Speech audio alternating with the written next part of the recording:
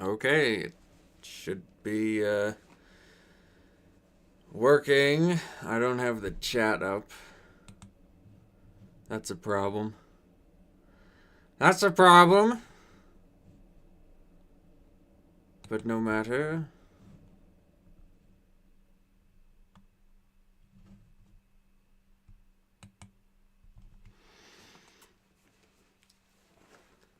There must be some way to do it, right? Right? Last time I did it, I had the chat up on OBS. Settings.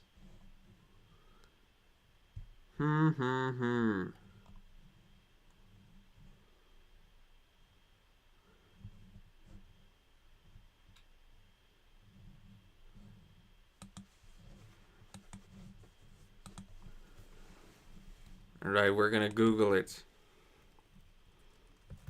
Put up chat on OBS. Chat URL.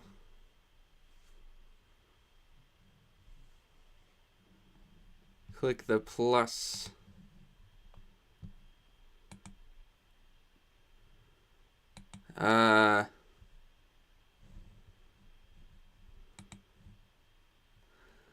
I don't know how to do this.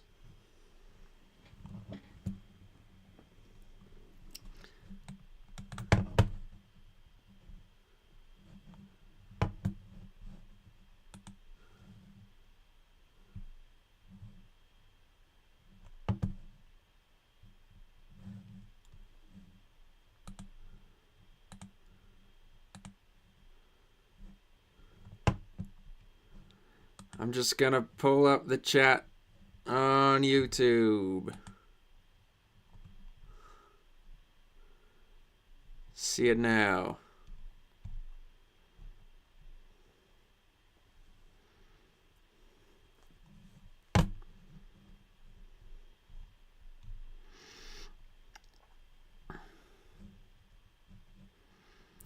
Okay, looks like we got a few people.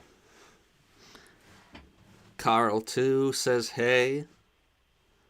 What is that? 1968 says hello.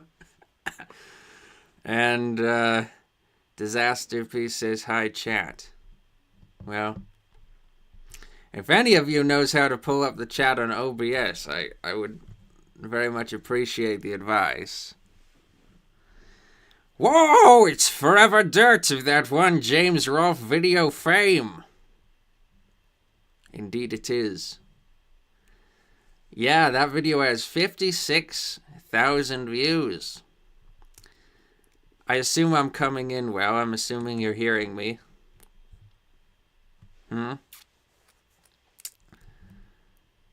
But what I really want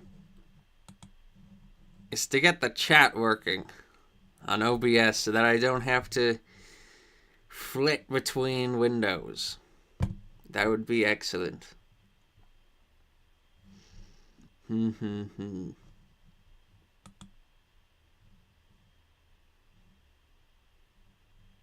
See, docs.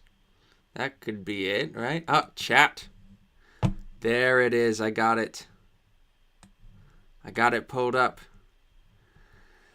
So 1968 gave me a thumbs up, which tells me, probably tells me, A, he can hear me, and B, I said his name right. Because it's in Roman numerals, and it's a bit hard to read. Carl 2 says, you're loud and clear for me. All right. Maybe I should test out the video audio with some Destiny versus Nick Fuentes debate. Can you hear this? And he goes, see, that justifies why we've been expanding for 20 years. There's two huge. That just proves. Yeah, hang on, I'll let you. yeah, you're right. Go ahead. That just proves. Can you hear that video? I just want to know if you can hear it, and if there's any echo or anything, because should be coming through my Bowie earbuds and coming through that as a source on OBS for you to hear.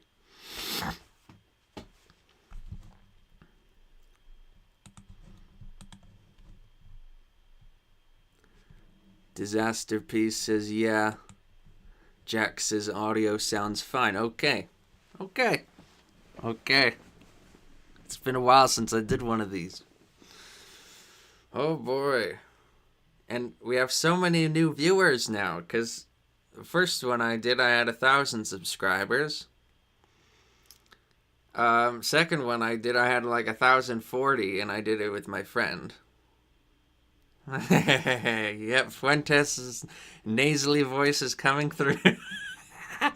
I've been loving watching Nick Fuentes debates lately. Nick Fuentes is a great debater, whatever you want to say about him. Dude's very intelligent. And Destiny is extremely intelligent, of course. He's one of the most intelligent, well-spoken, and knowledgeable people in the politics sphere on YouTube. And so I think they make a good they're not a team, I guess, but so there's something. By the way, at some point in this stream, I might get a call from a radiology clinic, because I called them a little while ago, and they put me on hold and said, if you want us to call you back, press 1. And so I pressed 1. And then they said, if you want us to call you back, press 1 again. So I pressed 1 again, and then it said, see you later. So I hung up. So I'm assuming that means they're going to call me back. And if they're going to call me back, it's going to be during this stream. So at some point in the stream, I might have to mute myself. And so just be aware that that might happen. And I might take a call during this stream. Google says OBS doesn't show chat on its own and you need some third-party add-on. Well, Google is wrong, because I have it up on OBS right now. Carl 2 says, just watched a Destiny Slavoj discussion last night. That's interesting. I can't listen to Slavoj because she sounds like this. Slavoj Zizek. Happiness is the most important part of life. Fucking hell. Guy managed to figure out how to speak Welsh and English at the same time while being neither Welsh nor English. So anyway, in this stream, I'm going to be talking to you, of course. But I'm also going to be watching videos, because I thought it would be interesting if I did a reaction stream. So I got this playlist of a few videos, just a handful. They're not too long, about fascism or topics related to fascism, adjacent to fascism. And I think it would be fun to review them. There'll probably be a lot of information that I didn't know in them, because I am by no means an expert on fascism. And there might be some interesting perspectives to critique and learn from. So that's something to look forward to. But yeah, everything's going okay. I'm always flitting back and forth between looking at the chat on YouTube and on OBS, because I don't know if it's because I was drunk or something, but I think in my first live stream, I went back and looked at the stream, and it's like I missed several people's chats while I was doing it. So that got me paranoid about how accurate the OBS chat is at picking everything up. But I think it's fine. I think I was just missing it somehow, even though I was paying close attention. Still miss stuff. But yeah, I guess, I guess maybe we should begin watching one of these videos. I'm just configuring the OBS stuff here. Now I'm smaller, and you can see the window a little bit better. And let's see. What do I want to do? Because I kind of want to be able to see OBS, but also play and pause the video. But I guess it's not super important. I could do a split screen, but that would kind of, I think, mess up the way I have it set up. So, yeah, I guess we'll just start. This one's by a YouTuber called Horses. I've never seen this person before, but it's titled, "What is Fascism?" So, let's take a look at it. Fascism is immensely dangerous, but fascism is... So he starts the video by saying fascism is immensely dangerous. Not poisoning the well at all.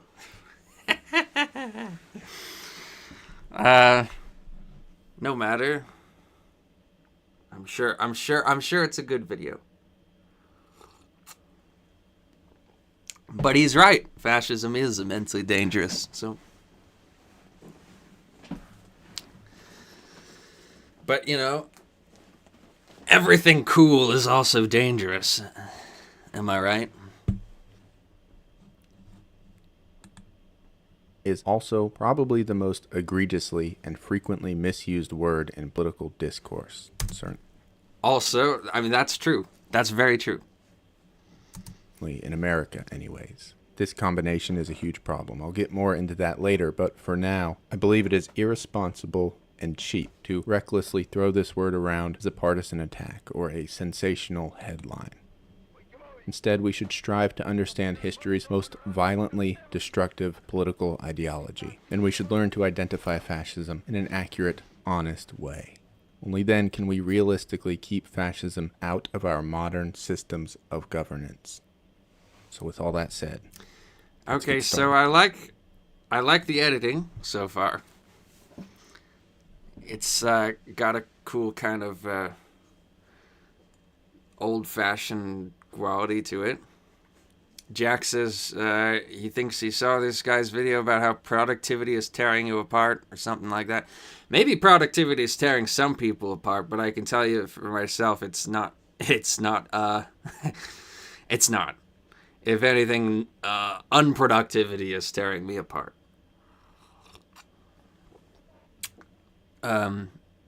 Carl too says, I've seen his all of your problems have something in common video. So is this guy like kind of a, I don't know, a self-help? Is he a self-help guy? I don't know. But he says we have to understand fascism because only then can we keep it out of our institutions. So he's basically saying, the way he's setting this up is like, all right, guys, I know we all hate fascism here. But, like, in order to really hate fascism, we have to first know what the fuck we're talking about, right?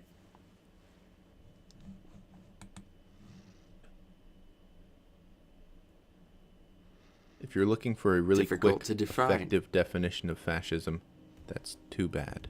Such a thing simply does not exist. Fascism cannot be holistically summarized by one-sentence quips or turns of phrases. Roger Griffin is perhaps the historian who's accepted to have gotten the closest, saying, "Fascism is a genus of political ideology whose mythic core in its various permutations is a palingenetic form of populist ultra-nationalism. Okay. Okay, we're starting with Roger Griffin right off the bat. Okay. How do I talk about this guy? So, this was the first book I ever read about fascism. Right here. Fascism by Roger Griffin. Now, that is the most central quote in this book. And I'll tell you what, as popular as this book is, and as popular as Roger Griffin is, I can't recommend this book. Because when I read it, I didn't really feel at the end of it that I really had any better of an understanding of fascism than before I read it. It's the sort of thing where I think his explanation, it kind of feels like he was overthinking it. It kind of feels like it was a little bit overcomplicated. And so you'll notice the words he uses. Okay, here's the words he uses to define fascism. Whose mythic core in its various permutations is a palingenetic. Whose mythic core in its various permutations is a palingenetic form of populist ultranationalism. Okay. Now, I have looked up the definition of palingenetic. I can't tell you how many times. And I still, for the life of me, cannot remember what palingenetic means. But this word ultranationalism is interesting because, as far as I know, the term ultranationalism doesn't really exist outside of studies of fascism in particular. And it was kind of coined to describe fascism. So defining fascism as ultranationalistic is kind of just like saying fascism is fascistic, which doesn't really get us much closer to understanding it. But what it does do is say that fascism is nationalistic in a way to where they put the interests of their nation at the utmost priority. And that is what Oswald Mosley meant when he called fascism ultranationalist. And actually Mosley was someone who used the term ultranationalist to define fascism. That was one of his core definitional terms that he used. And I remember he used that on, I think it was that there are a few quid pro quos. Buckley firing line. That's it. I believe that's where he used it.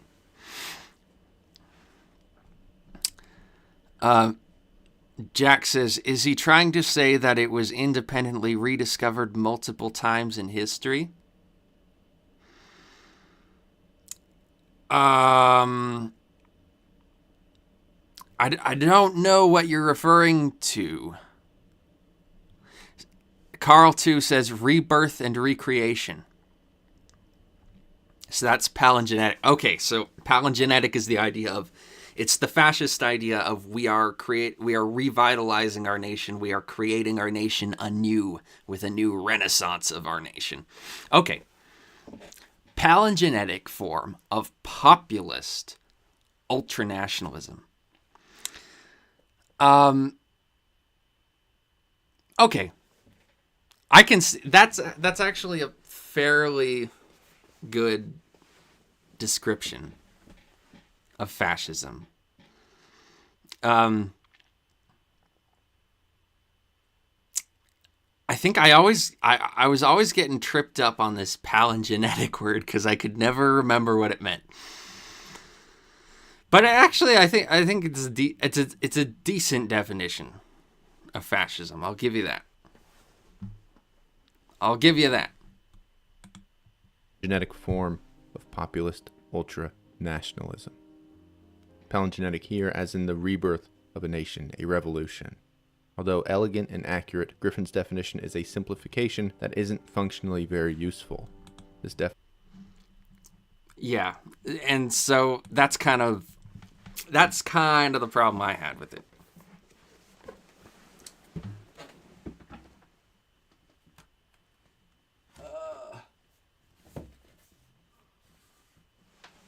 It's a pretty good start.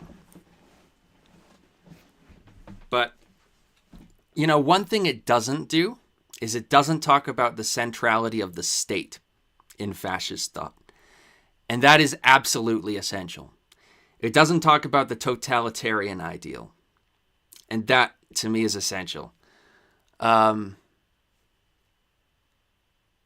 I think in order to properly define fascism, you have to make it about the state, because fascism, that was really the novel key component of fascism, was how it understood the state as the prime mover of life and the nation.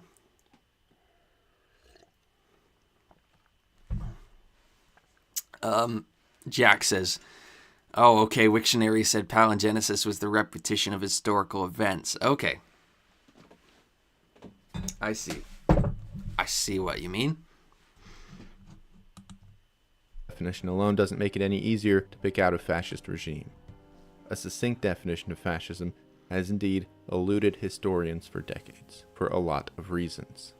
People will often begin this conversation with the etymology of the word fascism. It is derived from an Italian word for a bundle of sticks. Then you could say that one stick is easily broken, whereas a bundle are stronger when united.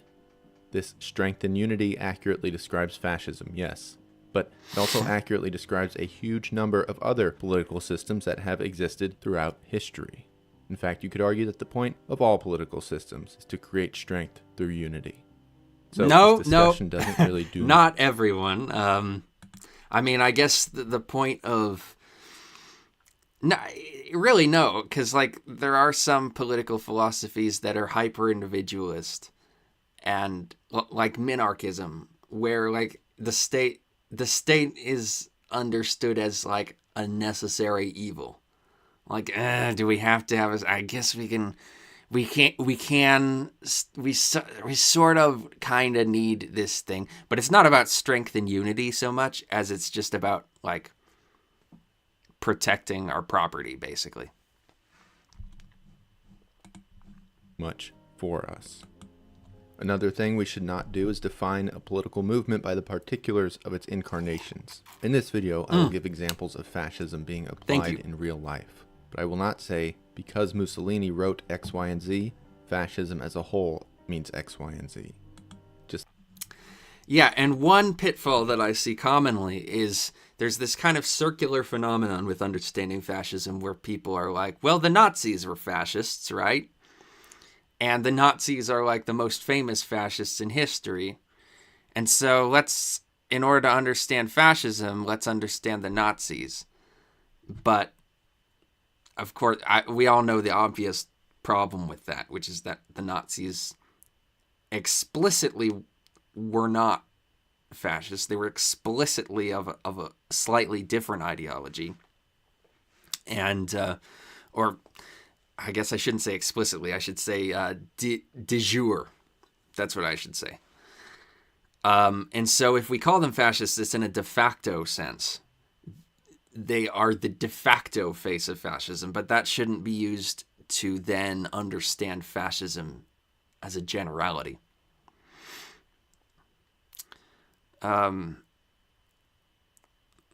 Entertained 45 says the propaganda would state that, not the inner workings and motivations.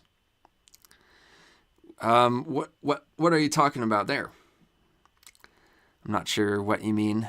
Carl 2 says ascribing individual manifestations to a concept as a whole is a common fallacy. Yeah, and it can be hard to avoid doing that sometimes, but yeah. Just like America's Electoral College does not define democracy, the methodologies used by specific fascist regimes do not define fascism. Instead, we need to look at what, ideologically and functionally, and these this is a regimes- problem I see people do a lot with communism or socialism. They will look at Cold War communism and be like, well, that's socialism, right? And then they can use the attributes of Marxist-Leninist states of the 20th century to create an overall picture of what socialism is. It doesn't actually represent the multiplicity and the generality of it. Entertain 45 says that statement was referring to ideologies being for the greater good. Oh, okay. Yeah, I mean, motivations are often not for the greater good. have in common. This generic version of fascism, though, only exists as an abstract concept. The term is not intended to be an ironclad box, but rather a framework under which to further analyze individual Mosley! political movements. You For can example, clip that if you want. Nazism was quite different from Italian fascism, but they were both generically fascist. Extreme nationalism is the core tenet of fascism, which inherently makes the word difficult to define. Each nation has its own values, identity, and cultural idiosyncrasies. An English fascist utopia would look very different from a Mexican fascist utopia. By contrast, I'm gonna be nitpicking here because that's what I love to do most.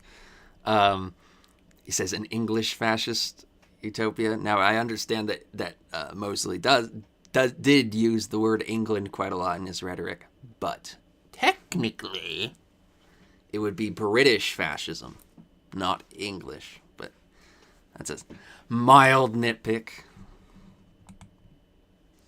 something like democracy does not inherently lean into national identity, so it manifests similarly wherever it is implemented. Democracy doesn't lean into national identity, so it manifests similarly wherever it's implemented. Inherently makes the word difficult to define. Each nation has try its that own again. values, identity, and cultural idiosyncrasies. So he's An talking English about fascist utopia would look particularism very here. different from a Mexican fascist utopia. By contrast, something like democracy does not inherently lean into national identity, so it manifests similarly wherever Kind of. I can see what he's saying. It's a little bit of a clumsy way of saying it. The idea here is more that the ideology of democracy, the ideology of liberalism, is a universalist ideology. And so it has the kind of pomposity to suggest that it's a universal value. But also that democracy reflects a more kind of diverse and muddled and mixed up sort of philosophy on government, because it's a combination of everybody's philosophy on government. And so you're not going to get something that has a real like identifiable spirit quite as easily. So I guess that's another way of interpreting what he's saying there. But also I want to point out that sometimes democracy can be a part of a national myth of a country. Like, for instance, the United States has a very strong national myth of this sort of idea of no taxation without representation. The representation there is key. And so that's a democratic ideal. Great Britain is another example of a country that has a long history of a certain kind of liberality. And that history really affected very strongly the fascist movement in Great Britain. And it motivated Mosley to be very explicit about the fact that he did not want a fascist Great Britain to go without democracy. So there's a few nitpicks there. wherever it is implemented. Fascism I guess by nitpick, clarifying remark, question, they're all kind of wrapped up in the same idea. its nature is different everywhere it appears. There's also no universal end goal for fascist regimes. Marxists work towards a classless society. Anarchists work towards a stateless society. There is no single, clear-cut objective of a fascist regime, other than the vague, emotionally charged idea of a nation's greatness. That's a More good than point. a single practical objective, fascist movements are decidedly negative. By this, I mean fascism specifically espouses what it hates. Ah! Here we go! A point of disagreement. Every ideology espouses what it hates. Every ideology is attacking other things that it doesn't like. I mean, socialism, by God, is one of the most negative ideologies ever. Like it attacks fascists, it attacks reactionaries, it attacks capitalists, it attacks, liberals, it attacks whoever they think is undermining the revolution. Fascism is not any more inherently negative than any other political ideology. It just kind of seems that way. But I think it might be that they're more negative than, say, liberalism. Liberalism tends to be a fairly optimistic philosophy. But fascism is explicitly a pessimistic ideology. And so in that sense, you can say that fascism is more negative because it's philosophically pessimistic. And I would agree there. But as much as fascism has derision for the things that it doesn't like, it exalts in the same measure or even greater measure the things that it does like. And that's an important aspect of fascism that I think people need to realize. I accidentally opened up a new app. I opened up the Kindle app. I gotta close it. Okay.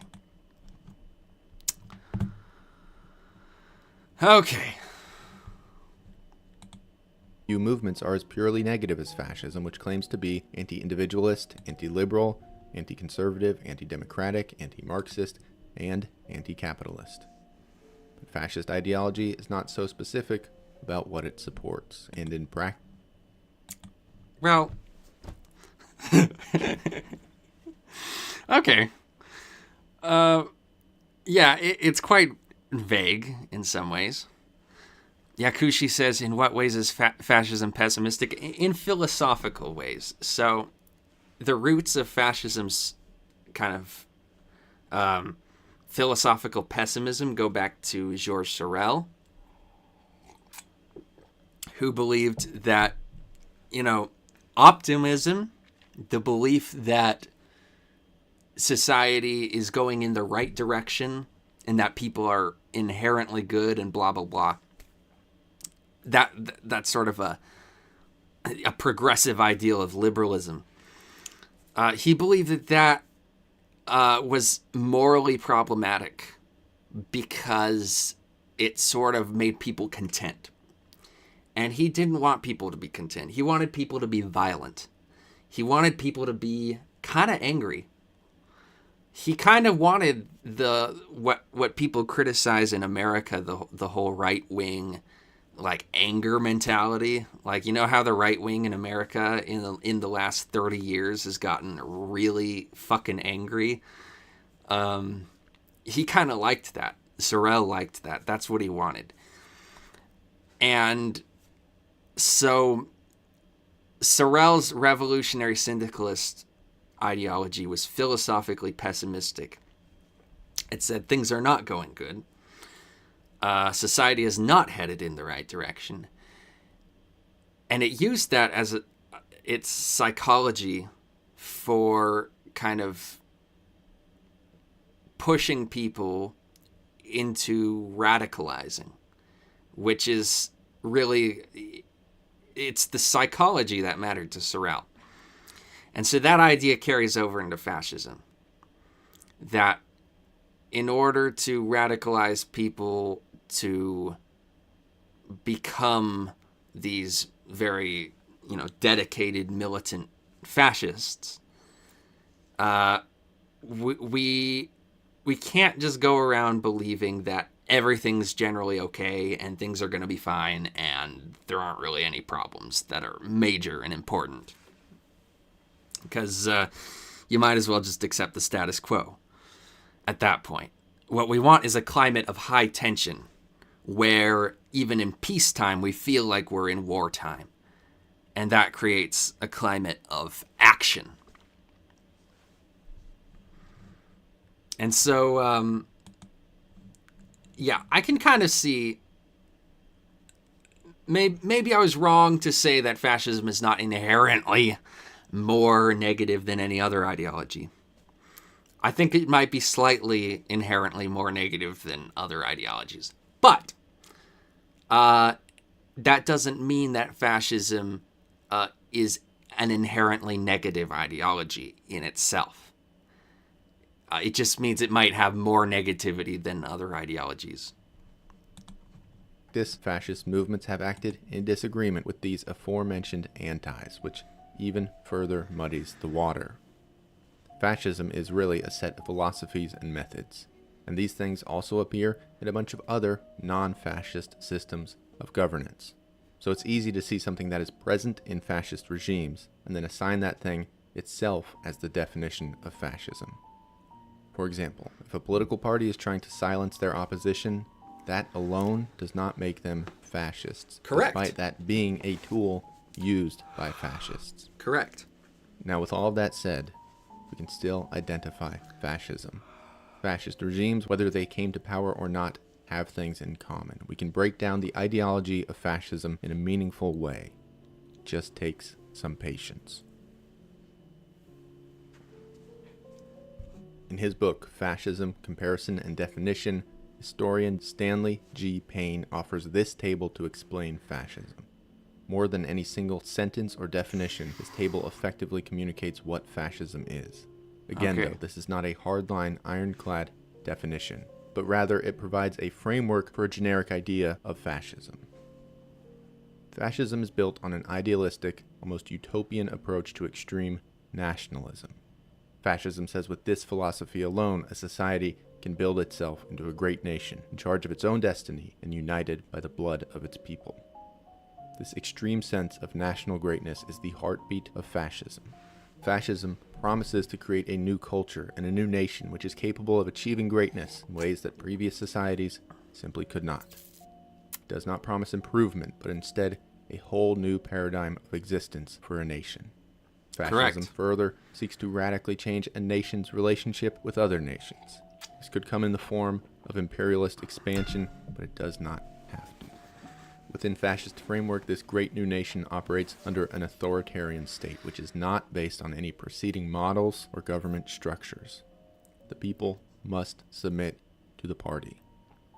Economically, fascism rejects the Marxist ideas of a classless society. Instead, it places value on the elite class, but looks to replace former democratic thinking elites with its own set of decision makers.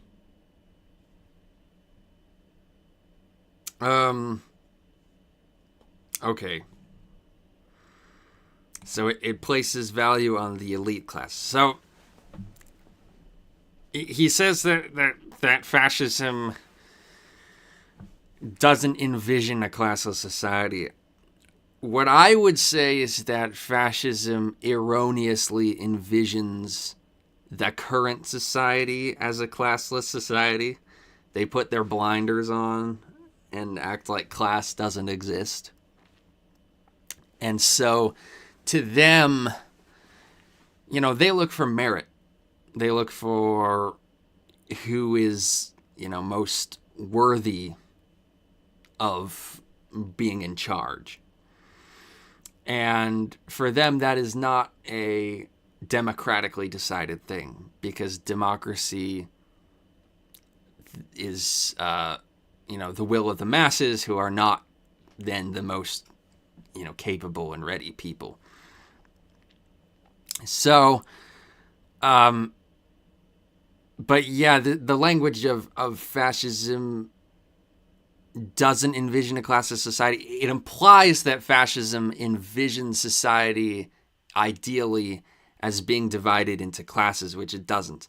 Fascism ideally sees society as one whole national class, one whole proletarian national class, and that within that class, you have some people who have more merit than others at doing different jobs, and then they get apportioned the proper work that is suited to them and the proper pay that is suited to them. So it's a slightly different idea there. Fascist economies are multi-class and highly regulated, though may exist under several categorizations. There's no unifying economic system that can be assigned to all fascist regimes. Fascists express a positive opinion of violence and a willingness to engage in violence and war. Aside from the belief in violence to enact the will of the state, fascists see violence in itself as therapeutic. Yeah, interesting. Yeah, fascists see violence itself as therapeutic. I agree with that to some extent. But fascism has always been a little bit inconsistent and a little bit incoherent on this, in my opinion. Because sometimes you'll see fascists be like, no, we want peace. Peace is great. And then other times you'll see fascists be like, no, war is good for the nation. And so it's kind of like, it's a little bit up in the air exactly what they're about when it comes to violence. But I will say the framing of this,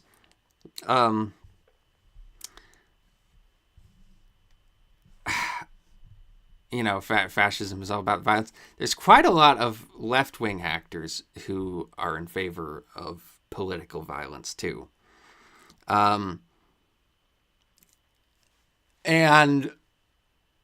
when we talk about violence, what violence specifically are we talking about? Obviously, fascists are not in favor of people just rioting in the streets and people just fighting each other in the streets. I don't think that's the kind of violence that fascism is in favor of. I think fascism likes concentrated national unity, and so basically the violence that we're talking about here is war. And whenever fascism is pro-violence, it seems to be that it is pro-war. But quite often it's anti-war too. And so it's a little bit difficult to understand. Preventing World War II is one of the or preventing British involvement in World War II was one of the big important goals of the British Union of Fascists. But then you can look at that and question how much of that had to do with having a philosophical opposition to violence based on the experience that Mosley had in the First World War, and how much of it has to do with the idea that Mosley wanted to be friendly with fascist Italy and with Hitler, because Hitler went to his wedding after all. So it's a little bit difficult to sort out precisely what the fascist goals in relation to violence are. Violent Darwinian struggle wherein only the strong survive is necessary to the continuing of a successful nation. A Darwinian struggle where only the strong survive is necessary. I don't know about that. I don't remember reading that in the Doctrine of Fascism. Maybe someone out there can correct me, but I don't really remember reading that in the Doctrine of Fascism. I remember hearing things about this related to Hitlerism. But the idea of a Darwinian struggle where only the strong survive, I seem to remember a little bit more talk within fascism about kind of the same goal that socialism has of uplifting the weak and bringing the best out of them.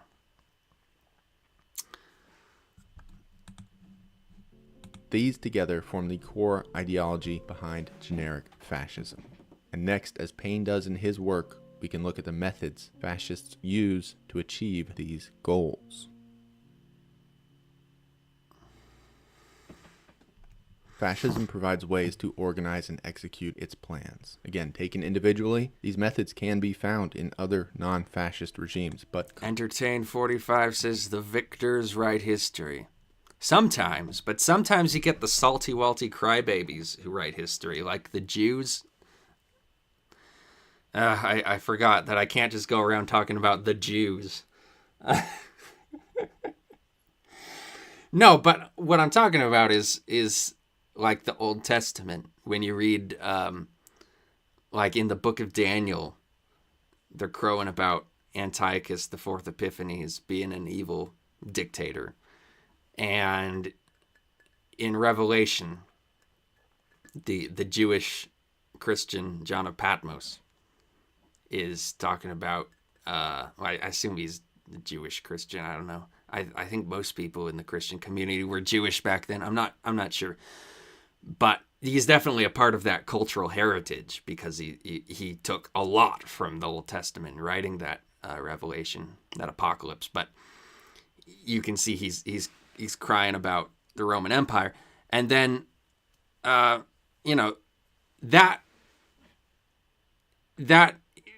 is history for a lot of people. Now, it just so happens that Christianity did become the victor. And so that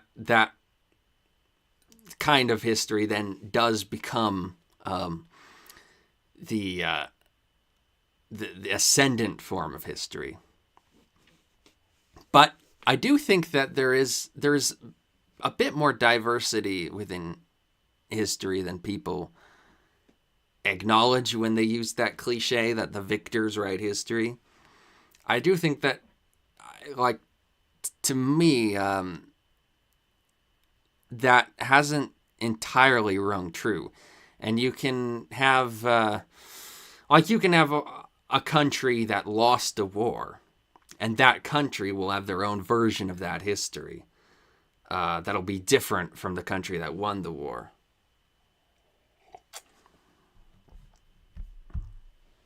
Collectively, they make up the generic fascist methodology. The first is mass mobilization. Fascists are not interested in controlling a small sector of elites like many other political movements are. Instead, fascists seek to revolutionize society from the bottom up by mobilizing the masses towards their own common goal. Mussolini himself famously said, "Our myth is the nation. Our myth is the greatness of the nation." Fascism looks to sweep people into a frenzy. Fascism exalts a leader as a messiah in a way that intentionally mirrors religious experiences.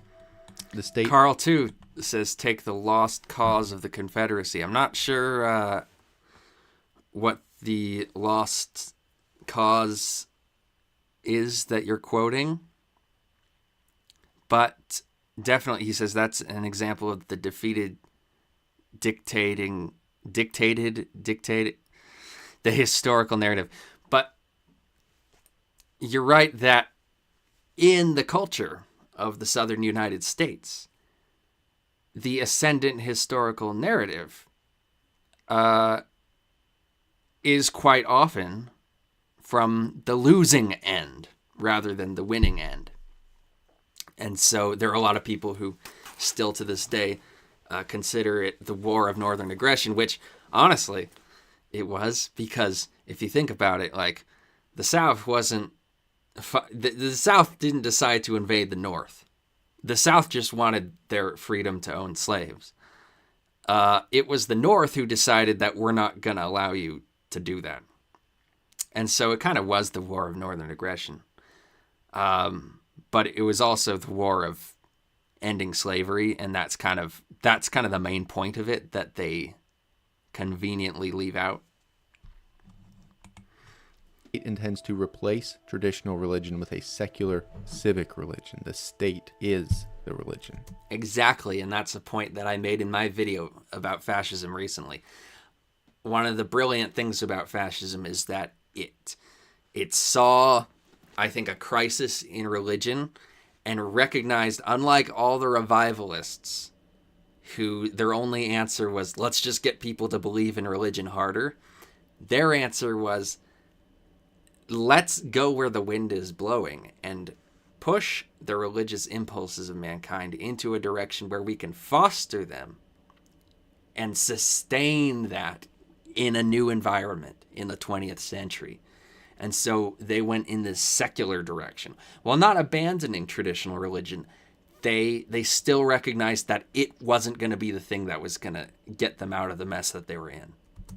To do this, the state creates a series of myths that unify the fascist elites and the people over which they rule. Most famously, these myths have been rooted in anti-Semitism and racism, but they don't always have to be. This civic religion, with its myths and its mission, become the driving force of existence for the people. It diminishes or entirely destroys the role of actual supernatural-based religious principles. To help create this civic religion, fascists emphasize the use of aesthetics, including symbols, architecture, and design. This is to elicit an intense emotional response in the same way that religious institutions often have. All mass movements have their own symbols, but fascism places an obsessive emphasis on visually distinct things and events like marches, ceremonies, meetings, and symbology. Yeah, and The idea here is to specifically build military symbols.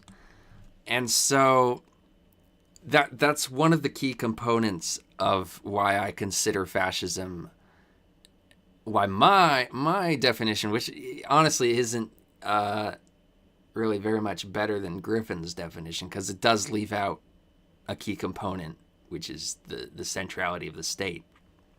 The same thing that Griffin's left out. But my own fascist minimum was that fascism is the integration of the values of the military into the civilian world. And this is a very important example of that, which is that the images that fascism uses are military images. The symbols that they use are military symbols. And that's because they want to instill this idea that we are all part of the nation, and therefore we're all part of the state, and therefore we are all soldiers in the state. And so every aspect of your life should be living out the life of a soldier. A mystique that fully envelops participants, creating not just a political movement, but a spiritual movement. Again, the state is the religion. True fascist regimes are made up of men and pay almost no attention to women's rights or gender equality. Well, Mosley would like a word with you on that. It's not necessarily true. Just saying. It's not necessarily true that true fascist regimes pay no attention to women's equality or women's rights or, women's participation in civic life. It's just not necessarily true. It depends on the nation. It's one of those particularist aspects of fascism. When it comes to Great Britain and Mosley, Mosley campaigned for the first woman to become an MP in Great Britain. And so he was always in league with the suffrage movement. And he saw no reason to then switch his allegiance and become a reactionary on gender all of a sudden.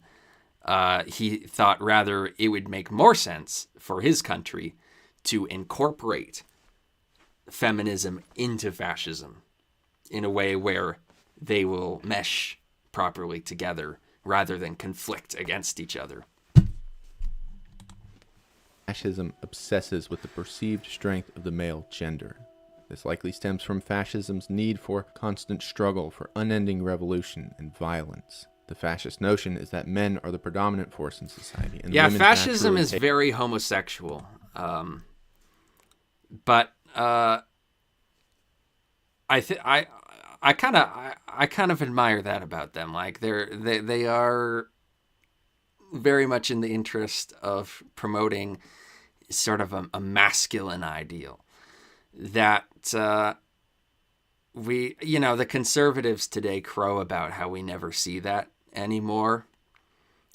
And I don't know how correct they are about that, but it does seem that a lot of our ideas of glamour and excellence and beauty and blah, blah, blah, blah, blah are quite feminine these days, and masculine, and fascism had a much more masculine picture of that stuff. Take a subservient place. More broadly, fascism also espouses that these sectors of a society, men, women, children, etc., define and limit the rights of those individuals.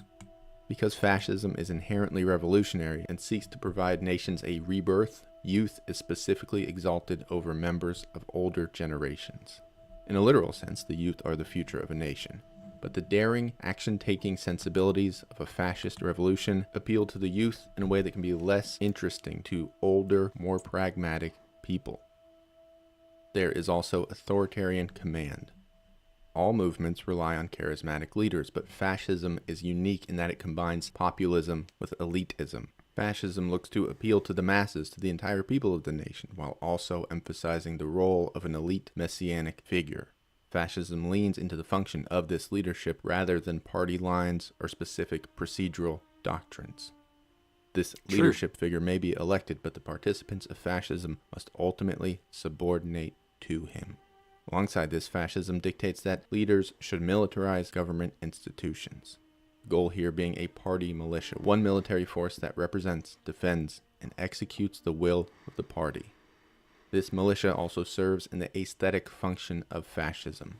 It is part of everyday life in a fascist regime. Together, these are the methodologies behind fascist movements. And so now we have a functioning framework and understanding of what fascism is. Pretty good explanation. In honesty, overall. This sounds like an objectively unenjoyable society. Objectively So unenjoyable. how could it possibly have come to be? What condition? Okay. Interesting. Interesting idea to chew on. Well, in some ways, okay, I'm trying to figure out how to approach this. So he says it seems like an objectively unenjoyable society. In some ways, the objective of fascism, the objective is not to enjoy life. Because they have a rather oblique and rather bleak view of life in some ways. But they want to inspire people to make the most of life. That doesn't necessarily mean enjoying it. So in that sense, that's kind of the most charitable way I can view the idea that it's objectively unenjoyable. I think perhaps he's using the word objectively a bit more hyperbolically than that. I think perhaps he's more talking about his opinion, his take, that it seems like just a very subjectively unenjoyable society, but a very unenjoyable one at that. And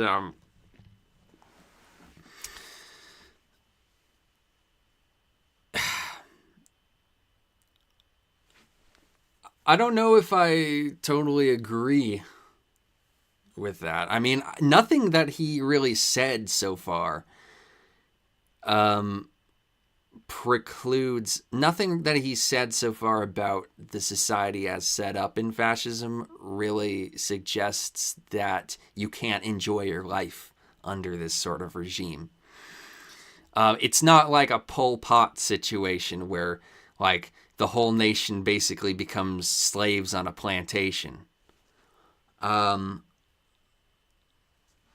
It's not really like that. It's still, relatively speaking, a free society that we're talking about.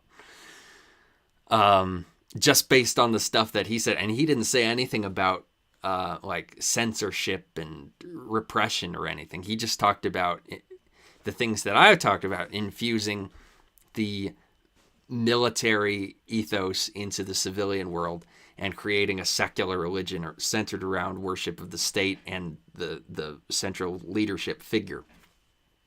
I don't think any of that suggests that you can't enjoy life. So I don't really know what he's talking about here. I think the cliche of fascism is that it's unenjoyable.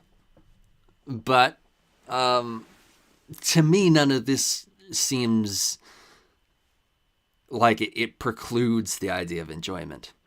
Claudia Berdella says, it could be a more looking back at how the nations end up, not with the ideals espoused.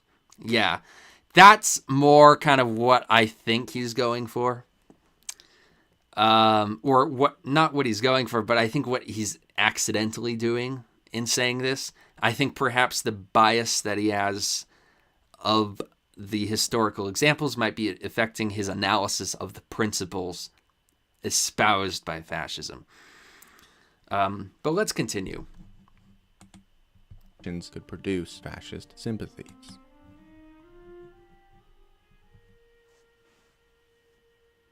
The DNA Sunday, of fascism. March 23rd, 1919. A group of 100 Italians gathered I used that in the term in Milan my video Industrial too, and the Commercial DNA. Alliance, led by Benito Mussolini. There, Mussolini formed his fascist organization. People often credit Mussolini with naming fascism on this day. But alongside him, similar groups were coming together all across Europe. Mussolini's idea was not unique. The Great War had created strains on Europe that existing institutions simply could not solve. Indeed, this war was the most significant and immediate thing to fuel the rise of fascism. At the time, Europe was believed to be the most civilized part of the globe, so the idea of war breaking out, much less the brutality of the Great War, was simply unimaginable.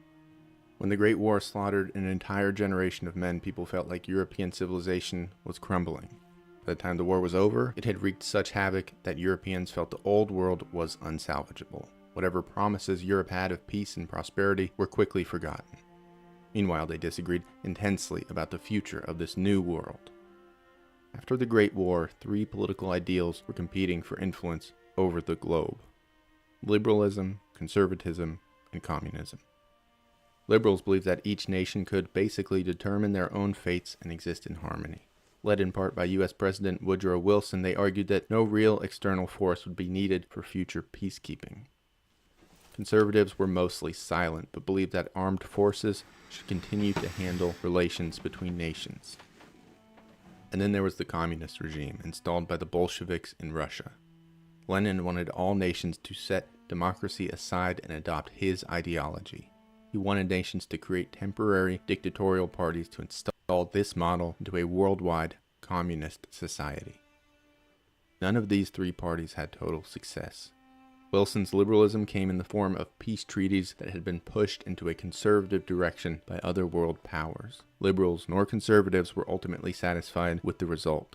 Lenin's plan, meanwhile, was contained within Russia pretty quickly. And with all three ideas seeming to fail, there was room for a fourth.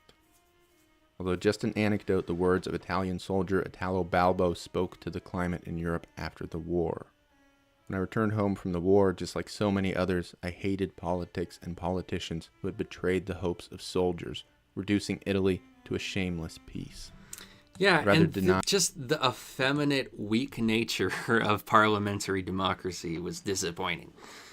Because these guys came out of the front lines where everything was very well ordered and, everyone knew what to do. And they all had their roles and responsibilities and their hierarchy. And if something needed to be done, they would just do it. And so these guys are like, well, why can't we do that at home? Why do we have to pussyfoot around and just let the whole world walk over l'Italia, when we could, just assert ourselves in the world and act in the civilian space the same way we acted in the front lines. So there definitely was a frustration especially with all the the disillusion, both with an O and an I, that happened during the war. Deny everything, destroy everything, to renew everything from the foundations. Balbo would later become Benito Mussolini's right-hand man in his fascist regime. Fascism promised to settle territorial conflicts by letting the strong prevail. Unlike conservatives, fascist strength was not just military, but instead a combination of armed forces and national fervor. Liberals wanted to keep the peace through self-determination, but fascists didn't want to keep the peace at all. They said that war would weed out the weak, allowing unified nations to have dominion over divided, irresolute, weaker nations. To Lenin's argument about class struggle, fascists said the true struggle was between the clean, genetically pure members of a united nation and those people of lesser, divided nations. By eliminating the alien and impure, the people would be united together by their nationality. All of this came at just the right time. And I don't know. The thing is that he's using right now. He's talking about fascism in a generic sense as a worldwide movement.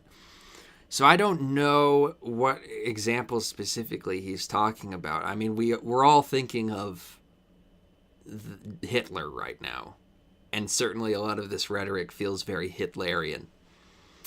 But I don't know how much we can extrapolate that to other countries. So it's a little bit confusing, I think, when you take a really broad general look like this. Because fascism was not just a product of war, but also of unique cultural and intellectual circumstances. Liberty, reason, and harmony were some of fascism's greatest enemies. Fascism was not the first to aggressively question these values. At the time, there was a host of writers, intellectuals, and academics that inspired Europe's early fascist movements.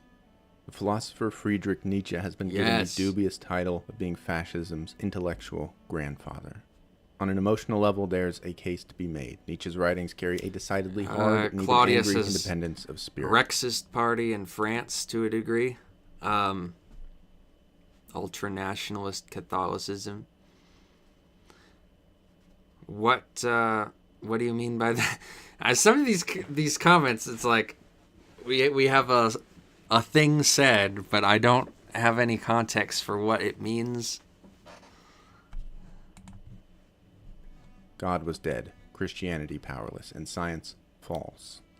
Nietzsche wrote about the downfall of modern society, a downfall in which fascists would later find their rise. But more accurately, the thinker Georges Sorel was a tremendous influence on early fascists like Mussolini. Sorel wrote about the concept of a grand myth as a galvanizing idea that people could attach themselves to. This myth, he said, was so powerful that it could inspire people to perform well outside of their typical everyday duties. It could fuel revolutions, and remember, fascism is fundamentally revolutionary. Gustave Le Bon was an author who published The Crowd, a study of the popular mind, in 1895. He says fascism is fundamentally revolutionary. I like that he's not taking that stale, trite, Trotskyist position that fascism is a reactionary philosophy, first and foremost. Even though it has reactionary elements, certainly. No one would deny that. But, fundamentally what we're looking at is a revolutionary philosophy. It's just a different kind of revolution. And Gustave Le Bon, in this book, Le Bon looks at how passions can fuel crowds to act irrationally and how crowd psychology makes large groups of people especially easy to manipulate. During this time, politics were becoming more populist. The regular people were getting involved. So controlling these people, crowds, could yield immense power. You could see how this would be appealing to early fascists. Freudian psychology was also beginning to take hold in popular culture. This approach discussed how the subconscious can irrationally affect human behavior. This helped to undermine traditional liberal values. Values that said people should simply choose, through reason, what policies were best for their own lives. But the fascists asked, if the human mind was subject to irrational action, how could liberal democracy ever be trusted? Yeah, that's a good point. You gotta admit that that's kind of a good point. That because we are all irrational, how can we expect that a rational system is going to work for us when we don't have rational actors in charge of that system? Meanwhile, a group of popular writers were beginning to rethink other traditional values like race and nation. Specifically, the idea of race became married to a more significant biological meaning. Francis Galton, the cousin of Charles Darwin, stated that mankind had the power to improve the human race by encouraging only the best to reproduce. Galton, quite literally, invented the word eugenics. This set the framework for later ideas of master races, in which Aryans, who, by the way, aren't a real race, were somehow superior. Yeah, Aryans are not and a real fear race. Also played a significant role. Even saying they're not a real race is kind of a ridiculous thing to say to a lot of people, because a lot of people don't agree that race is a real thing. And even when I look at it, I'm like, well, what the hell are you actually talking about when you talk about race?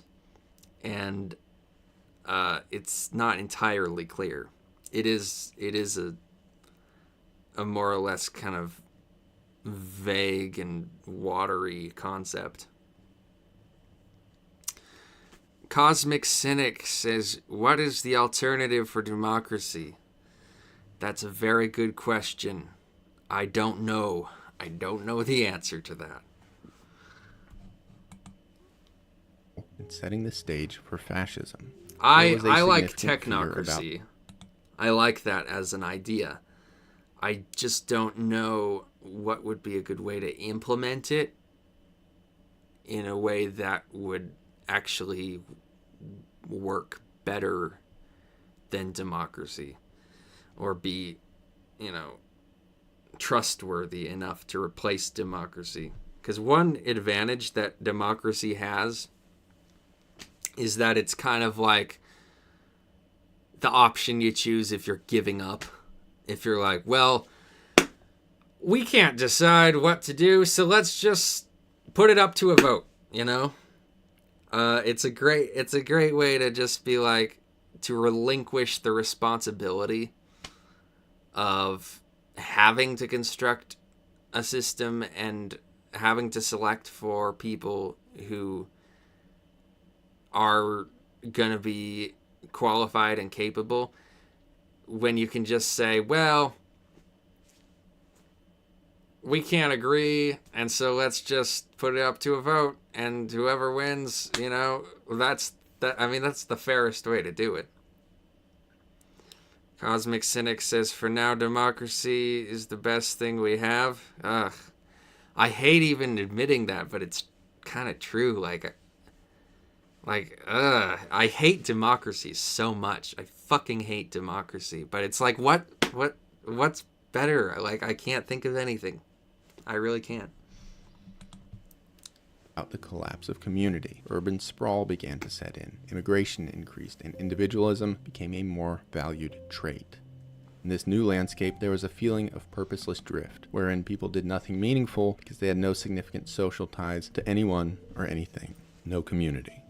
Immigration flourished. Ethnic minorities, cultural subversives were seen as a threat to national culture. Carl 2 says, government driven by algorithm. And there you get the problem, the logic problem, which is that we're not logical.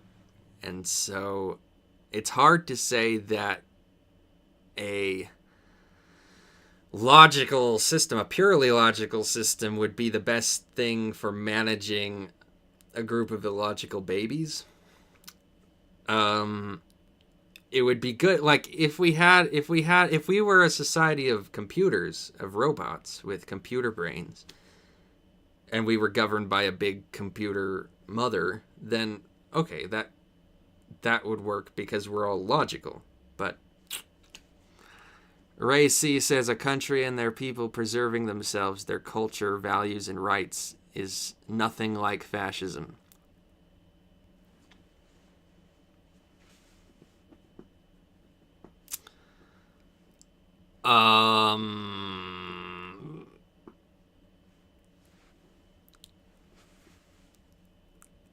I guess it depends on what you mean by that.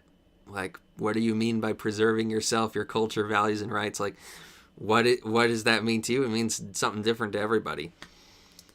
To a fascist, it would look like fascism. Conformism, and again, to the already endangered idea of community. National culture, many thought, needed to be actively defended against these people. Unified nationalism would have seemed like a pretty good solution. There was also a fear of decadence. Popular author Oswald Spengler argued that societies all had natural life cycles. He said that... He's showing Minnie the Moocher there.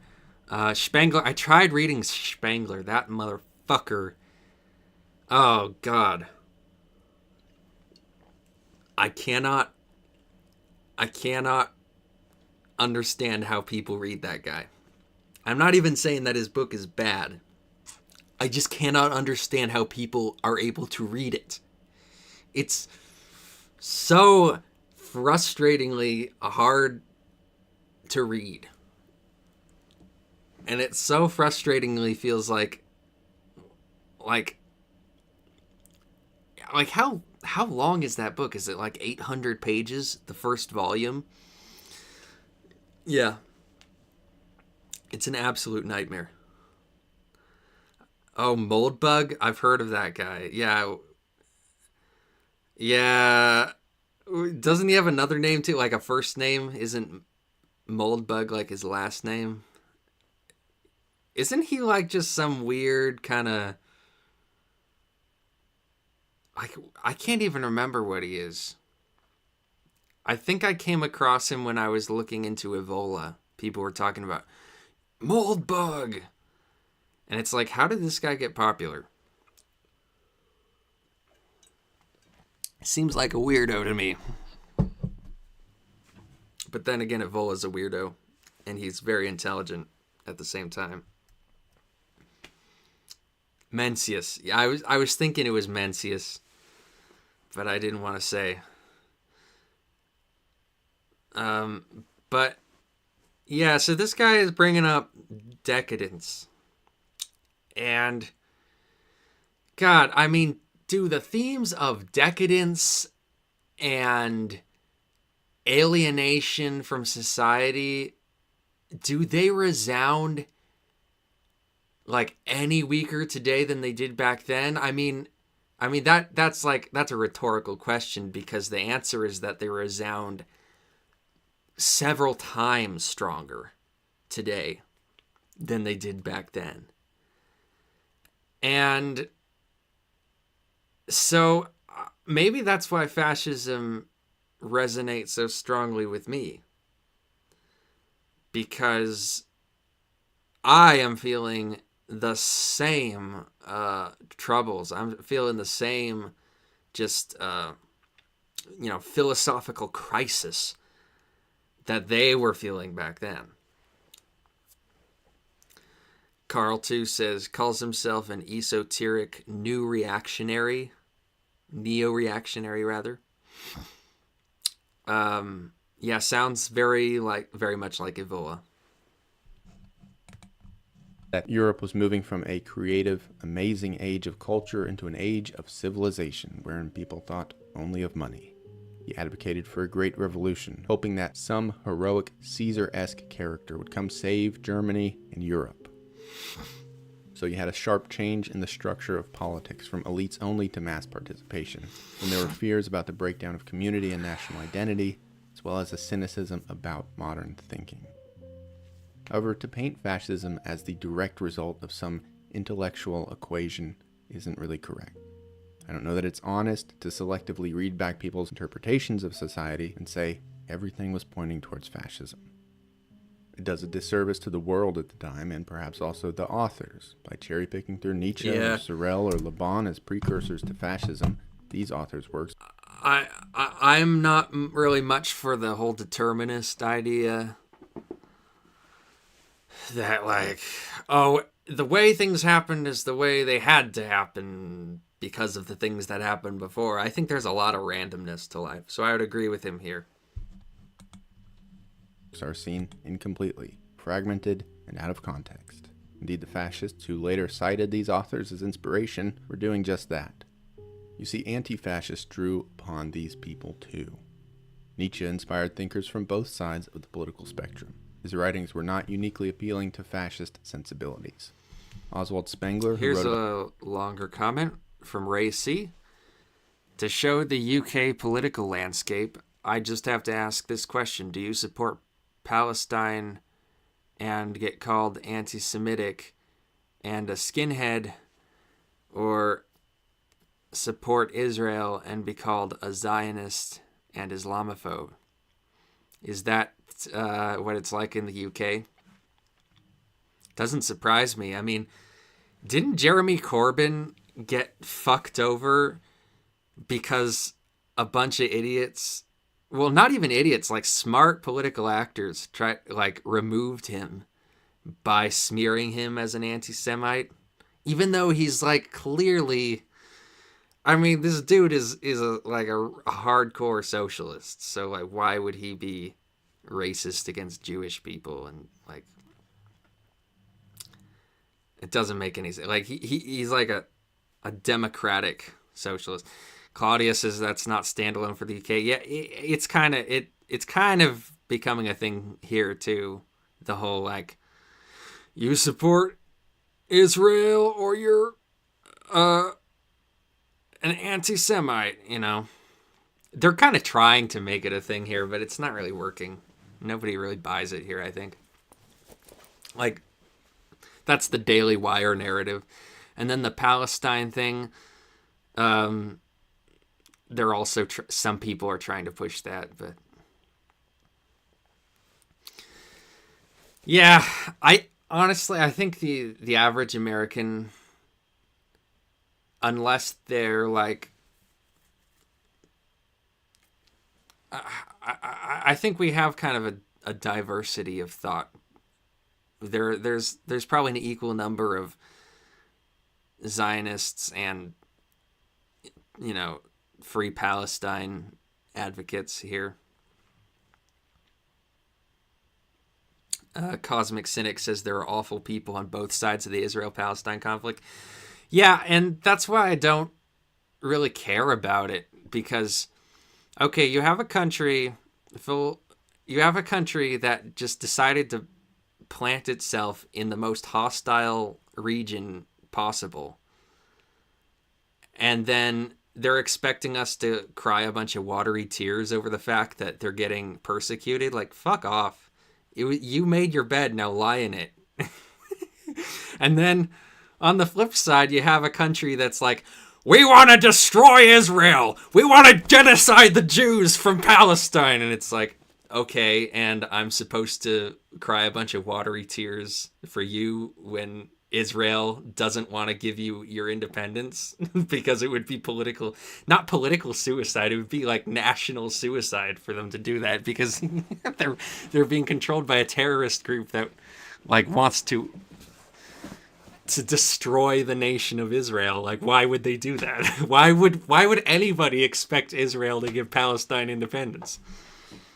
I don't know. That's my feeling about it. Like, I just want to not be involved in that conflict. Like, can I just not pay attention to it and let them fight it out? Ray C says, you're right. The agenda changes depending on who's waging war. I'm glad you don't have this problem where you come from. Yeah. I don't know. It seems like the pro-Palestine people tend to be a little bit more reasonable here. Although we do get our Hassan Pikers, who are just like militantly pro-Palestine to a ridiculous degree. But I don't know. I think the Zionists tend to be a little bit more ideologically driven than the the Palestine sympathizers here. And so I tend to find myself agreeing with the Palestine guys a lot more. Cosmic Cynic says, I'm sympathetic to the Palestinians, but I admit there are a lot of anti-Semites on their side. Yeah, and there are a lot of anti-Semites in the Arab community in general and in Islam in general.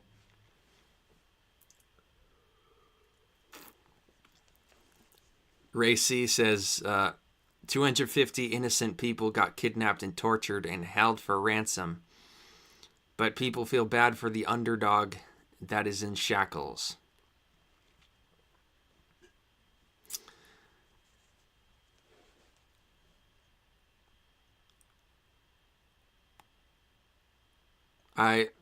You're referencing stuff that I am not familiar with because I don't pay attention to this. I don't pay attention to the news coming out of Palestine, or much news in general. I'm not really a news guy. Claudia says, it's a weird conflict to view from the outside in.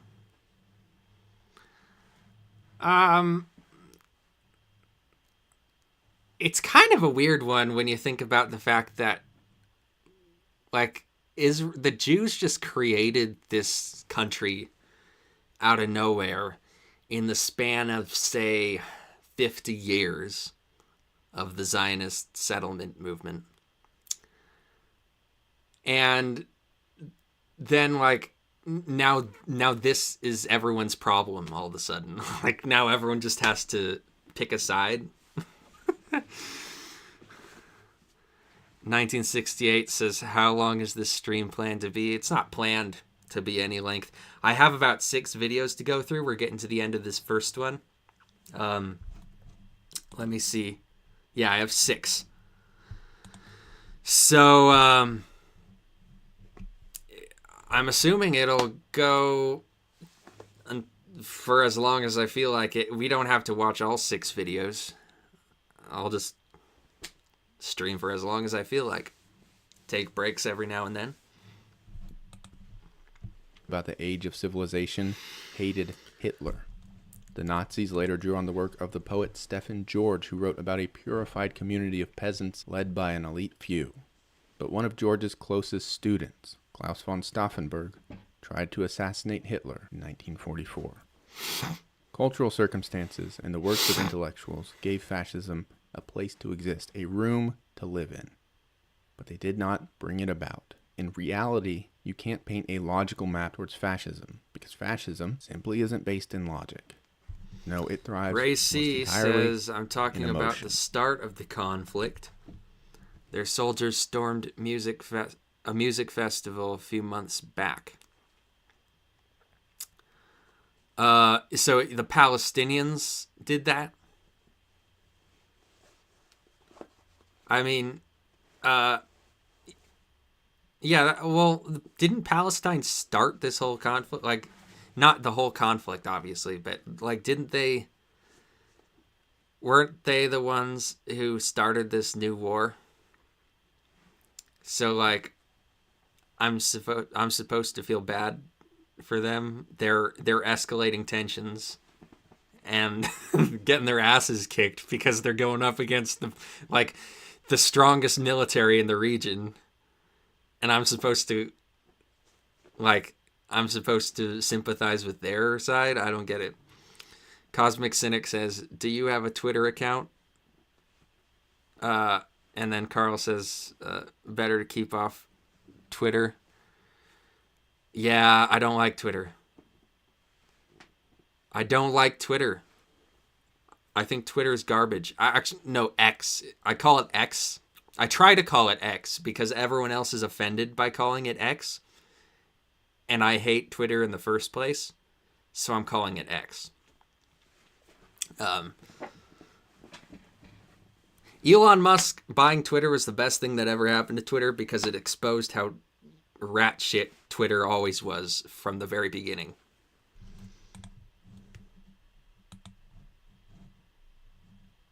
Oh, shoot. Oh, wait. Is this just the silent part of the video, or did my audio cut out? A place okay, it's just a silent part of the video. To live in. but they did not bring it about. In reality, you can't paint a logical map towards fascism, because fascism simply isn't based in All right, logic. come on. There we go. After escaping Nazi Germany, the historian George Massa dedicated his life to finding the origins, the root causes of fascism. All of his years of research led him to this conclusion.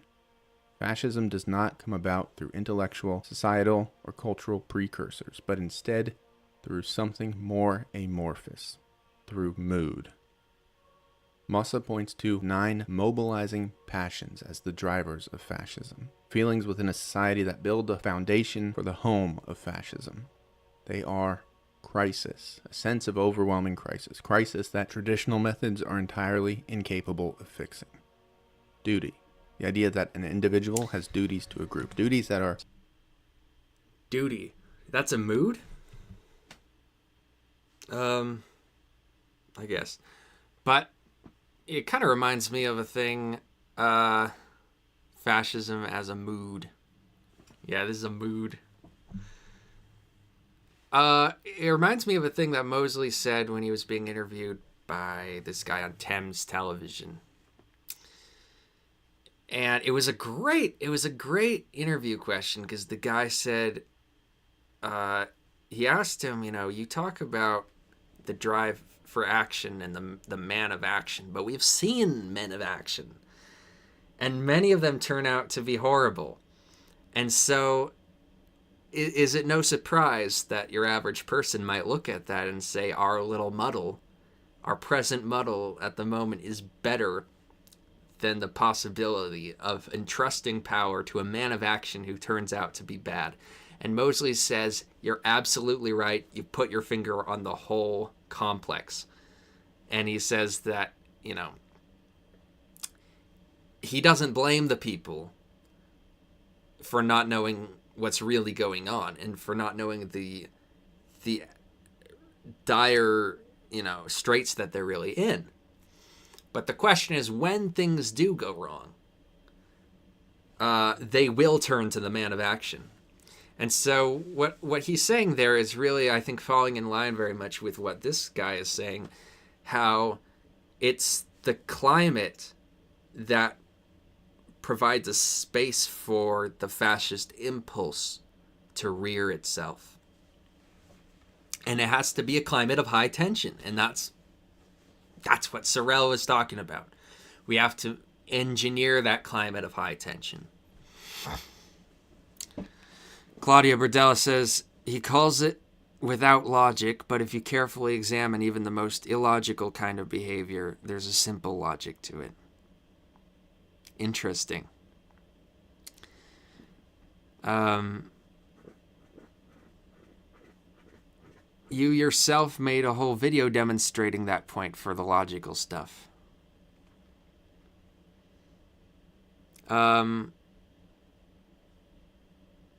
Which video was I demonstrating that point? Because I know I talked about logic and the illogical nature of man in a couple of videos. I think I talked about it in my video about death and my recent video about fascism, but I'm interested in knowing what you're referring to there, demonstrating that point.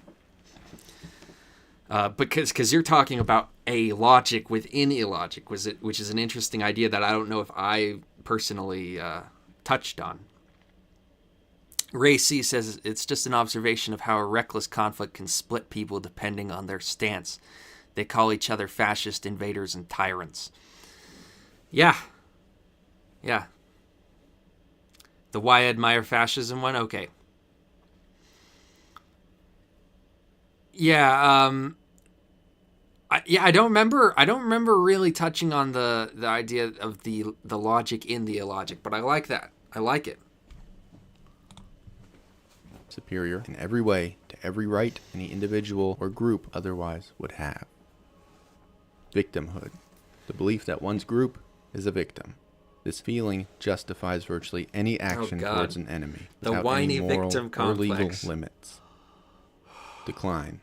A feeling of a group's decline or fear of that decline due to individualism, liberalism, class conflict, or foreign influences. Community. The need for a closer, purer community by consent if possible, but also the feeling that violence is acceptable to create this community. Authority. The desire for authority by male leaders, leading to a single savior figure who is alone capable of bringing about a group's desires. Superiority. Feeling that this leader's instincts are superior to logic and reason. Trump. Violence. Trump. An admiration for the violence and the efficacy of willpower as they relate to one group's desires. And domination. The feeling that a chosen people have some biological right over another group of people, and that human or divine law should not infringe on that right. Together, these 9 feelings, Massa wrote, would mobilize... Okay, so let's look at this and see how it applies to present-day America. Crisis. We've had soft crises, but I don't know if America... I think America is a little bit too soft and mushy to really feel like it's undergoing a major crisis, and that might be why we haven't yet had a pronounced fascist movement. We've had what Echo calls the fascism tendencies sprouting in America with right-wing populists and with people like Nick Fuentes, the far right, who coagulated around Trump. But I don't know if we've had a crisis big enough to really motivate that specific sector of politics to really come to the forefront as much as it otherwise would. Victimhood, we've definitely had a lot of that. Decline, there is definitely a feeling of decline that people are experiencing. I would say, yeah. Duty. See, this is one that I don't really see a lot. I don't see a lot of people clamoring around duty. It seems like everyone's very selfish, very self-centered, very up in their own shit, very, unwilling to kind of extend themselves in service of something higher. Community, definitely we have seen a feeling of alienation from community. Superiority,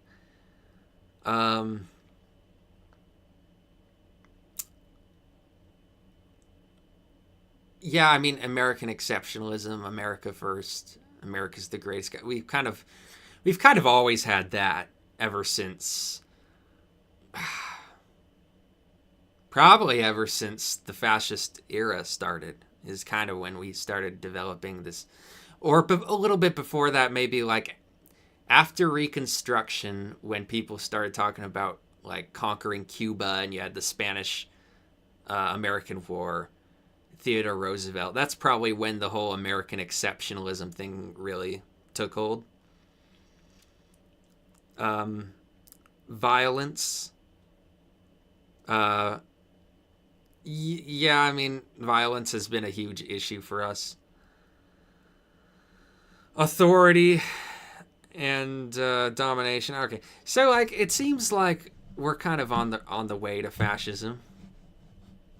We might not be entirely there yet, but we're on the way. Lucas says hello. Well, hello to you. Trumpet, trumpet, trumpet, trumpet, trumpet, trumpet, trumpet, trumpet, trumpet, trumpet, trumpet, trumpet, trumpet, trumpet. Get on the Trump train. Woo woo. Trumpet, trumpet, trumpet, trumpet, trumpet, trumpet, trumpet, trumpet.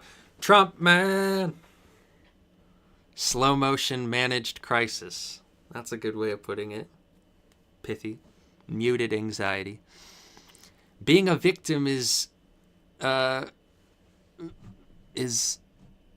feel like I can't read these chats when they're at the bottom because they're covered up by this stupid heart thing. Okay. Being a victim is being the new hero. I think what you meant to say is being a victim is the new being a hero, which is a good point. Yeah. Not says, what the fart? You're live. Helter Skelter. That's what the race war is going to be called. Fascist movements in ways that logic alone could not explain. To look only at intellect, ironically, ignores the most powerful part of fascism as an ideology: feelings. Indeed, it is the feeling of fascism that has caused it to have such an enduring Pretty good point. legacy. Legacy of For better or fascism. for worse, today we get so riled up in things resembling fascism that we recklessly throw the word around. Yes. And in a way, that is indeed a triumph of past fascist regimes. Fascism struck humanity harder than perhaps any modern political movement, in terms of physical devastation and spiritual imprint. So now, perhaps justifiably, we remain on high alert. But the problem is, when everyone is a fascist, no one is. a fascist. Syndrome. Personally fear that we are dangerously close to the word fascism losing its meaning entirely. And when that happens, the real fascists can disappear into the shadows, duck under the crossfire, all too easily. They can sneak into power, exploiting our sad ignorance, music cue. exploiting the same emotional groundwork as past fascist regimes have done. The monster of fascism is not dead, but the first step to killing it is learning what it looks like. The first step to killing it is learning what it looks like. Know thy enemy. I want to talk to you about the... Okay, so this is the next video on the list is Donald Trump a fascist? Robert Reich. I'm going to take a short break, and then when I come back, I will review this video and talk to you some more. So I'll see you in a few minutes. I'm going to try, you know what, I might be gone for like 15 minutes because I do kind of want to make something to eat because I am kind of hungry. But I'll be back. Trust me, I'll be back. So let me mute this.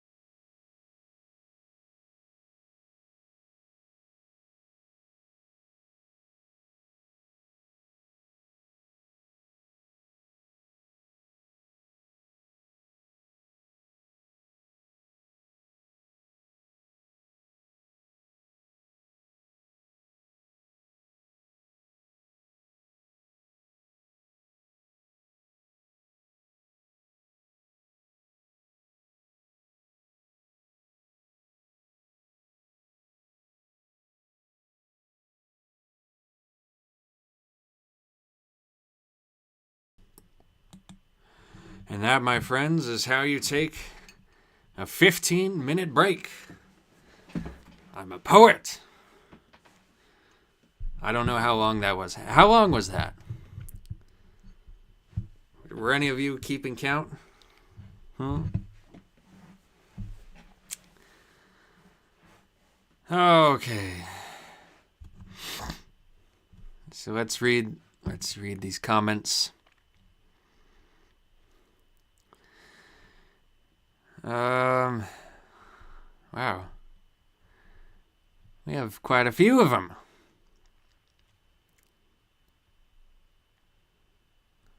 Fascists in the shadows like vampires. Fascist vampires would be a badass band name. So they're starting a band. I'll be backing vote. Okay. We got a whole thing going on with a band called Fascist Vampires. I mean, Doc Martens. I guess that's a good compromise between Hot Topic and fascism.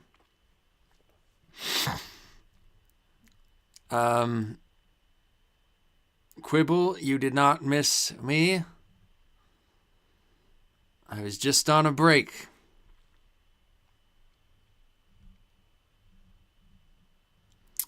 It's less than 10 minutes.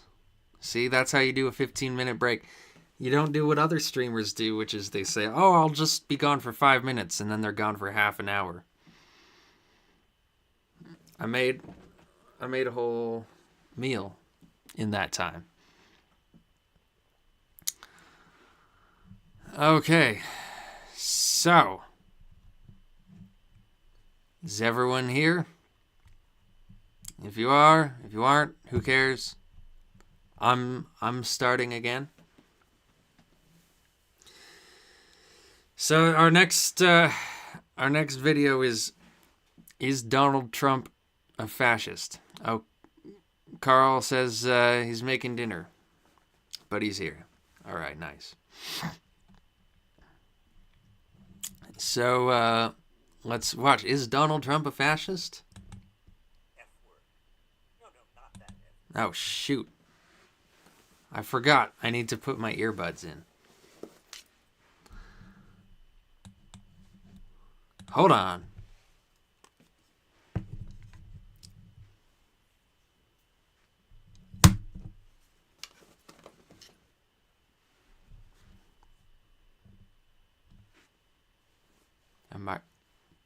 I'm not hearing the little boop. Boop, boop when they connect. Let me try that again.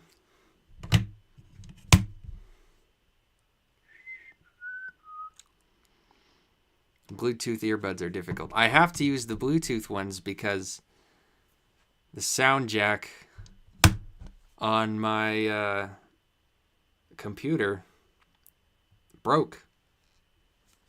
So one of these days I'll have to get it fixed. I want to talk to you about the F word. No, not that F word. I'm talking about fascism. Is Donald Trump really a fascist, as some would say? Or is the word authoritarian sufficient? The term fascism is often used loosely, but you can generally identify fascists by their hate of the other, vengeful nationalism, and repression of dissent. Lots of negativity. Lots of negative stereotypes. You can generally tell a fascist by the fact that he's a total piece of shit with no likable characteristics whatsoever. We need to be aware of what they are and how they fit together. Let's examine the 5 elements that define fascism and what makes it distinct from and more dangerous than authoritarianism. First, rejection of democracy. Fascism is more dangerous than authoritarianism. That's an interesting claim.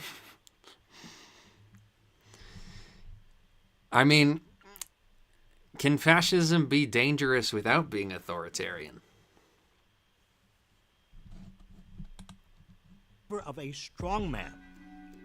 Authoritarians believe strong leaders are needed to maintain stability. So they empower strong men, dictators, or absolute monarchs to maintain social order through the use of force. But fascists view strong leaders as the means of discovering what society needs. They regard the leader as the embodiment of society, the voice of the people. I am your voice.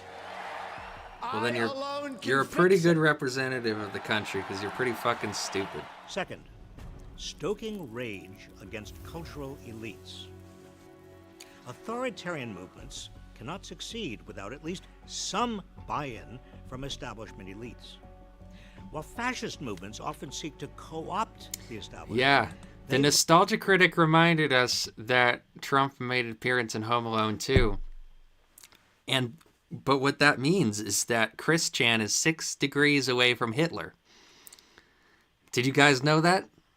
Chris Chan is 6 degrees removed from Hitler. Because Chris Chan met Lusty Justy. Lusty Justy met Macaulay Culkin. Macaulay Culkin met Donald Trump. Donald Trump met Queen Elizabeth II. Queen Elizabeth II met her uncle Edward VIII. And Edward VIII met Hitler.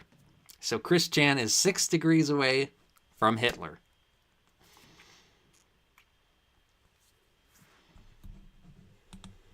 Largely depend on fueling resentment and anger against presumed cultural elites for supposedly displacing regular people. Fascists rile up their followers to seek revenge on the elites. The out-of-touch media elites, the political elites, but the elites from the elites who led us from one financial... So this is an interesting paradigm here. Because in the last video, the guy, Horses, said fascism is elitist and populist. And what we're seeing here is that this guy is saying that fascism riles up the population against the elites, but against specifically, I think he calls them the social elites, cultural elites. Followers to seek revenge. They cannot succeed without at least some buy-in from establishment elites. Let's hear this again. While fascist movements often seek to co-opt the establishment, they largely depend on fueling resentment and anger against presumed cultural elites. Presumed cultural elites. So what we're talking about here is a broad range of different things. But you know, one of them is, for instance, the Jews. Like a lot of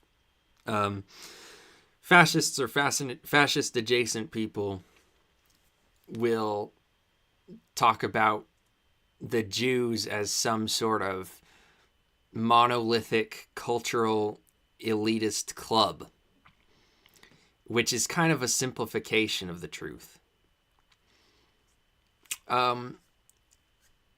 But you see other versions of this rhetoric out there too. Looking to historical examples, specifically in the fascist movement,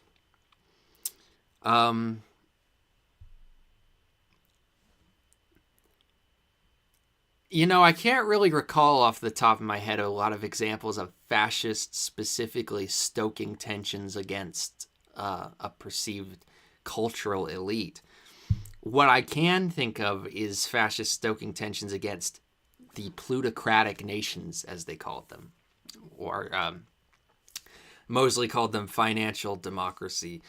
You know, the empires of the United States, Great Britain, France.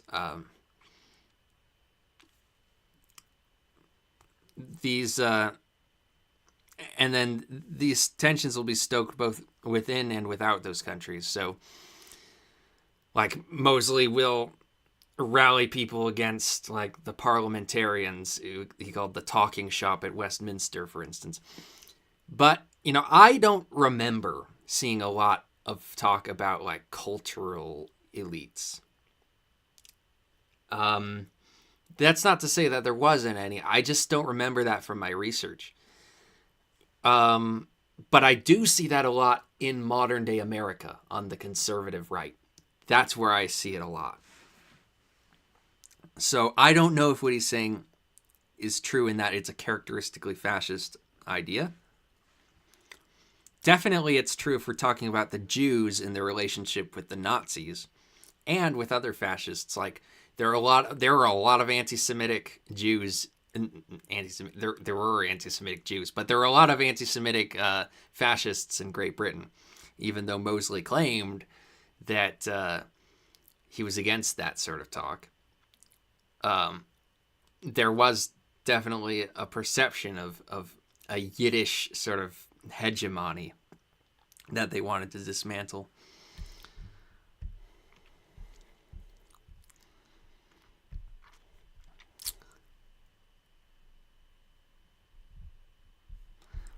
All right. Supposedly displacing regular people. Fascists rile up their followers to seek revenge on the elites. The out-of-touch media elites, the political elites, but the elites from the elites who led us from one financial and foreign policy disaster to another. They create mass political parties and demand participation. They encourage violence. You know what they used to do to guys like that when they were in a place like this? They'd be carried out on a stretcher, folks. Like to punch him in the face, I'll tell you. Knock the crap out of him, would you? And we fight. We fight like hell. Third, nationalism based on superior race and historic bloodlines. Authoritarians see nationalism as a means of asserting the power of the state. For fascists, the state embodies what is considered a superior group based on race, religion, and historic bloodlines. To fascists, the state is a means of asserting that superiority. When Mexico sends its people... It's not necessarily about superiority. This is a misconception, I think. There's definitely a chauvinism in fascism. And there's definitely ways where they look at their own nation and say, you know, we're great in certain ways. Maybe ways that other nations aren't. But you'll notice that there is a lot of cooperation between fascists in different countries. And I think I think there's a stereotype that the fascists are all like, yeah, my people are the greatest and everyone else sucks. That's not really true. I think when you really look at the things they say, and the way they talk about other countries, the way they talk about other races, they're a lot more diplomatic than people give them credit for. Like, even when it comes to black people, like, Mosley refused to say that white people were superior to black people, for instance. And he rejected any kind of rhetoric like that. What you'll see more commonly is that they will say that different races and different cultures and different nations, they have different characteristics. And they have different strengths and weaknesses. But then, at the same time, you can't give them too much lenience, because I don't think they're always entirely honest. Like Nick Fuentes, who isn't really a fascist, but he's fascist adjacent for sure. He'll talk about how, like, black people are not necessarily worse than white people are not necessarily better than black people. He'll talk about that, but then he'll also be like, you know, dropping N-words and disparaging black people sometimes. And so it's never entirely clear what these people's position is. There's definitely a chauvinism there. There's definitely a racism there, but how much of it is white supremacism and how much of it is a belief in the supremacy of your own country, it's a little bit up for debate, I think. Big Forever Dirt fan, by the way. Yeah.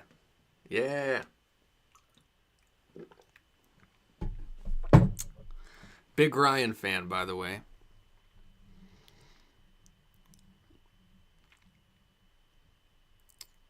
Okay, Ray C is saying, perhaps if Native Americans had the means to rebel and what? Do you want to finish that sentence? And demand what they lost. Would they be considered fascist, even though their mentality and ways are obsolete compared to the rest around them?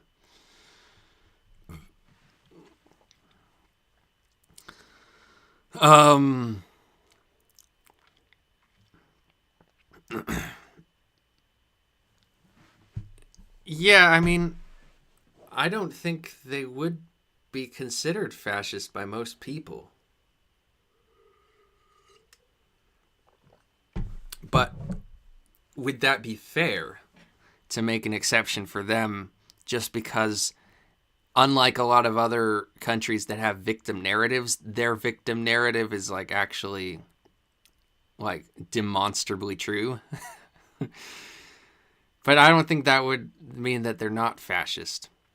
But that, yeah, I mean, that wouldn't make them fascist anyway, just if they were rebelling and demanding what they lost. There are other considerations. Oh, my back hurts. I've had a lot of back pain lately. Sending their best. They're not sending you. They're not sending you. Fascists worry about disloyalty. And then the whole thing he said about African countries being shithole countries, which is true, but you can't be saying that kind of stuff if you're a president.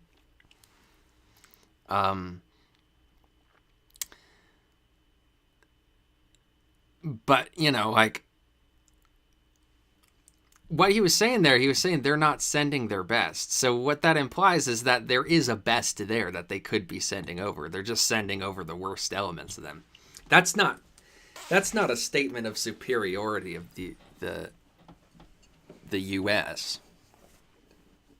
It's just a statement of, like, it's sort of antagonizing Mexico. Like, look at what they're doing. They're taking advantage of us because they're smart. And this is something that Trump liked to do a lot. He liked to kind of upplay the intelligence and craftiness of the other countries in the geopolitical game. Like, he did that with China, too. He did that with Russia. And he would be like, look, these guys are smart. They're taking advantage of it. We're the dumbasses here. And so I'm just a businessman looking at this and saying, this is a bad deal. I wouldn't make this deal. You know, if I were in charge of the country, I'd be making deals that actually benefited us. So it's really a transactional business kind of approach to politics. It's not really a racial, like supremacist position at all. But the thing about it that gave it strength on the far right is that it could still then appeal to people with those tendencies. Not says, sorry for the sudden question, but would you be okay with someone making art of you? Yes, I would. R says, I know no one said this to you, but you're really good looking. Why do you think no one said this to me? Plenty of people have said that to me. And I am really good looking. Thanks for noticing it. Not agrees, I guess. He wanted to be a father figure for the disregarded. Loyalty and replacement by groups that don't share the same race or bloodlines. And I think any Jewish people that vote for a Democrat, I think it shows either a total lack of knowledge or great disloyalty. Fascists encourage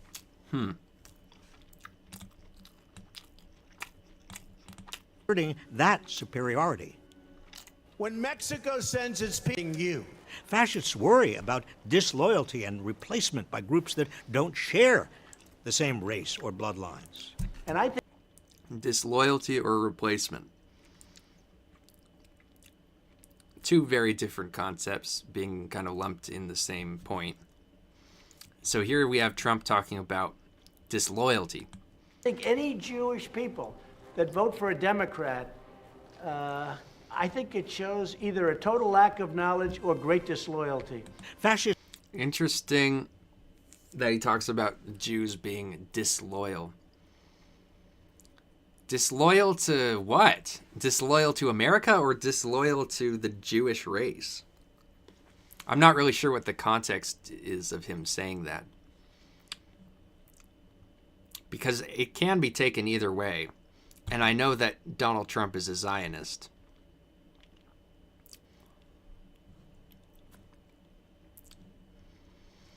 Bob Bobby says, what do you know about modern European politics? Not much, just kind of, the basic stuff that gets filtered on into the United States media. I know a little bit more about British politics than anything else in Europe. I know a few names of world leaders like Viktor Orban and Emmanuel Macron and the former Chancellor of Germany, Merkel. I know a few names and I know basics about their political positions, but that's kind of it. I know a bit about British politics, but still not a whole lot. Encourage their followers to scapegoat, expel, and sometimes even kill such others. Fourth, extolling brute strength. Yeah, scapegoat, other, and sometimes kill. I don't think Donald Trump has ever told people to kill perceived others. So, like, he's presenting this, and he'll present these really kind of these exaggerations of Trump.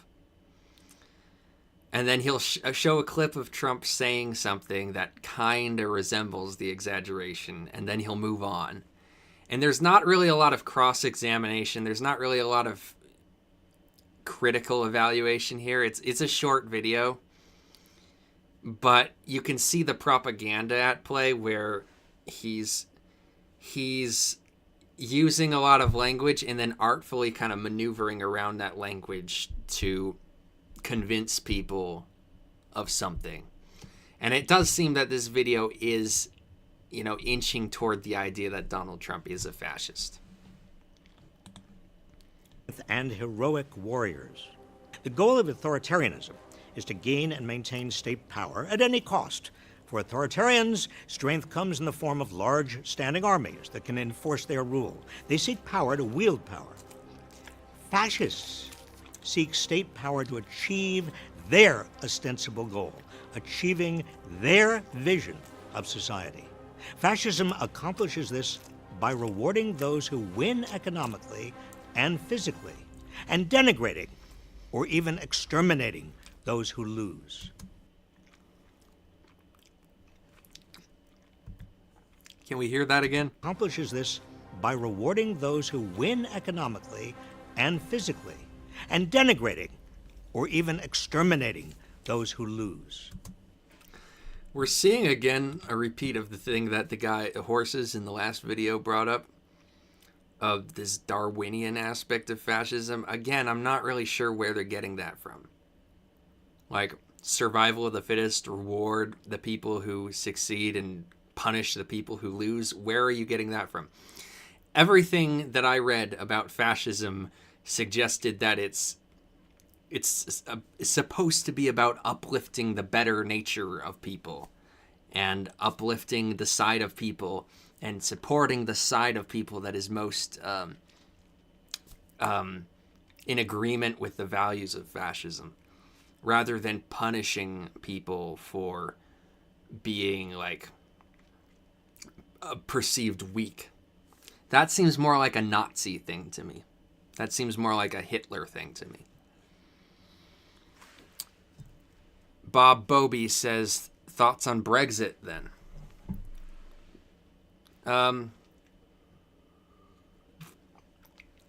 Personally, I'm agnostic about Brexit, whether it's a good idea or not to leave the European Union. For a long time, Brexit was in a state of them trying to figure out how to work out a deal.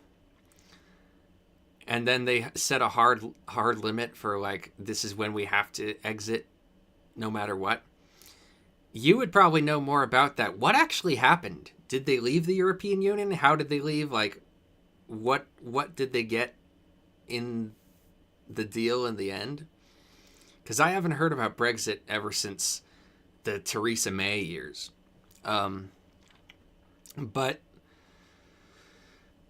yeah, I mean, I remember way back, even back in the early 2010s, seeing Lindy Beige talk about how, you know, he was skeptical of the EU, and he's like, what actually is Britain getting out of the EU? And so it was interesting to see how the UK Independence Party guys kind of brought that into public consciousness. But I don't know what the right answer was. I mean, people, like, most people on the left seem to be anti-Brexit. But at the same time, it did win a pot. So, yeah. But a lot of it also, like, there's a lot of confusion around Brexit because the economic stuff then got overshadowed by a lot of culture war stuff having to do with immigration. Racy says maybe Trump was referring to the chasm between the fundamentalist and secular Jews and the entrepreneurial and greedy type.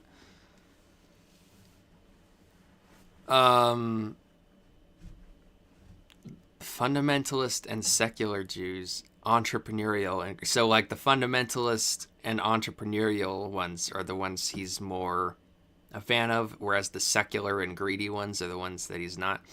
Yeah, that's common among anti-Semites. That's a common, like, there are good Jews and bad Jews, and what we have to do is distinguish between the good religious Jews and the bad atheistic Jews. That was basically, what's his name? Charles Coughlin. Completely, they pretty much cut off everything. Yeah, that's kind of what it sounded like. He says, the part I find interesting is the whole topic of European bureaucracy and lack of democracy and issues about what is important when it comes to who makes decisions. Yeah, that was a big thing that people like Sargon of Akkad were bringing up. Their concerns about. And Sargon had a lot of fear-mongering about, like, the possibility of creating a European army. Apparently that's something that Europe was talking about for a while. Like, he was really getting the sense that that Europe was a bureaucracy. It was not democratically controlled.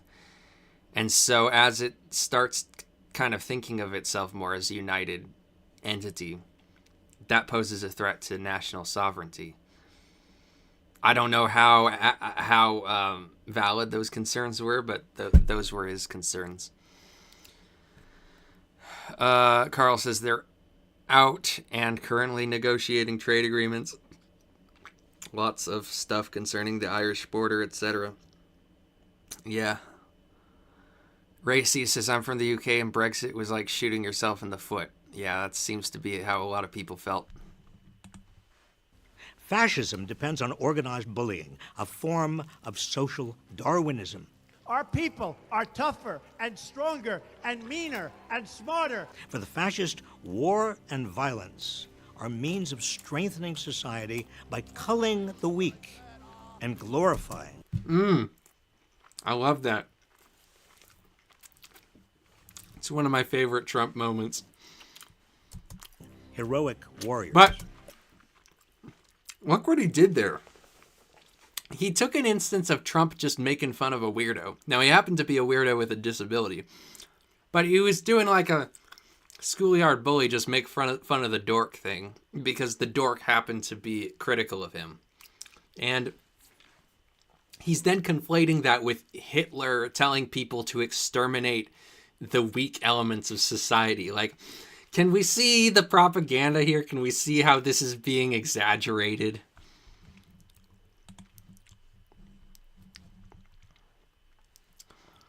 Racy says Sargon should talk to Count Dankula for insight. What are you talking about? They're best friends, aren't they? I am your warrior. I am your justice. I am your retribution. I am your retribution. Fifth and finally, disdain of women and The fuck was that? LGBTQ plus people. Authoritarianism imposes hierarchies. It's about order. Fascism's idea of order is organized around a particular hierarchy of male dominance. The fascist heroic warrior is male. Women are relegated to subservient roles. In fascism, anything that challenges the traditional heroic male roles of protector, provider, and controller of the family is considered a threat to the social order. Fascism seeks to eliminate necessarily. homosexuals, non-binary, transgender, and queer people because they are thought to challenge or weaken the heroic male warrior. I will ask Congress to pass a bill establishing that the only genders recognized by the United States government are male and female, and they are assigned at birth. These 5 elements of fascism fit together God, that's and cringe. reinforce each other. Rejection of democracy in favor of a strong Actually, man. let's go back to I that. will ask Congress to pass a bill establishing that the only genders recognized by the United States government are male and female, and they are assigned at birth. Assigned at birth. That's left-wing talk. No conservative says assigned at birth, because that implies that gender is something you can assign to someone rather than being inherent in your person. These five elements of fascism fit together. Yeah, they fit together. They make sense like a bubble makes sense, man. They fit together like fucking clockwork. These 5 elements, we figured it out. Trump is a fascist.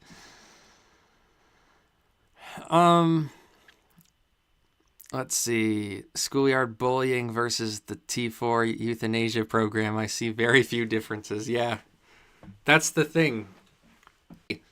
Sitting upright is what's helping my back pain right now. So, I'm going to keep streaming. And reinforce each other. Rejection of democracy in favor of a strong man depends on galvanizing popular rage. Popular rage draws on a nationalism based on a supposed superior race or ethnicity. That superior race or ethnicity is justified by a social Darwinist idea of strength and violence, as exemplified by heroic warriors. Strength, violence, and the heroic warrior are centered on male power. These 5 elements find exact expression in Donald Trump. His uniquely American version of fascism is rooted largely in white Christian nationalism. There's diversity within the Trump movement. And so while there are people like Nick Fuentes who are like, yeah, we need a dictator to come in and make everyone Christians, there's a lot of other support Trump for a lot of different reasons. And you can't just all lump them into the far right category because that's just not how it is. For Trump, I think a lot of it is a cult of personality more than a cult of the state.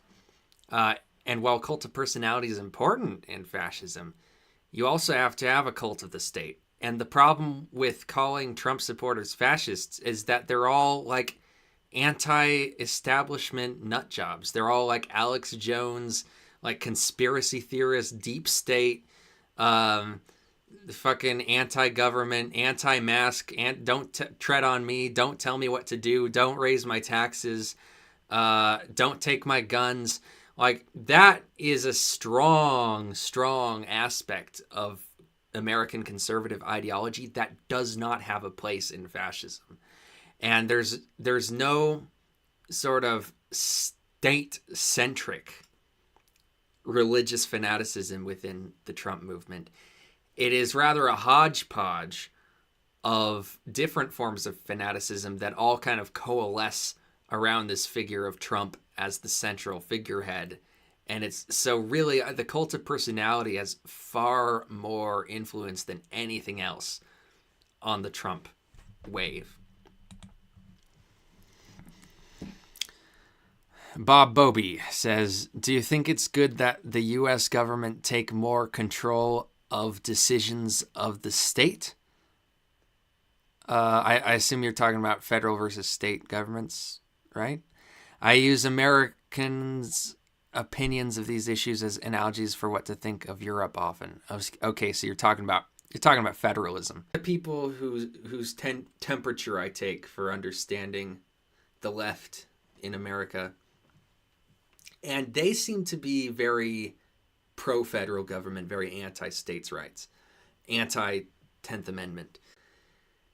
And their system seems to work really well, and moreover, it keeps them out of the way. Like, they don't get involved in war because every canton has to agree to a war.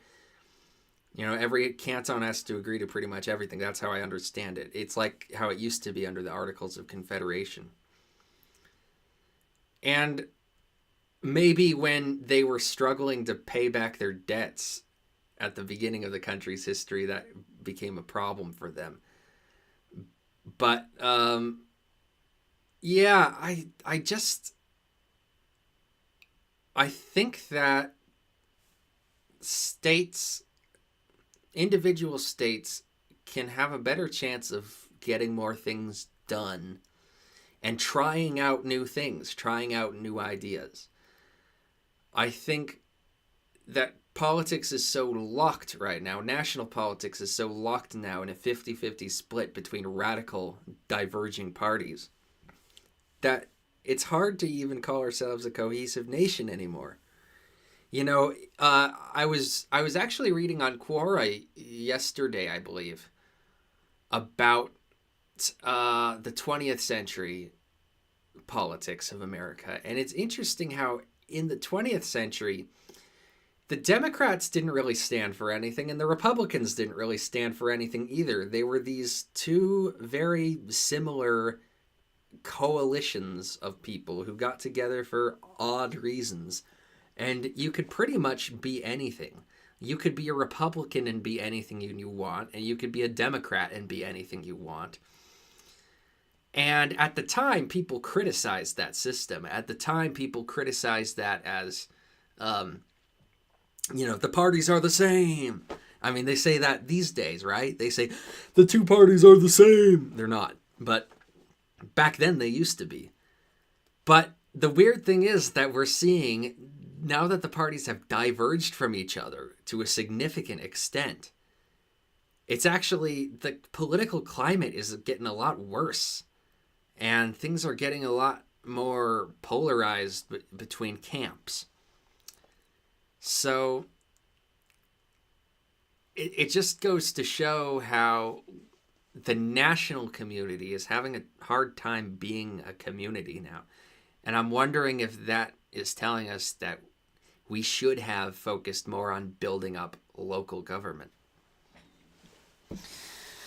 Bob Bobby says fascism focuses more on centralization of power, while liberalism the opposite. Yeah. And so there's kind of an intersection between the more fascistic and the more liberal side in the Trump movement. Claudia says, I'm sorry, Trump is George Lincoln Rockwell, James Mason, or David Duke now, according to this. Yeah, pretty much. I don't know. James Mason. Let's say she has an uncle. That's the James Mason I know from the old movies. I don't know of a far right American James Mason. All right, let's say she has an uncle. Federal versus state, sorry. Yeah, I got what you're saying, Bob. Kleptocracy, Carl, too.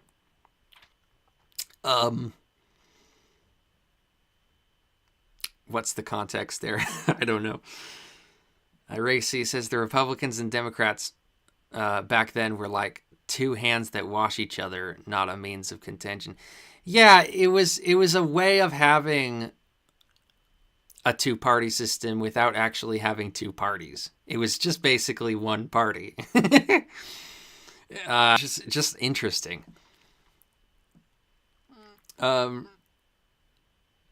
Polarization of society didn't polarize politics. Yeah, it did, didn't it? But that video overall. So the last video we reviewed, the What is Fascism? That was pretty decent. That was pretty good. And it was very succinct, and it got its point across in 24 minutes, which I approve of.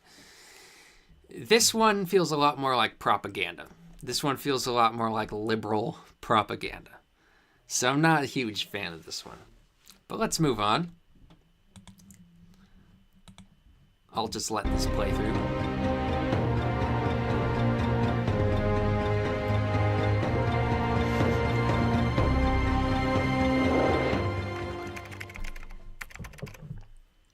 Chicken or egg?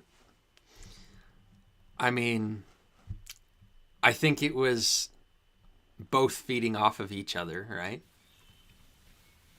Oh, hey everyone. Okay, this one is How to Spot a Potential Fascist by Tom Nicholas. What really, I've seen this guy's videos before. I think I saw one where he was talking about Orwell. And I think I also saw one where he was talking about Johnny Harris. I didn't watch either of those all the way through. I'm not really familiar with him. I found him a little bit boring, but we'll get through this one. But this title stood out to me because it reminded me of that old Cold War film. Like how to spot a communist, or how to know someone's a communist. And it was basically like the most obvious stuff. Like, if this person joins a communist party, they may be a communist. If he is seen passing out communist leaflets and if he is seen promoting communist propaganda, he may be a communist. It's like, wow, geez, thanks. That's brilliant insight. So that's what this title reminds me of. You just found me here in the great outdoors, doing a bit of bird spotting. See, I'm a bit of an amateur conservationist, me, at the weekends, you know. There's a particular species I've got my eye out for today. Fascisticus potentialicus. You might be more familiar with their cousin of sorts, Fascisticus actualicus. Horrible creatures, those murderous things. They wreak havoc on any ecosystem they're able to establish a presence within. Relatively rare, though, thankfully, and easy to spot, too. You can usually tell Fascisticus actualicus by its call. It sounds a bit like a dog whistle. Thing about Fascisticus actualicus, though, far too rare to have any meaningful impact on its own. In fact, in all known instances where Fascisticus actualicus has been able to see through on its horrible designs, they've always been supported by the local flock of Fascisticus potentialicus. Oh, the latter might seem far less keen initially. They're not all that likely to open their beaks in support of the things they'll end up doing. But as soon as Fascisticus actualicus... So this is the crypto-fascist idea. And this is something that a lot of people on the left use to... it's like a shorthand where they're like, our enemies are fascists, therefore they're evil.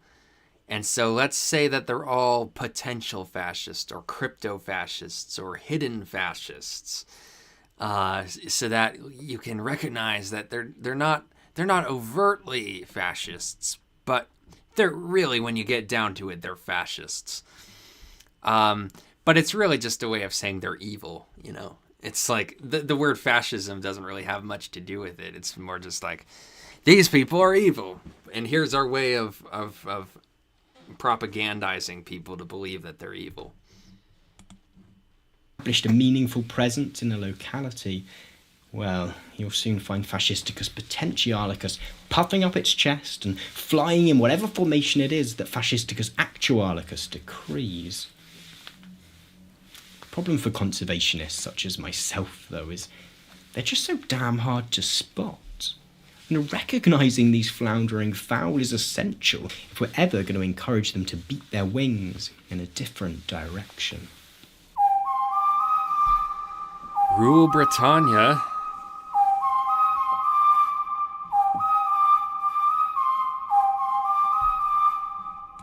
You say, I guess Rule Britannia doesn't ring a bell for that fool? What does that mean? In 1945, the Second World War came to a close with the victory of the Allied forces over Nazi Germany, fascist Italy, and Imperial Japan. If they hadn't been already, the crimes of the former regime in Germany were now plain for all to see. 6 million Jews, along with Poles, LGBT people, and so-called political dissidents, had been systematically murdered. These genocidal plans had been drawn up by the state.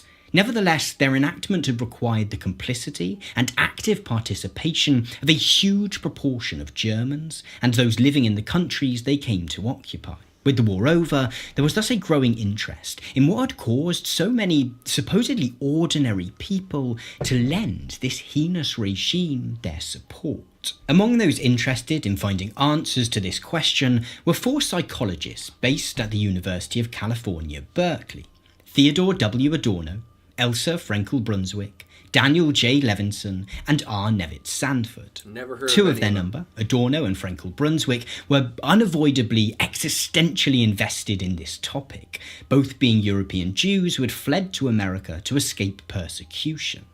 All, however, were interested in understanding how fascism had won over the German people in order that such a scenario might be avoided in the future. Crucially, these 4 academics, whose research led to the publication of a book called The Authoritarian Personality, weren't overly interested in out-and-out fascists, those with a pre-existing commitment to the cause. Instead, they were interested in understanding what they called the potentially fascistic individual.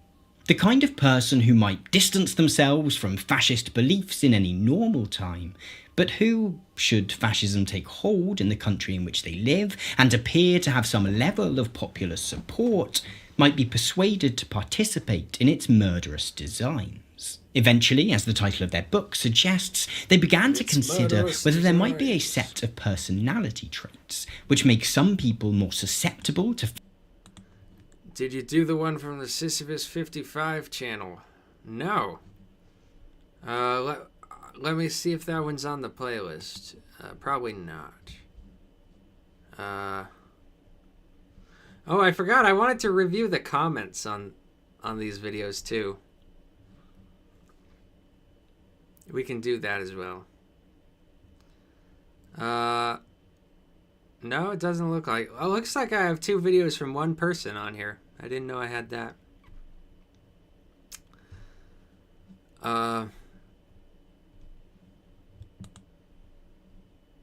Theodore Adorno was the founder of the Frankfurt School of Thought. Okay. So my dad's probably a fan of him then.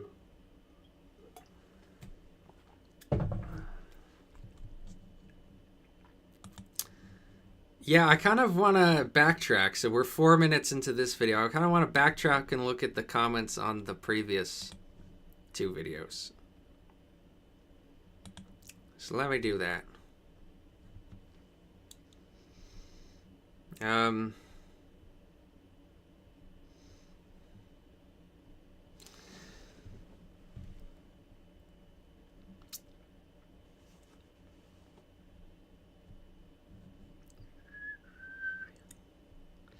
It should probably be mentioned that fasces has more cultural significance to Italians than merely a bundle of sticks. It was a tool for the lictors of ancient Roman authority figures to administer corporal punishment at will. It is a symbol not only of unity, but of strength, power, and regimentation of society. Well, yeah, and in ancient Rome, you gotta understand the fasces what had nothing to do with the sort of modern idea of the fasces as like strength through unity. Unity had nothing to do with it. It was all about authority. It was all about, this is a bundle of weapons for us to beat you with. This is the power of the state. This is imperium. And also, the term fascism comes out of more recent Italian history, from the Fasci Siciliani, or I guess Siciliani, in standard Italian, which was an interesting, like, socially conservative reform group that used direct action through syndicates called fasci in the very, very poor, very poorly educated country of Sicily. Friendly fascism. It's really interesting. So that's from Sisyphus 55. I will make a note of that. Friendly fascism. Sisyphus 55. I might check that out later.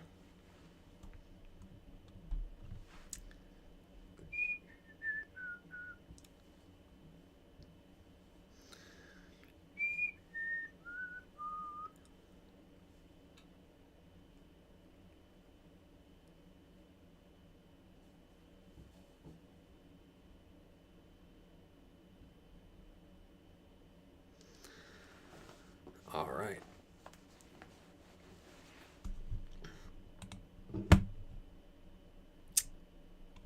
Lots of compliments, lots of mutual admiration society here. Here we have this person saying, I'd argue the first fascist philosopher Giovanni Gentile was correct in his description of fascism. Fascism is a deification of the state in the way a theocracy would say it obeys the will of God. A fascist would say it obeys the will of the state. This is also why Mussolini described the fascist state as ethical, meaning having an ethic, not meaning good. The state is a god whom all are beholden to. It's not, he says, it's not ultranationalism because a nation and a state are not the same thing. That's wrong! This guy's wrong. According to Gentile, nation and state are the same thing. So, this guy should brush up on his Gentile. There we go. The bundle of rods stood for caning punishment, the axe for capital punishment, symbolizing the authority of the consul. Yeah, and before that, the king. That's why the lictores carried the fasces in front of them in ancient Rome. It symbolized the state's power over the life and body of his subjects. Yes. Oh, this guy said, great video, but I was really confused at the lack of mention of the Japanese regime. It differed significantly in some ways from its European counterparts, for example, finding its ideological footing in Ludendorff's Der totale Krieg instead of Mein Kampf, yet still was pure fascism. Excuse me?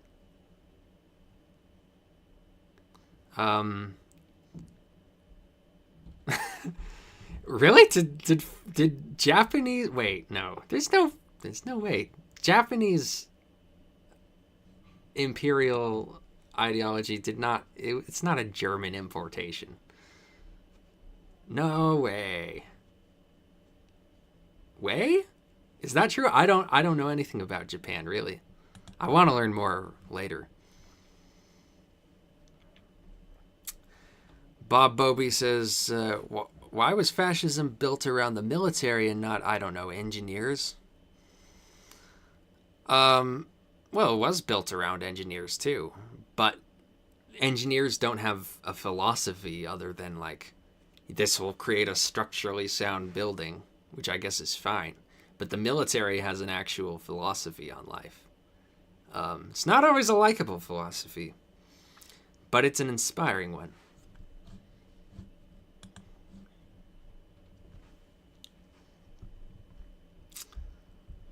Oh, okay.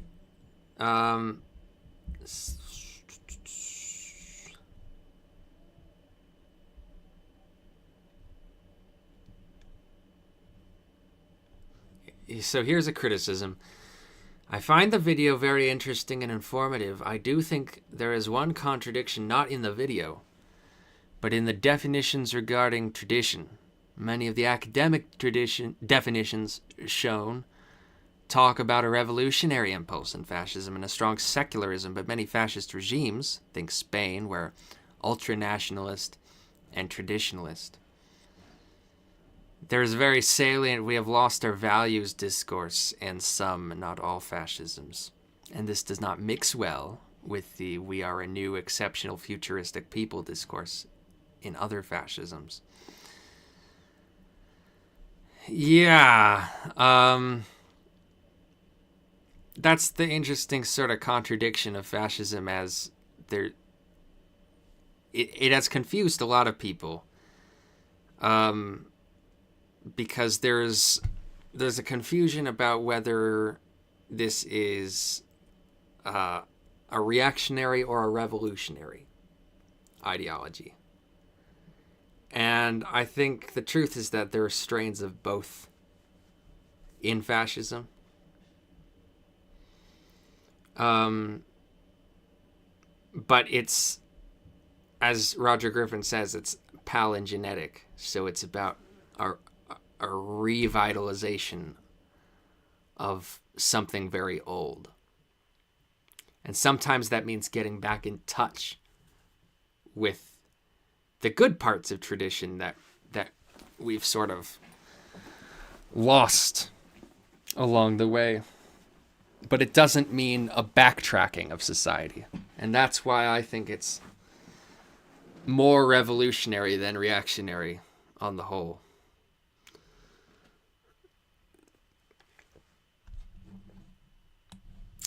Okay. And then let's read the comments on this one. We have Reich himself. What's his name? Robert Reich himself says, Donald Trump is a fascist. Use the word. So he's not mincing his words there. Carl, too, says, if you want to read philosophical Japanese fascism, start with Ikikita. I will not remember that, but it's probably going to be a long time before I get into Japan.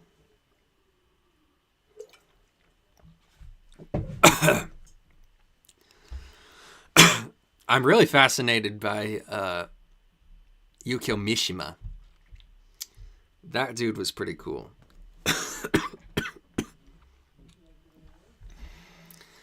The Japanese imperialism inspired by some German philosophy sounds very plausible, considering the rapid modernization was dependent on bringing so much from Europe and getting rid of the old samurai. Yeah, there definitely was a big European influence on Japan. And interestingly, Japan had some influence on Italian fascism too. Because there was a guy, I can't remember his name, but he was a Japanese person who lived in Italy for much of his life and became enraptured by the whole fascist movement and became an important part of it and eventually brought it over to Japan. What exactly is the philosophy of the military missing in an engineer society? I guess it's just the philosophy of struggle, you know? The philosophy of a fight and patriotism.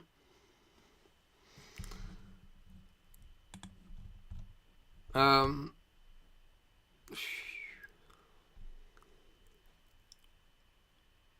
read some of these comments.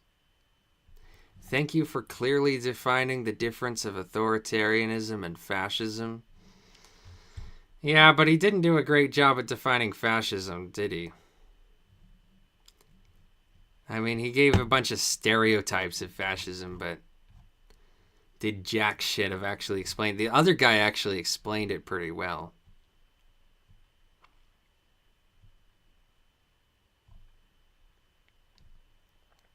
So it's mostly a liberal circle jerk in here. Not a whole lot of opposition going on.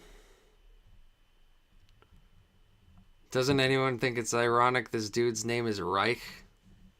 Yeah, kind of. Kind of.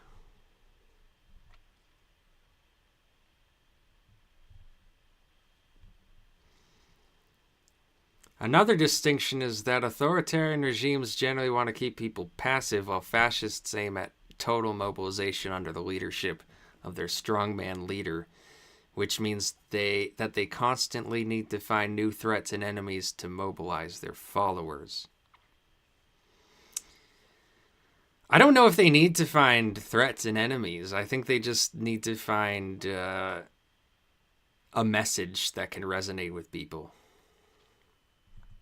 It doesn't have to be a negative message.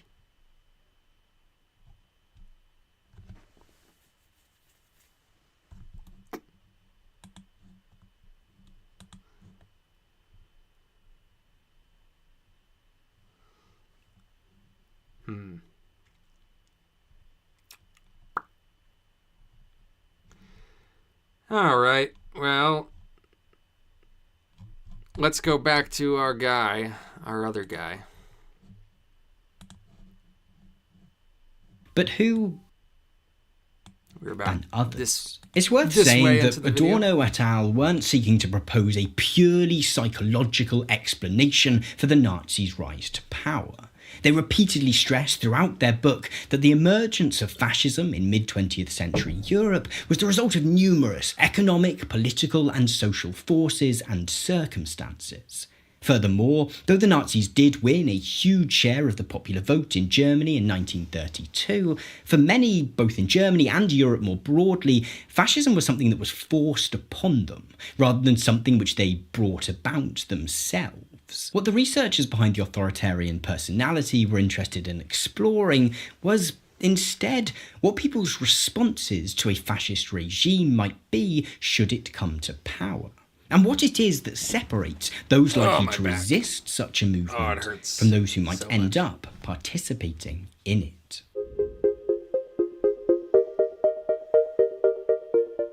Oh God, he's gonna define fascism. It's important to begin by recognising that fascism, as an ideology, is notoriously difficult to define.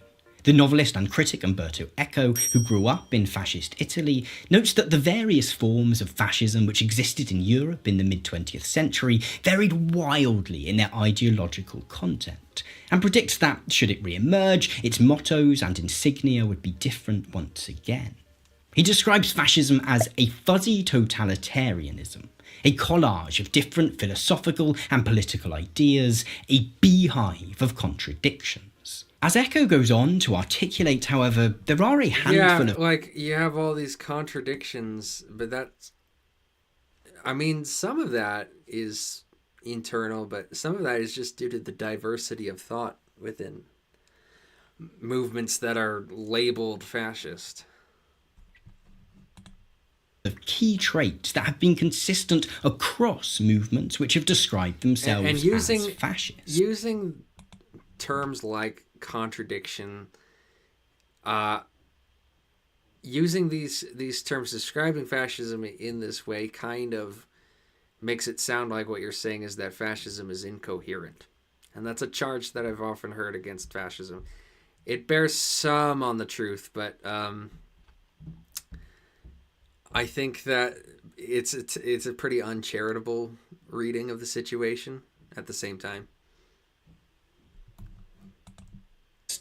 These include nationalism, a cult of tradition, and a view of social relations that holds that life is permanent warfare between the powerful and the powerless, with the establishment of an equitable society being a complete impossibility. Although permanent warfare between the powerful and the powerless.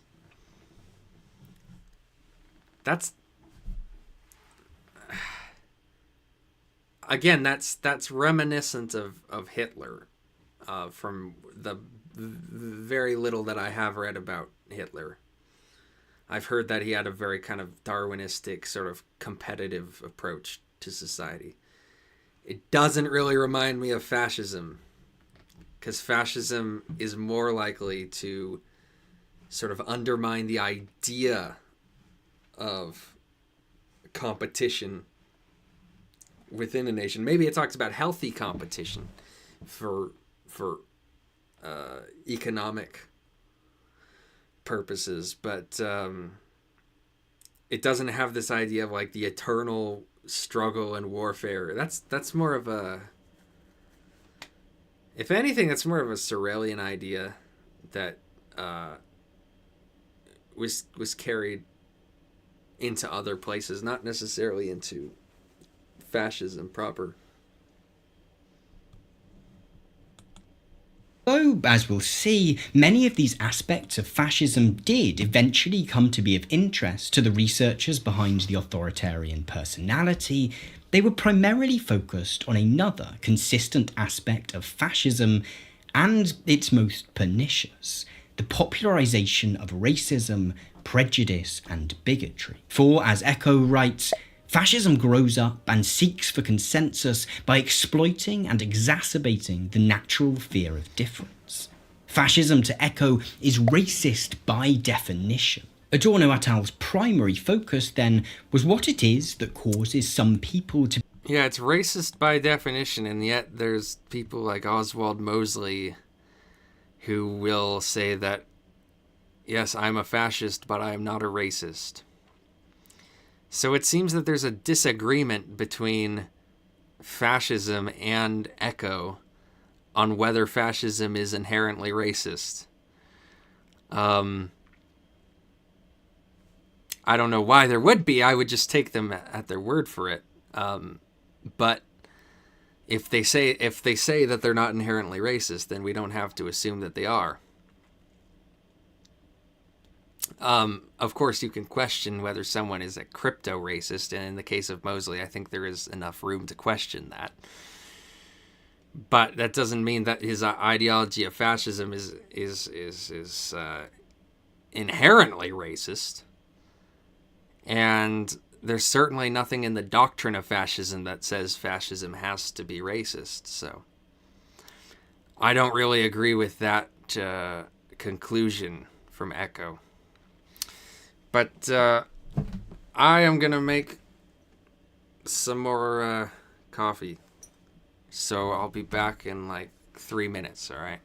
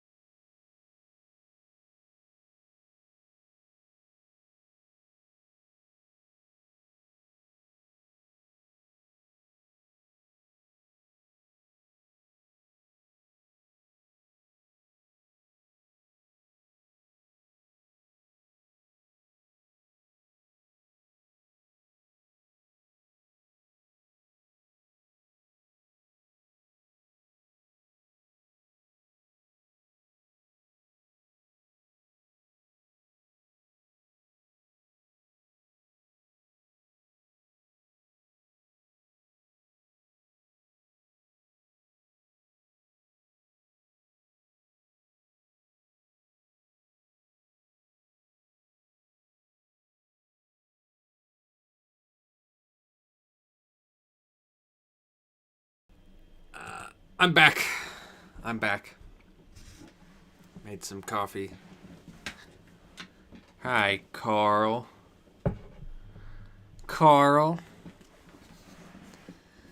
Hello. Carl.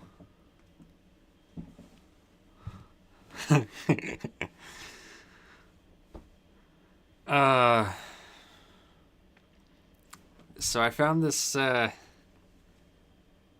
hold on. Let me, make this a little bit bigger. I found this garlic behind my oven. I don't know how long it's been there. Looks like it's been there for a long time. It's all brown.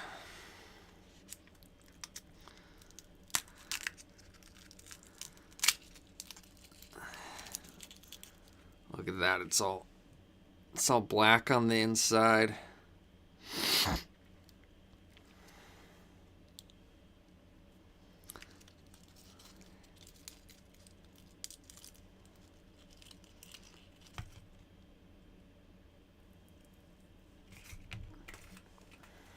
Let's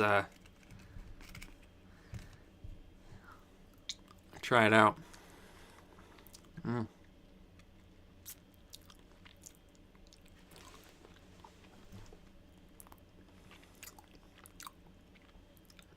Perfectly aged black garlic.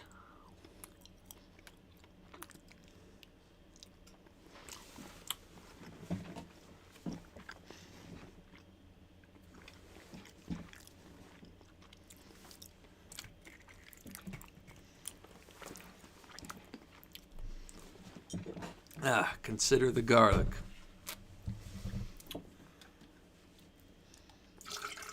Consider the garlic.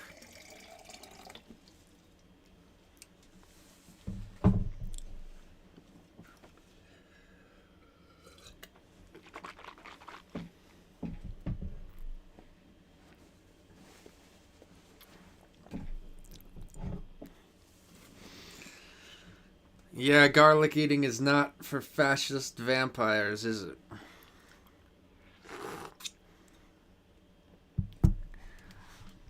All these garlic chewers. Isn't that what Mr. Potter said in It's a Wonderful Life? Garlic eaters. All right. Let's continue. To be won over by this racist rhetoric, where others might be more resistant to it. Okay, so that was his definition of fascism, right? Defining fascism / fascism. So really what he was doing here, he wasn't defining fascism, he was defining fascism. And this is a common mistake that people make, a common conflation. Because Umberto Eco wrote this essay a long time ago called fascism. I don't know why he called it fascism. But it was about, like, various tendencies that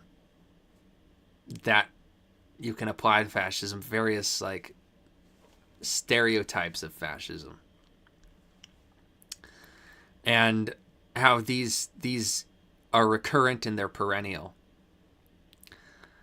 But it doesn't really do much to define fascism properly as an ideology. But what it can do perhaps is expose the sorts of people who Tom Nicholas is trying to define as potential fascists. Rather than engage in mere philosophical speculation, Adorno, Frankel-Brunswick, Levinson and Sanford decided to launch an empirical study into why people might be drawn to fascism. This study utilised two main methods. The first was the distribution of 2,099 anonymous questionnaires to primarily white, non-Jewish women and men, living in the San Francisco Bay Area, Non-Jewish, you say? with smaller groups being recruited in Los Angeles, Oregon, and Washington, D.C. These questionnaires featured two main types of question. The first were factual questions, which, in the researchers' own words, had to do mainly with past and present group memberships, church preference and attendance, political party, vocation, income, and so on. The second set of questions were opinion attitude scales, or Likert scales, in which the participants were asked to what extent they agreed or disagreed with a series of statements. These questionnaires were later followed by a series of interviews in which the researchers were able to get a better sense of why participants had agreed or disagreed with certain statements. Led by the particular focus of the racism of the Nazi regime, the researchers' initial focus was on anti-Semitism. Amongst the statements the participants were invited to signal their level of agreement or disagreement with then were a series of anti-Semitic propositions. The more tame of these included, "I can hardly imagine myself marrying a Jew," and "most hotels should deny admittance to Jews as a general rule." Based upon our participants' responses, the researchers then placed them along what they called an anti-Semitism scale, ranging from not anti-Semitic at all to very anti-Semitic. This on its own obviously doesn't tell us anything more than that some people are anti-Semitic while others aren't. So it's becoming clear that this video has very little to do with fascism. It really has more to do with just like being a conservative. Like honestly, I feel like this question, like how to spot a potential it's not really that complicated. It's just like the people you're talking about are just your average right-wing chuds. There isn't really that much to it, is there? I'm not even really sure if this video is interesting enough to complete. Like this guy has consistently failed to capture my attention because every time I've watched one of this guy's videos, every time I just can't get through it because like I don't know, it's just boring. Like I don't really dig this guy's stuff. It's political psychoanalysis. Yeah, I guess so. But it's not really telling us much, is it? It's telling us that, oh yeah, racist right-wing dickheads tend to support like reactionary authoritarian regimes. Fucking amazing. I never would have figured that out. Oh, how do you spot a potential fascist? Well, maybe if someone's a fucking, you know, Confederate flag waving dipshit, then they're a potential. Oh, wow. Mind blowing realization. I don't know. I don't know, man. Because it doesn't really tell you much, like how, like about fascism.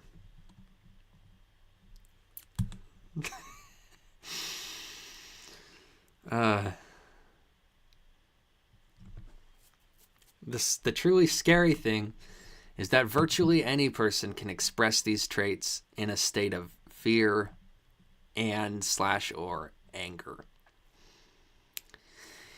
That's an interesting aspect of psychology.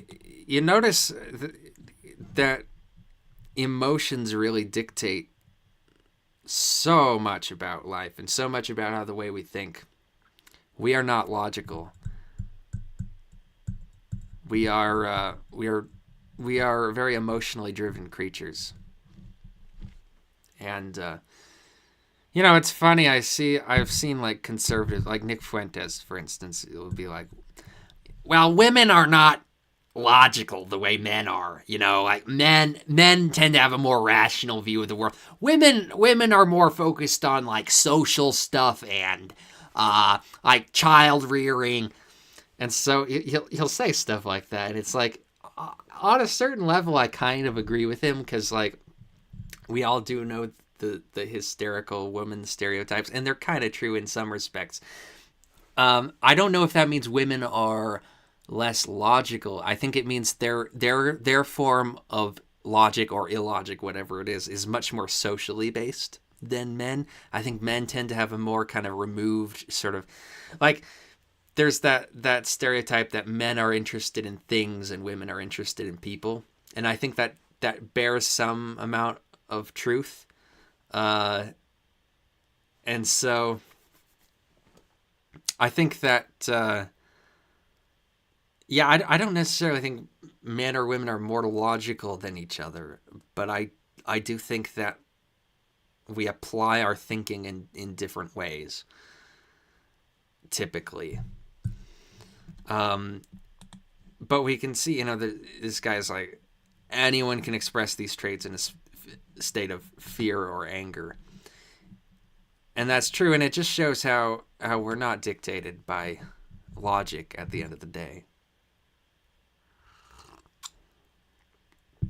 And I've noticed in my life that just my opinions on things and people change so much depending on how I'm feeling. It's really remarkable, and it's not very pleasant, to be honest.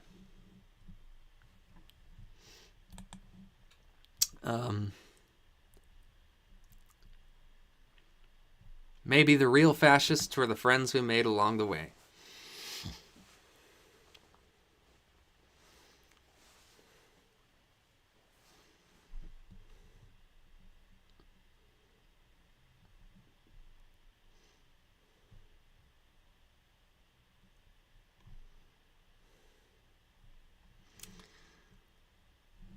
I love the fact that a bunch of psychologists got together to scientifically prove that fascists are assholes.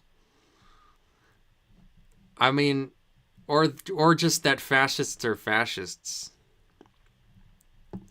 Or I guess it's just that right-wing people are right-wing rather than fascists specifically.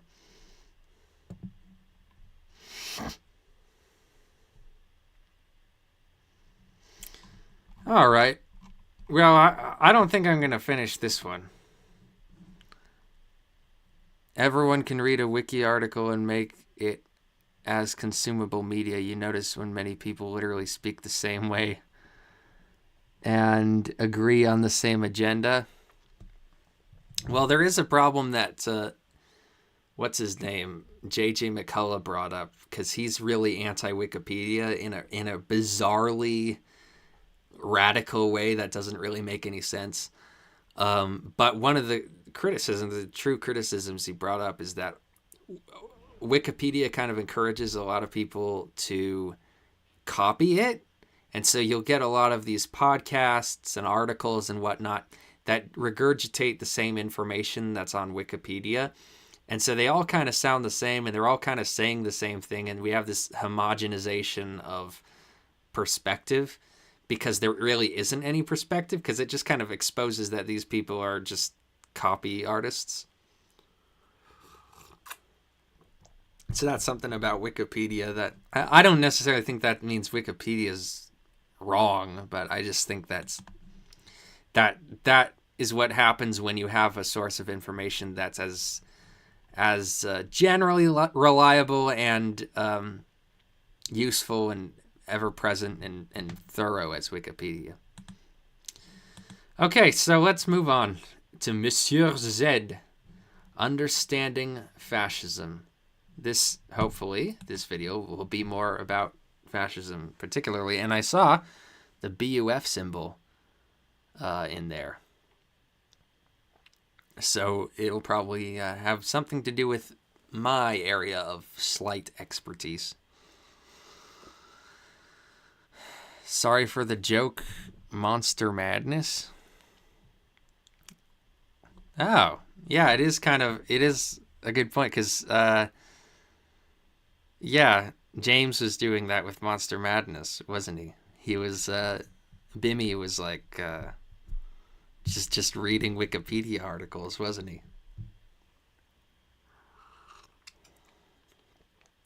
And then he was like, it's hard to look at these scenes from 28 days later and not think about 9/11. Like, he was clearly reading something that wasn't in his own voice. That's not how he would talk. But anyway, Let's watch this one, Understanding Fascism. Fascism was an ideology which came into form in the early 20th century, and is one often defined broadly, leading to a lot of confusion over what actually classifies fascism and what doesn't. Originating in Italy and brought to power in that state by Benito Mussolini, it was soon followed by similar movements in Spain, Portugal, Germany, Austria, with less successful efforts as far as Britain, the US, and Russia, and while it varied widely from party to party and from state to state, what remained consistent across the fascist spectrum was an embracing of extreme nationalist tendencies with a rejection of both capitalism and communism as means to financial prosperity. Commonly instead was adopted a financial practice of corporatism, which entailed the establishment of guilds, syndicates, or bodies of specialized labor and function based on common interest and duty to the collective, much like parts of a body, hence the name originating from the Latin word for body, corpus, a theme we find highly prevalent throughout the structure and mythos of fascist ideology. Woo! It is for this in part that some have referred to fascism as extremist democracy, though primarily because the ideology has tended to place a tremendous emphasis on a land's native or ancestral majority, whether it be 91% or 51%. In any case, through fascism, said majority is made the sole focus of policy by a singular state party, of course at expense to the remnant minority, whoever they may be. Fascism has also gone hand in hand with the philosophy of irredentism, the reuniting of a people's ancestral or lost land into a singular state, and it's often for this that fascism has mistakenly been called imperialistic, as imperialism at its roots suggests the rule of multiple groups of people under one state, oftentimes oppressive though on occasion democratically inclusive, whereas fascism's sole interest is on that of a single ethnic, religious, or racial group, with disregard or disinterest to all others. Further is the common embracing and desire for autarky or self-sufficiency as seen from its practitioners across the board, meaning So far I don't have much objection to this. I will say that I think more pointedly fascism's focus is on the nation. You know, we can talk about an ethnic, religious, or racial group, and that certainly is it goes into explaining fascism's relationship with the concept of the nation. But ultimately, what we're talking about is nations. We're talking about a political body more so than anything else. And so, yeah, there's a complex and I don't think entirely well defined within fascism view of what constitutes a nation and what the real characteristics of the nation are.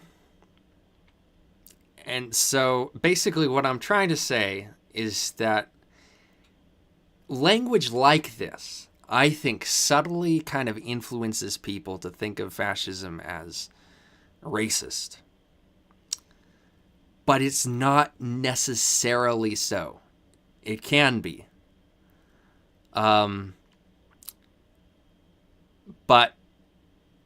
that doesn't mean that, like, let's say we're talking about a majority white country like the United Kingdom, having a black person or a Jewish person living in that country. It doesn't mean that they're not part of the nation, that they're not a national, they're not a, seen as a legitimate part of the country. Now, to some people within fascism, they might view it as such, but that's not necessarily the case. And we've seen examples of fascists being more inclusive than they're made out to be often. Fascist states typically don't see colonial expansion unless said lands hold some ancestral merit. For instance, it was rumored Francisco Franco had hoped to reunite Spain with the whole of Spanish-speaking America into one big Spanish nation, while Oswald Mosley proposed promoting his brand of fascism for all the peoples of Britain's colonies, yet maintaining the Commonwealth as a large alliance of sovereign fascist states, and establishing a Greater Britain through union with the dominions of Canada, Australia, New Zealand, and South Africa. At root, it's an ideology of us first in our own lands, even if those lands are currently occupied by another people. As an example, imagine a fascist movement for Native Americans, not for any particular tribe, but for the indigenous people as a whole. Such a movement would aim to drive out European Americans from the Americas by any means necessary, as by the standard of fascism there's no obligation to another people than your own. This hypothetical movement would, once it's driven out Euro-Americans, establish a vast state which encompasses the whole of its perceived ancestral lands, perhaps moving beyond to claim lands belonging to the Inuit or Central... What the hell just happened? Like, suddenly this became an alternate history video. Okay. I don't know how well this reflects fascism, because, like, I don't think a fascist movement could exist with Native Americans because they don't have an actual, like, national... I mean, they have a national identity and various national identities, but they don't have a nation. They don't have a nation state to coalesce around. And we know that in fascism, I mean, fascism views the nation as something that can only exist if it is fostered by a state. So it's a weird kind of hypothetical to bring up. And it doesn't really reflect the experience of any actual fascist movement in history. I'm not a fan of alternate history, by the way. And so whenever something like this comes up, some sort of alternate history scenario, I do kind of make fun of it. Americans, soon reorganizing society and economics into an internally focused, self-sufficient unit.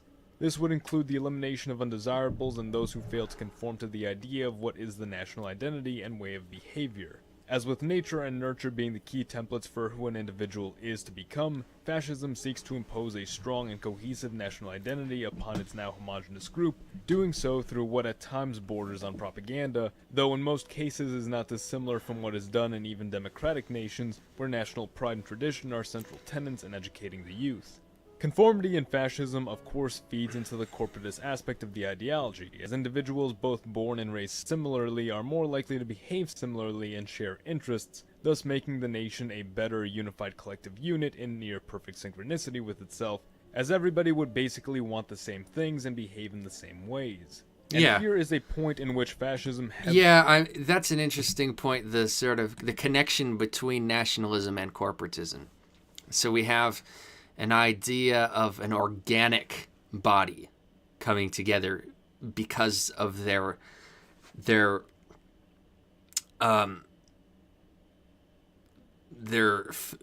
familiarity with each other, their kinship with each other. And that kinship gives them similarities that help them coalesce in a way that groups of different origin, different kinship don't. And then we see that with corporatism, where it's subdivided into the various strands of society in the different corporations, and how those people have common interests, and then all of the different interest bodies within the nation can then work together as a national unity. Heavily criticizes the ideals of democracy and liberalism, posing that democracy be like a body constantly pulling itself in different directions, hindering itself from actual progress for the sake of maintaining unsustainable fairness, which will always leave some unhappy. Worse yet, if a 51% majority dictates rule for a 49% minority, assuring that in such a democracy as that, the government would almost certainly be considered oppressive. Now on liberalism, fascism perceives it as a divisive philosophy which promotes selfishness and lack of discipline, believing it to be a destructive slope into the destruction of national unity, identity, and civility. Thus, it is often the case in fascist societies that liberties and rights be curtailed in the name of chiseling out this ideal national character, despite... Yeah, I agree with part of that, with part of the fascist analysis of liberalism. I'm not so concerned about identity. I'm not really an identitarian, but I do think that those are valid criticisms of the democratic system, or the so-called democratic system. That's really just plutocratic system. Like this, it has been argued that given how well tailored fascist societies are to their respective practicing people, the need for, quote, wiggle room of excess liberties is unnecessary. And of course exceptions exist, such as variants of American fascism where liberty is recognized as intertwined with tradition, typically compromising to specify the limits of liberties or what may not be protected by law. Now, and that's interesting because that's the American national myth, as I talked about earlier. It's tied in with 1776 and no taxation without representation. And so that's kind of intrinsic to the American identity in a way that it isn't in other countries like Russia, for instance. For this, fascism shares an attribute to the early communism of the Soviet Union, that being a harsh and regimented discipline to ideological doctrine, at penalty of imprisonment and perhaps worse, all in the aim of producing a more efficient and unified society. And so often is the case that fascism be regarded totalitarian, and accurately so. This is a system which seeks to tailor its government and its lands to its dominant population, and will do so at expense to those who stand in the way and institutions which run counter to these goals. Ironically, a fine example of such is demonstrated by the Russification which occurred in Soviet Russia as part of their attempts to equalize Manifest Destiny was about getting to the Pacific Ocean. Slightly different idea. Union. Despite these totalitarian tendencies, however, fascism does not always seek to meet its goals through dictatorial means, but through slow and consistent reform at the democratic level, until a supermajority is established which can carry forward the collective's interests. Now, in economics is where the ideology holds the least consensus. As stated before, corporatism of some variety has been upheld as an ideal in some form or another by notable fascists Oswald Mosley, Owen O'Duffy, William Dudley Pelley, and Benito Mussolini himself. Mussolini, however, has left a rather poor example of dedication to this economic system, and is commonly criticized for having, quote, defaulted to his socialist roots by attempting to nationalize 75% of the nation's industries, which, quote, gave Italy a public sector second only to Stalin's Russia. A lack of national resources, poor planning, and only fledgling industry capabilities led fascist economics to be impractical for Italy and the scale of Mussolini's ambitions. I am not familiar with this area of history. I'm not familiar with regime history, Italy, very, very much, and I'm not really familiar with the economics of that, so I can't really comment much on it. Which themselves strained to find consistent progress, ensuring the state would not endure the tribulations of the Second Great War. Francoist Spain too had seen similar problems arise as it had cut itself off from trade in the pursuit of self-sufficiency immediately as the civil war within that state concluded, leaving it with hardly the industry, resources, or labor necessary to pull itself together. Pair this with poor strategy and a lack of allies, and the result was that fascist Spain, like Italy, remained an underwhelming power for the bulk of its existence.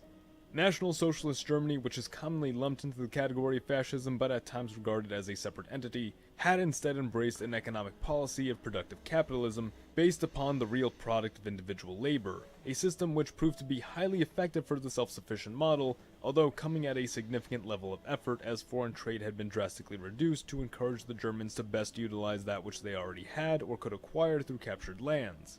This video had started off for me as an intro to my alternate history scenario, what if he became fascist. He is an alternate history guy. I knew it, because he started going on that weird tangent about a Native American fascism, and I was like, is this dude an alternate history buff? Yep. Myself how much of a misunderstanding there was around the ideology, and what exactly it meant versus how it's come to be used as an almost coverall derogatory label in the present day. It's often taken for granted that such ideologies in this extreme form actually exist and attract followers for a reason, and it's equally surprising than the level of lip service paid to dismissing these ideals as cartoonishly evil and preying on misunderstanding, when in truth there's much we could learn from studying this unique ideology, and in particular to those strongly opposed to fascism, it would of course be beneficial to understand what leads individuals to follow it, and how these needs or desires can be satisfied in a less radical fashion. In that, it's almost like a part of this dark side of the force of politics, if I can make a Star Wars reference. We recognize it, we're allowed to denounce it as evil, but study of it and recognition of its potential merits is highly frowned upon and discouraged, making it this forbidden knowledge which ultimately tempts and Right. radicalizes individuals who otherwise could have... I wouldn't even go so far as to say that fascism is inherently evil. I think that it doesn't necessarily have to be. But I would say that even if you do believe that, I agree with him that, like, what he said here. Opposed to fascism, it would of course be beneficial to understand what leads individuals to follow it, and how these needs or desires can be satisfied in a less radical fashion. In that, it's almost like a part of this dark side of the force of politics, if I can make a Star Wars reference. We recognize it, we're allowed to denounce it as evil, but study of it and recognition of its potential merits is highly Potential frowned upon and merits. discouraged. Yeah, so study of its potential merits is discouraged. And so that's a huge problem, that we can't even discuss the potential merits of something because it is so maligned as evil and it's so politically incorrect. Hear me out, though, Claudia, that the Empire, movies only, was somewhat an improvement of the Republic. No, they weren't. They, because we're not. I mean, okay, the Republic was decadent, and it seemed to be controlled in large part, weirdly enough. At least, like, the military wing had a weird amount of control from the Jedi Order, who were, we always see them as these, like, decadent, like, lazy idiots. And I say idiots because, like, Mace Windu was a dumbass. He didn't see anything coming. Yoda was a dumbass. Obi-Wan was such a dumbass that a little kid was able to tell him, like, perhaps someone got into the archives and erased it from the system's memory. And then he was like, never thought of that. So, like, the Jedi were morons. They had a bunk philosophy that was on its way out, and Anakin realized that. And they're just so up their own ass and pretentious that ended up being their downfall. But, like, those are criticisms of the Jedi Order. I don't know if we really saw enough of the inner workings of the Republic to really gauge them versus the Empire. But what we did see a lot of was the Empire, and we saw them destroying... They destroyed the planet of Alderaan, or Alderaan, depending on which character you are. And yeah, that's the thing about Star Wars. They never could create a proper, like, pronunciation guide, so you hear people pronounce the planet names in different ways. But we see Alderaan, they destroy Alderaan just on a whim, just because they feel like it, even though they don't have to. And that's supposed to signal to us that they're bad guys. Also, they went to Luke's house and burned, like, they did like an ISIS-style execution on Uncle Owen and Aunt Beru. And you're telling me that they're somewhat an improvement over the Republic? Really? Do you think the Republic would have done something like that? No, they wouldn't have. Alderaan. Making it this forbidden knowledge which ultimately tempts and radicalizes individuals who otherwise could have utilized this knowledge to better understand governmental policy and world history as a whole. Just as an example, the state perceived as a body does tremendous things for recognizing that the various functions and interactions of the state are like that of a superorganism, one with organs of government and industry, in which the very citizens are its literal lifeblood, with the government at the top serving as the organism's brain, and... Yeah, there's an interesting... It's interesting. I came across this in my research on Italy, because I wrote that video on Italy that I still haven't made. But toward the end, when we were getting to the end of the whole crisis of 495 to 494 BC, when we get to the settlement between the delegate from the Senate and the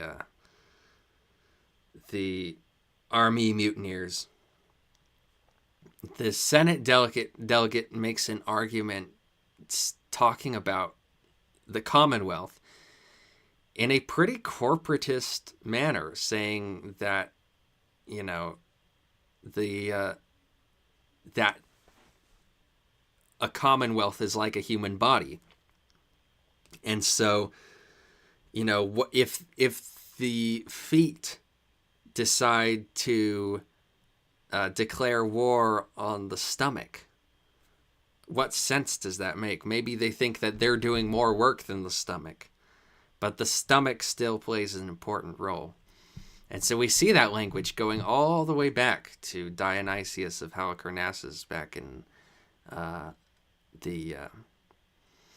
it was probably like the 4th or 3rd century BC when he was writing that, I think. So it's interesting how old that line, the body politic, there you go. Like an organism, though at times it can feel hesitation, action. And that's why I like going back to the beginning with the Italy stuff. Because really this is about setting up fascism for me. But going all the way back to the beginning, we do get to see where these ideas came from, or the early manifestations of these ideas. With consensus is necessary for progress to be achieved. If a people lose their cohesion through one way or another, they fracture and cease to be a people, and the historic result, when not as simple as mere separation or collapse, has consistently led to conquest.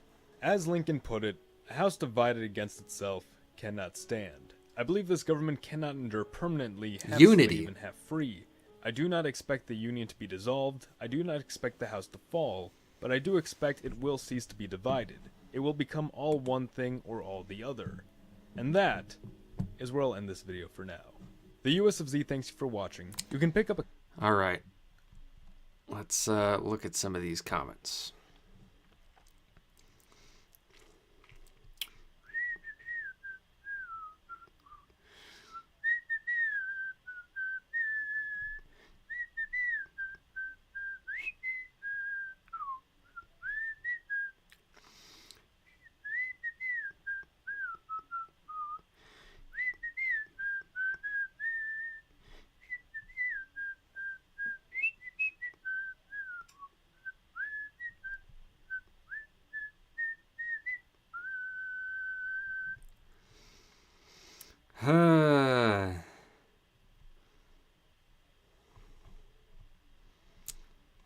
All right.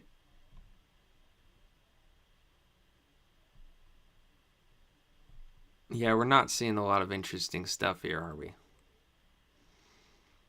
Like criticisms and stupid stuff.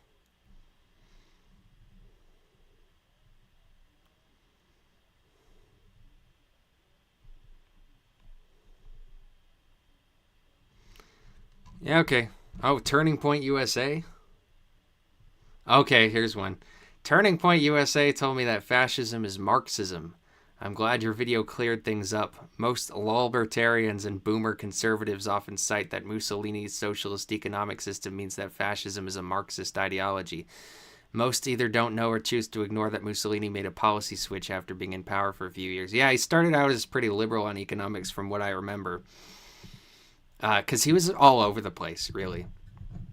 Kind of like Richard Nixon. Economically kind of indecisive. But, yeah, I mean... Like, I just can't take the right wing in America seriously when they say bullshit like this. Like, can you even... Like, why would you ever vote for these guys? They're idiots.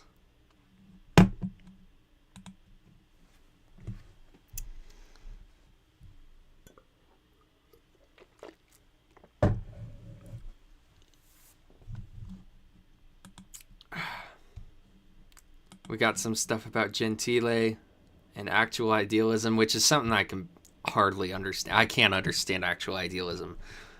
I think it's brain-rottingly weird.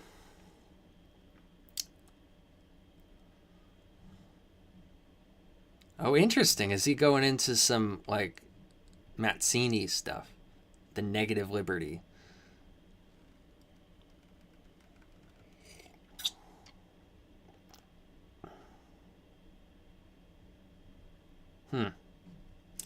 All right. Well, let's move on. Let's go to this one, which is George Orwell on fascism. That's really loud. I'm gonna turn it down. George Orwell's What is Fascism, first published in the Tribune, 1944. Of all the unanswered questions of our time, perhaps the most important is, what is fascism? One of the social survey organizations in America recently asked this question of 100 different people, and got answers ranging from pure democracy to pure diabolism. In this country, if you ask the average thinking person to define fascism, he usually answers by pointing to the German and Italian regimes. But this is very unsatisfactory because even the major fascist states differ from one another a good deal in structure and ideology. It is not easy, for instance, to fit Germany and Japan into the same framework, and it is even harder with some of the small states which are describable as fascist. It is usually assumed, for instance, that fascism is inherently warlike, that it thrives in an atmosphere of war hysteria, and can only solve its economic problems by means of war preparation or foreign conquests. But clearly this is... That's kind of what people earlier in this playlist have said. Not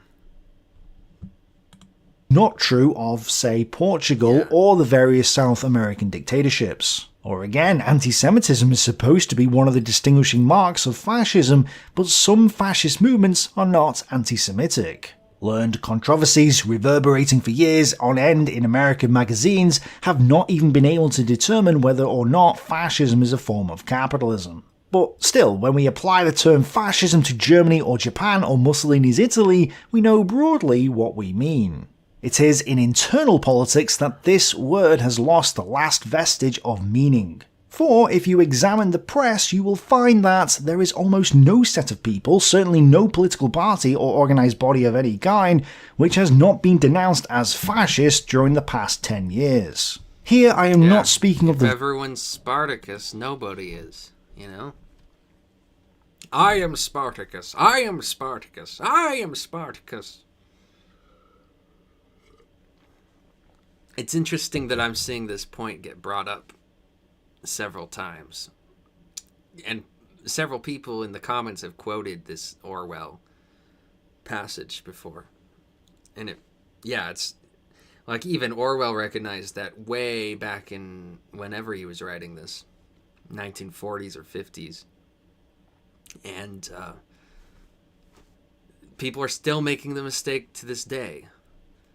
And it obfuscates the meaning of fascism when people just use it as a general term of insult. Verbal use of the term fascist, I am speaking of what I have seen in print. I have seen the words fascist in sympathy, or of fascist tendency, or just plain fascist applied in all seriousness to the following bodies of people. Conservatives. All conservatives, appeasers or anti-appeasers, are held to be subjectively pro-fascist. British rule in India and the colonies is held to be indistinguishable from Nazism. Organisations of what one might call a patriotic and traditional type are labelled crypto-fascist or fascist-minded. Examples are the Boy Scouts. Yeah, all patriotism, all nationalism, all authoritarianism, all conservatism, all the things we don't like, they're all fascism, aren't they? Liberalism is fascism. Metropolitan Police, MI5, the British Legion. Key phrase: the public schools are breeding grounds of fascism. Socialists. Defenders of old-style capitalism, especially Sir Ernst Benn, maintain that socialism and fascism are the same thing. Some Catholic journalists maintain that socialists have been the principal collaborators in the Nazi-occupied countries. The same accusation is made from a different angle by the Communist Party during its ultra-left phases. In the period of 1930 to 1935, the Daily Worker habitually referred to the Labour Party as the Labour Fascists. Yeah, the social This is echoed by fascists. other left extremists such as anarchists. There are social fascists who are the social democrats. And then there are the red fascists who are the Marxist-Leninists. So the social democrats call the Marxist-Leninists red fascists, and the Marxist-Leninists called the social democrats social fascists. Maybe don't call them fascists at all. Just don't even go there. Indian nationalists consider the British trade unions to be fascist organisations. Communists, a considerable school of thought, example Rauschning, Peter Drucker, James Burnham, F.A. Vogt, refuses to recognise a difference between the Nazi and Soviet regimes and holds that all fascists and communists are aiming at approximately the same thing and are even to some extent the same people. Leaders in the times pre-war have referred to the USSR as a fascist country. Again, from a different angle, this is echoed by anarchists and Trotskyists. Trotskyists. Communists charged the Trotskyists proper, i.e. Trotsky's own organisation, with being a crypto-fascist organisation in Nazi pay. This was widely believed on the left during the Popular Front period. In their ultra-right phases, the communists tend to apply the same accusation to all factions to the left of themselves, e.g. Commonwealth or the ILP. Catholics. Outside its own ranks, the Catholic Church is almost universally regarded as pro-fascist, both objectively and subjectively. Yeah, War we know the resistors, objective reasons. pacifists and others who are anti-war are frequently accused not only of making things easier for the Axis, but of becoming tinged with pro-fascist feeling. Supporters of the war. War resistors usually base their case on the claim that British imperialism is worse than Nazism and tend to apply the term fascist to anyone who wishes for a military victory. The supporters of the People's Convention came near to claiming that willingness to resist a Nazi invasion was a sign of fascist sympathies. The Home Guard was denounced as a fascist organisation.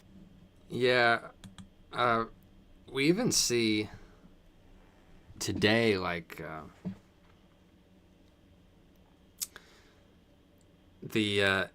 in Ukraine, the Russians are really trying to push this narrative that, like, Ukrainians are all Nazis. That Ukraine is just a country that's overrun with Nazis. As soon as it appeared. In addition, the whole of the left tends to equate militarism with fascism. Politically conscious private soldiers nearly always refer to their officers as fascist-minded or natural fascists. Battle schools, spit and polish saluting of officers are all considered conductive to fascism. Before the war, joining the territorials was regarded as a sign of fascist tendencies. Conscription and a professional army are both denounced as fascist phenomena. Nationalists. Nationalism is universally regarded as inherently fascist, but this is held only to apply to such national movements as the speaker happens to disapprove of. Arab nationalism, Polish nationalism, Finnish nationalism, the Indian Congress Party, the Muslim League, Zionism and the IRA are all described as fascist, but not by the same people. It will be seen that, as used, the word fascism is almost entirely meaningless. In conversation, of course, it is used even more wildly than in print. I have heard it applied to farmers, shopkeepers, social credit, corporal punishment, fox hunting, bullfighting, the 1922 committee, the 1941 committee, Kipling, Gandhi, Chiang Kai-shek, homosexuality, Priestley's broadcasts, youth hostels, astrology, women, dogs, and I don't know what else. Yet, underneath all this mess, there does lie a kind of buried meaning. To begin with, it is clear that there are very great differences, some of them easy to point out and not easy to explain away, between the regimes called fascist and those called democratic. Secondly, if fascist means in sympathy with Hitler, some of the accusations I have listed above are obviously very much more justified than others. Thirdly, even the people who recklessly fling the word fascist in every direction attach at any rate an emotional significance to it. Yes. By fascism they mean, roughly speaking, something cruel, unscrupulous, arrogant, obscurantist, anti-liberal and anti-working class. Except for the relatively small number of fascist sympathisers, almost any English person would accept bully as a synonym for fascist. That is about as near to a definition as this much abused word has come. But fascism is also a political and economic system. It's interesting seeing all this coming from Orwell and seeing all this coming from other people today, because I came to these conclusions on my own when I made that first fascism video a year ago, or a year and a half ago. And so it's, I didn't even really know at that time that other people were saying the same stuff. I guess I knew that there were definitional problems with fascism, and that like Roger Griffin had written about it. But I didn't know that this was a huge talking point in discussions around fascism. So that's interesting. Why then cannot we have a clear and generally accepted definition of it? Alas, we shall not get one, not yet anyway. To say why would take too long, but basically it is because it is impossible to define fascism satisfactorily without making admissions which neither the fascists themselves, nor the conservatives, nor socialists of any colour are willing to make. All one can do for the moment is to use the word with a certain amount of circumspection, and not, as is usually done, degrade it to the level of a swear word. And if you want to learn more about the ideologies in question or World War II, click the links on the screen or in the video description. Thanks for watching, bye for now. We got one more on What this is playlist. National Socialism? Called National Socialism Was Socialism, Rethinking World War II History. I think that that is a video for another time. Because at this point, I'm kind of burned out on the whole watching videos aspect.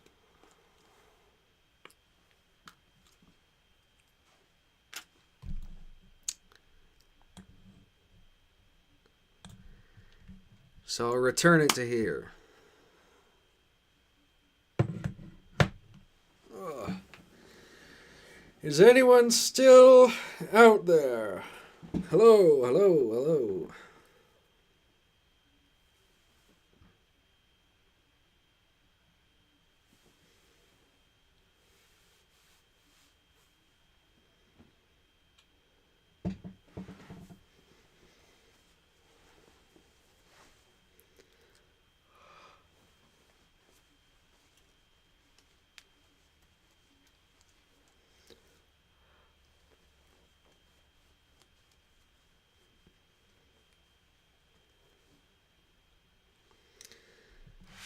Yeah, I expected you to be here.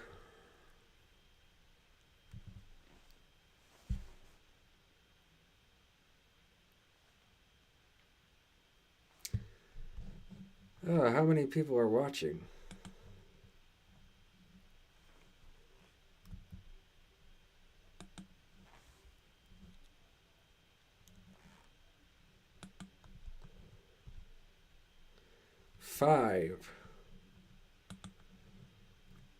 Five people. Jen is here. Jen hasn't said anything yet. But Jen is here.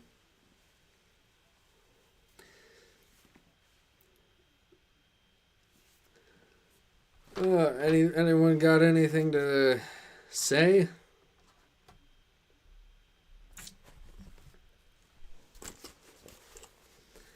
Or shall we conclude this stream?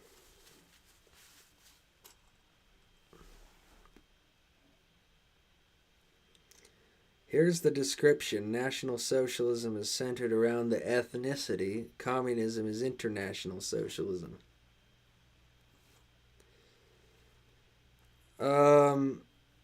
Yeah, that's one way of looking at it. In a generic sense. But I think that video was more talking about specifically the Hitler movement of the National Socialist German Workers' Party. Sean Zone is here. No, I can't fly.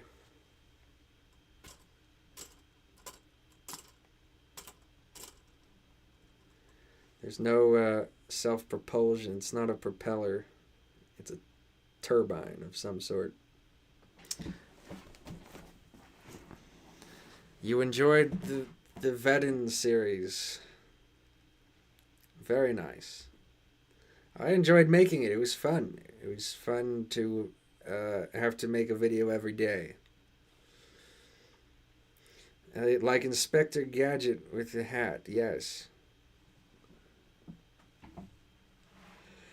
Yes.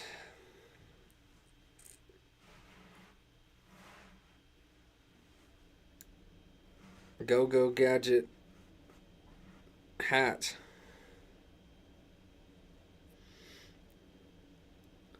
More like the booty politic. The booty politic. I've been noticing that I speak in more of a transatlantic accent when I'm being all performative, and or if I'm reading aloud or something. I'm speaking in more of a transatlantic accent right now than I usually do. This is not my regular accent. You can hear my regular accent in most of my videos, but right now I'm speaking a little bit differently. Oh look, free iPad? What are you talking about? What are you talking about?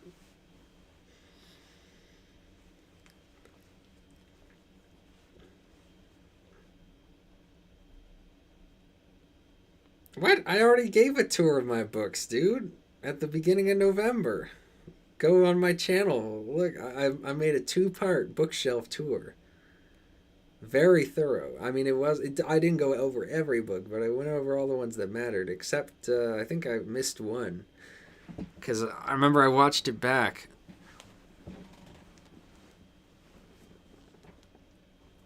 Which one did I miss? I won't be able to find it. And then at certain points, my finger was covering the microphone and my camera. And so I was muffled and you could barely hear me, especially when I was talking about Mazzini, which disappointed me because I thought that the Mazzini book was one of my favorites on the shelf.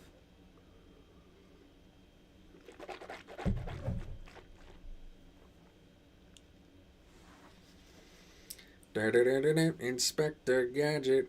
Black garlic tastes sweet. It's a sweet form of garlic. It has the garlicky kind of smell to it, but it's mild. And it tastes like a prune, basically. Like a garlic prune. It's very nice. Although I've been kind of losing my taste for it. I was getting really into black garlic, but lately I haven't really been enjoying it that much. Ray C says, "Damn, I missed that. I did hit that like and subscribe button." What? Did you say I didn't? God, I wish that OBS didn't have this stupid heart right on the new comments so that I can't read them. He said, "I didn't hit that like and subscribe button." Yeah, you'll notice I never tell people to like and subscribe. I hate that shit.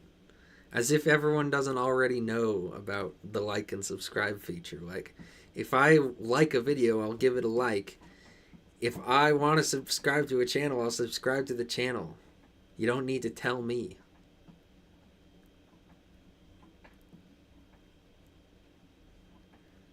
Like maybe back in the really early days of YouTube, back when people didn't know that the like and subscribe, well, the star rating and subscribe buttons existed. But now, I mean, come on. Jack says, has your channel and the stuff on it turned out different to what you intended when you started it? That's a good question. I don't know. I had an idea of what I wanted to do. I think what I wanted to do was make like expose videos about a certain topic and try to get to the bottom of it. Try to get to like I wanted to make one because there's all that controversy about like were the ancient Egyptians black. So I wanted to do stuff like that, like decide once and for all were they black, or if there's even enough evidence to say one way or the other. So I kind of wanted to do stuff like that. But then I think my focus shifted because I became a little bit less about finding the right opinion, and I became more about perspective. And that's something I talked about on my recent fascism video. And so, and one of the things that kind of, and the thing about it is, fascism is really the topic that created this channel, because that was the first video project I worked on before Marilyn Manson. But I had wanted to do this channel ever since I was 13. I'd always wanted to be a YouTuber. I've always known it in a very, very deep sense that it was something I needed to do with my life. And I was going to do it no matter what. It's just a question of when. But I suppose my channel's a little bit different than I thought it would be, because I ended up focusing on Marilyn Manson and fascism. That's kind of where I've put my focus. Those two areas. And I want to cover other stuff too, like hill figures, and I really want to make a series of videos about English hill figures. I really want to do that. I want to cover some stuff about druids and Celtic human sacrifice and Joseph Campbell and Zimbabwe. I have a lot of ideas of different things to cover. But it's just, finding the motivation to complete all these projects has eluded me. But I've been trying to do different things to get there. Ray C says, one question though, what's your favorite music album? Antichrist Superstar by Marilyn Manson. Back when Sexy Phil and Ray William Johnson always popped up on the main screen. Yep, I remember Ray William I don't really remember Sexy Phil a whole lot, honestly, from those early days. I know he was a big deal, but I never really watched him or really knew about him that much. I heard about him. But it was Ray William Johnson was a big deal. And I thought that people were a little bit too harsh on Ray William Johnson. I don't think he deserved some of the criticism he got. I mean, it was really annoying. It was really like a douchey move how he would put that invisible... he would have that invisible annotation going across the whole screen. And so if you wanted to click on the video to pause it, it would take you to this page that's like, do you want to subscribe to Ray William Johnson? That was so annoying. That was horrible.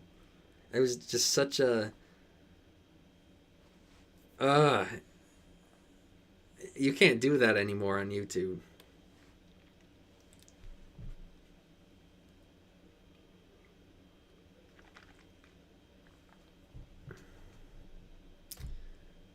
Jan says, what is old-fashioned fascism compared to new-fashioned fascism? That's a good question. I don't think there is a new fashioned fascism. I think that all fascism is old fashioned fascism. You know? That's why he speaks of old fashioned fascism in the future. Capitalism has made it this way. Old fashioned fascism will take it away! Phil used to be funny, but I never knew he had critics. He became sterile. Yeah, I only knew him as the sterile Phil. I never knew the old funny Phil that other people talked about.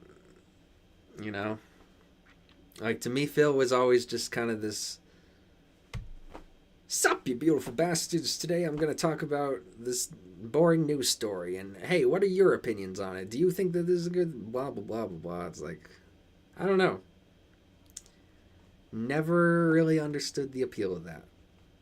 He never really, when I was watching him, he never really had much of a personality or anything that I could really latch on to.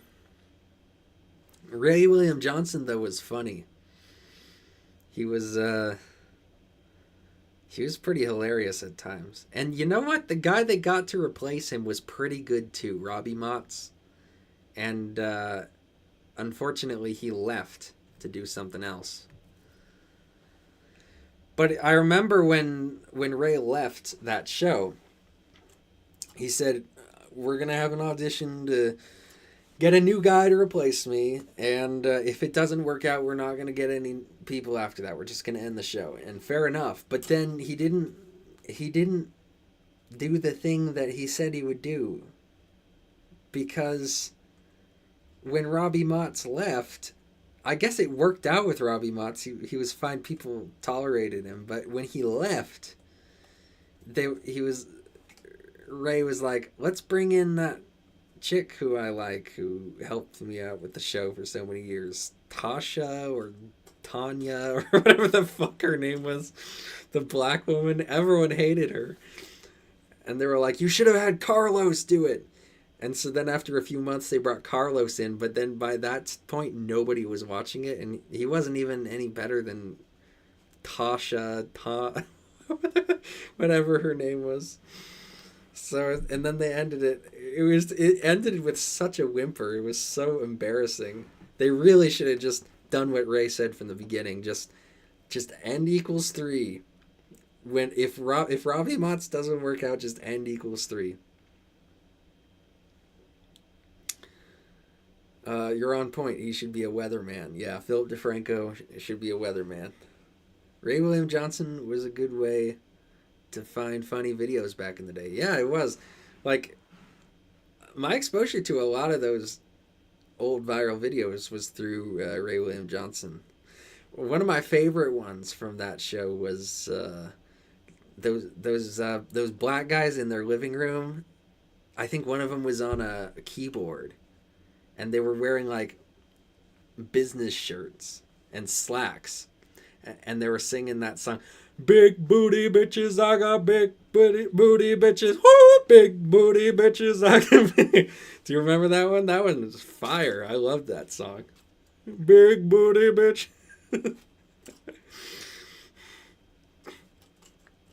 Tell me some of you remember Big Booty Bitches, please.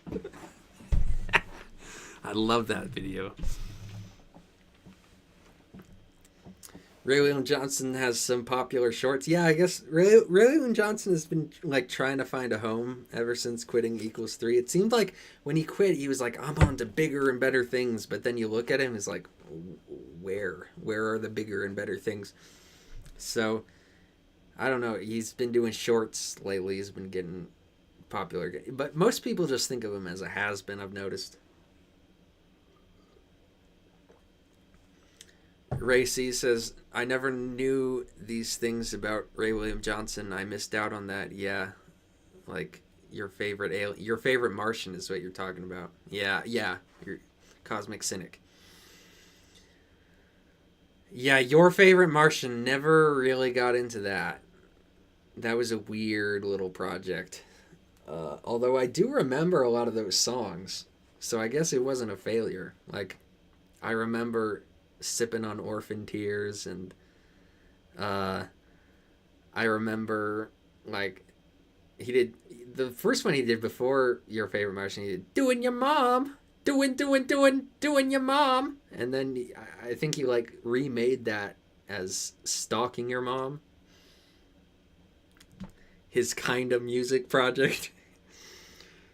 Yeah, it was an interesting time on YouTube.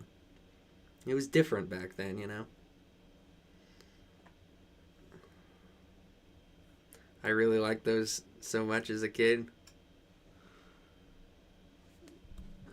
Is that what you said? I really liked those songs as a kid. Fucking Jesus, this chat is bugging me with its... Okay, I fixed it. I fixed the orientation. So now I can't see myself as well, but I can see the chat better. Because I hate not being able to read the chat.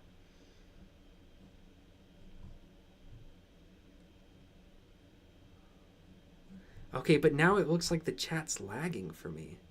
What is going on?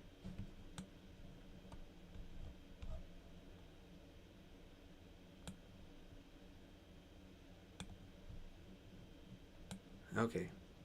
It's just in a separate pop-up now. The Mr. Burns song, I don't remember that one.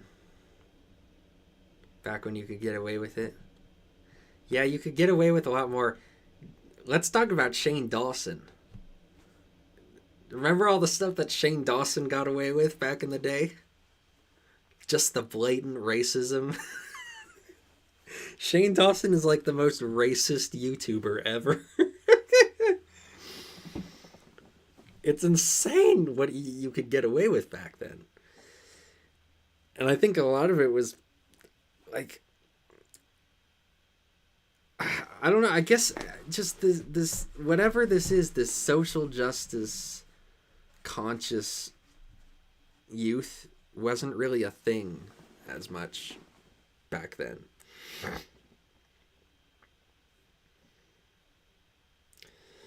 There was a time when I liked Shane Dawson. Well, you know what?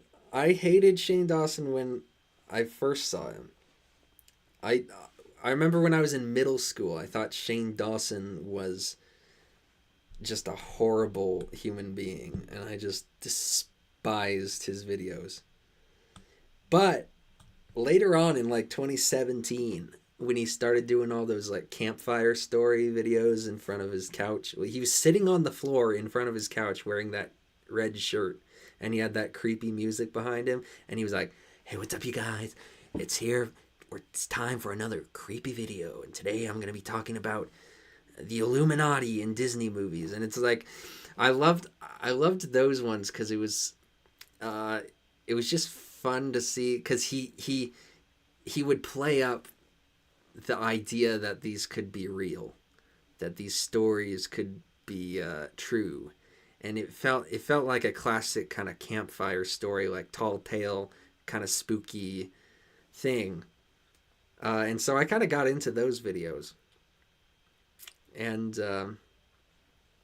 then he started doing those documentaries in 2018 about Jeffree Star and Jake Paul.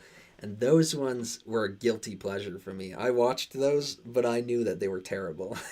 I knew that they were garbage, but I still enjoyed them. So, yeah, at first I hated Shane, but then I started to like him, but then everyone else started to hate him just as I was starting to like him, so it was like, okay. Look who's ahead of the curve. And I guess I'm ahead of the curve of liking him again, because maybe in 10 years people will start liking him again.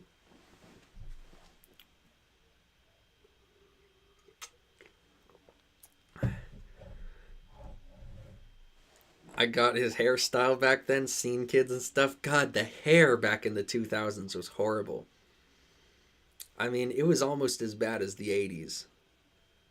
I don't think anything can top the 80s, but 2000s hair, especially with kids, just the Hot Topic generation, I'm telling you, that Justin Bieber hair swoop thing. that Shane Dawson had. It was horrendous. You know who also had that back then was Mr. Repsion. Are any of you guys fans of Repsion? He was one of those Hot Topic kids. I was too young for that. I was still, you know, my dad was taking me to the barber and getting it clipped. That's the age I was at that time. But I did grow my hair out later on when I was like in 4th or 5th grade. But I didn't do the Bieber swoop with it. I just grew it back, you know. It looked weird on me, but it wasn't like styled to look all emo and shit.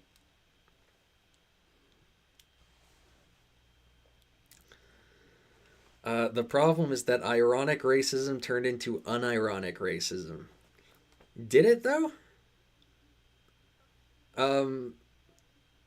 Because with Shane, like, I don't know. I don't know, like, the thing is, his sense of humor was so stupid and so base that it's like even calling it ironic implies that there's a level of sophistication there that just isn't. It's just edge. It's not even necessarily ironic. It's not like they're poking fun at edge. They're just, he was just being edgy to be edgy. And I don't think there was anything genuinely racist about it, but I don't think there was anything ironic about it either. Shane was vanilla Onision, yeah. But even Onision wasn't racist, was he? I don't remember him being racist. Honestly, I didn't really have any exposure to Onision until a little bit later.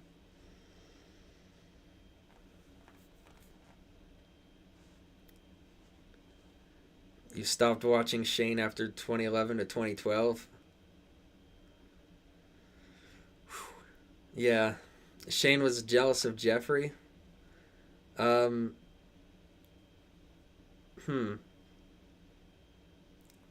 guess. I mean, he definitely kind of... He seemed to idolize Jeffrey in some ways.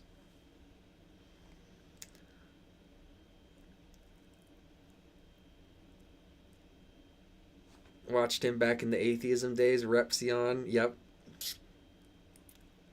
Repsion was fun. He's still fun whenever he makes a video. You know what? He made a killing off of those Onision videos. He for a while was like, I'm just going to be the Onision guy because this is getting big. And there was a time period, I think it might even still be happening, but like after like 2018, it became a thing where you could start from nothing and become a superstar just by criticizing Onision. I mean, it was insane. The amount of traction that Onision gave people. People were obsessed with Onision. I don't really get it, personally. But yeah, Repsion is fun. I just love it because he used to have that speech impediment. I guess he still has it, but it's a lot less. But like way back in the atheist days, his speech impediment was really pronounced, and he was this sheltered homeschool kid, this Christian who like just made it out of Christianity and was suicidal and had a past of sexual abuse, and but he had all these traits that you might think like, okay, this is a weak little pussy, but then he would actually reveal himself to not be weak at all. And he actually had a lot of self-confidence and a lot of strength. And so he was an interesting person to follow. I really, I dig Repsion.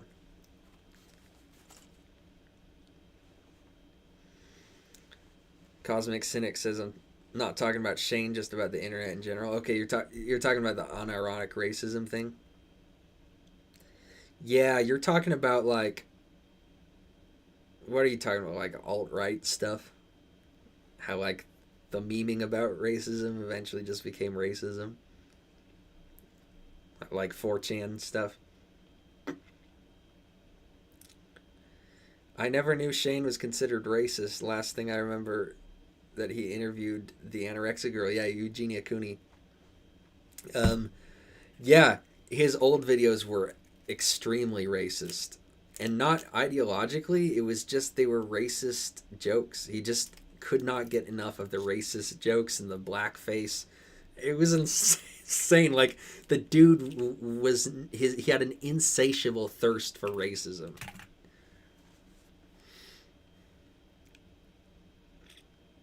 Yeah, it was Eugenia Cooney. That was her name. Stuff like Kekistan. Yeah, Kekistan. Wasn't that one I brought up in my SJW video at the beginning? I was like, what is this, 2016? What's next, Pepe the Frog? What's next, Kekistan? Yeah, I don't even know. I don't think I ever even knew what Kekistan was. Wasn't that... Didn't, what's his name? What's his name? Jeff Holiday. Wasn't he involved in starting the Kekistan meme?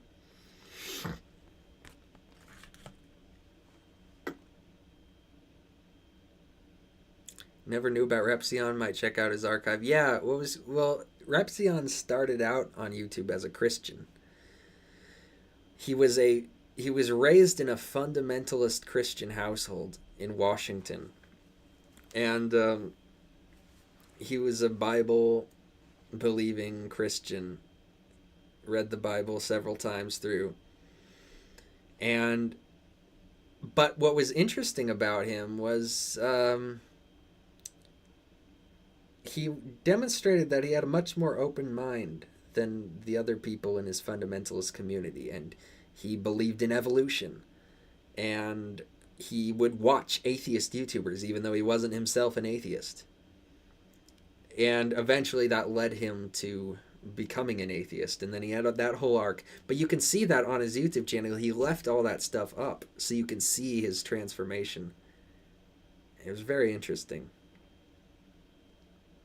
Pretty sure Holiday regrets it now? Oh, yes. I think I saw a video where he reacted. I can't remember where it was. But, like, it might have been on Drunken Peasants. They played a video where he was like, "We are Kekistan," and he cringed at that. It was pretty funny. Do you guys remember Drunken Peasants?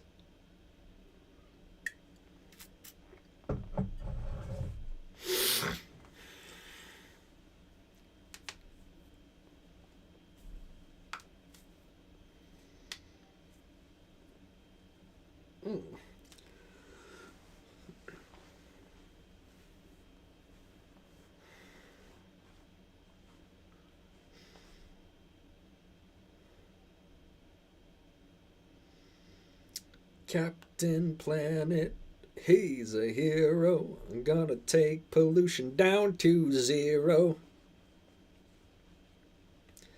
I do feel bad about Eugenia. She's like a starved out shoe on head. But I was bulimic at one point, so I just feel bad. Yeah, she's like shoe on head without the sense of humor or the intelligence or the fat on her body. But yeah, I mean, from what I've heard about anorexia, it seems like it's an any day now situation. Like, she could live for a lot longer, or she could just die tomorrow. Like, it's kind of like you're rolling the dice with your health there, being that skinny. Obviously her mother is enabling her, and obviously she's enabling herself. She doesn't want to get better. She checked into rehab and then just like, you know, like how Boogie got the weight loss surgery. He got the gastric bypass, and then he beat the surgery. he stretched out his stomach again. DP got me through high school. Me too. It was really a huge thing for me. Like I was just over the moon with joy when I found out that they were switching from 1 episode a week to 3, because that was like the only saving grace for me in life was that show. And it was like 3 times as much of it. Wow. Because it felt, there was a real sense of like a community with drunken peasants. And I think that sense of community has stuck around into the onion nuggets phase. But it's obviously not as kind of strong and relevant as it used to be. Don't know Drunken Peasants, but something I should check out. Yeah, I mean, Drunken Peasants, the thing is, like, the show ended in 2018, early 2018. And then it underwent a schism because one of the hosts wanted to keep it alive and the other one wanted to end it. And so Ben, who was kind of the least liked host on the show, kept the show going with Billy the Fridge, who was a very new addition. And then the other 3 started their own podcast, Deep Fat Fried, which is also now called Onion Nuggets because of the weird stuff with demonetization and all that, and how that affected them. Is that the really skinny chick? Yes, Eugenia Cooney. Sometimes raccoon eyes and big fringe is literally someone asking for help on camera. Boogie was funny, but the videos were too long to pay attention. Raccoon eyes and big fringe, someone asking for help on camera? I don't know. Yeah, the big fringe. The swoop.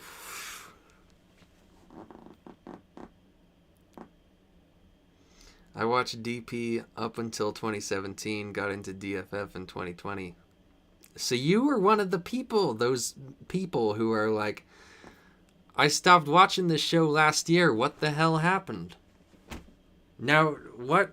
We got like 2 different shows, and then this one is like, huh? What? I didn't know this show was still going. You're one of those guys.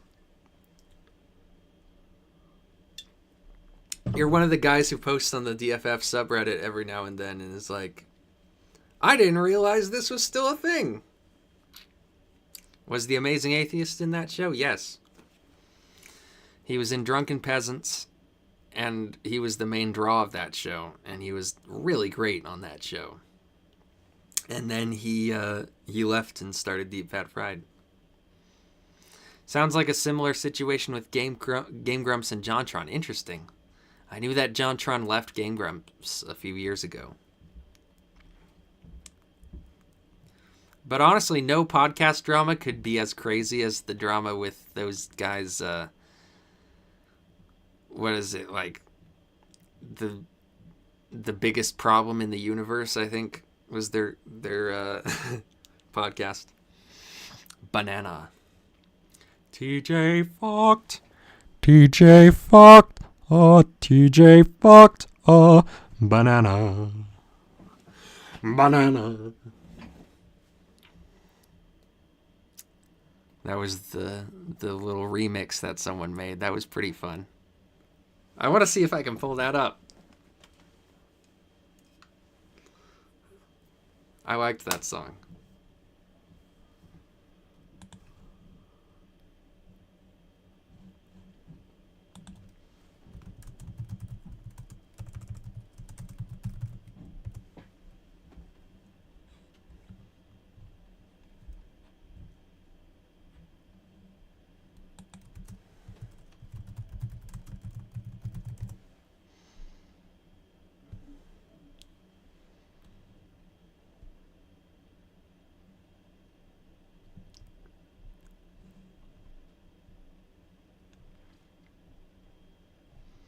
TJ fought a banana.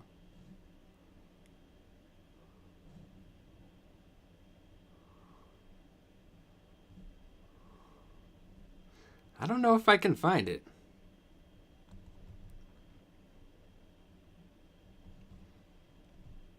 Yeah, there was so much great fan-created content in the Drunken Peasants days.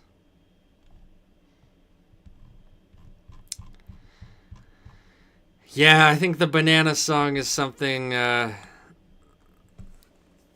of hard to find now. Amazing Atheist was someone I admired. Me too. Definitely. Probably the most influential person on me. Outside of maybe my parents. And I say maybe my parents. That's how much I mean it.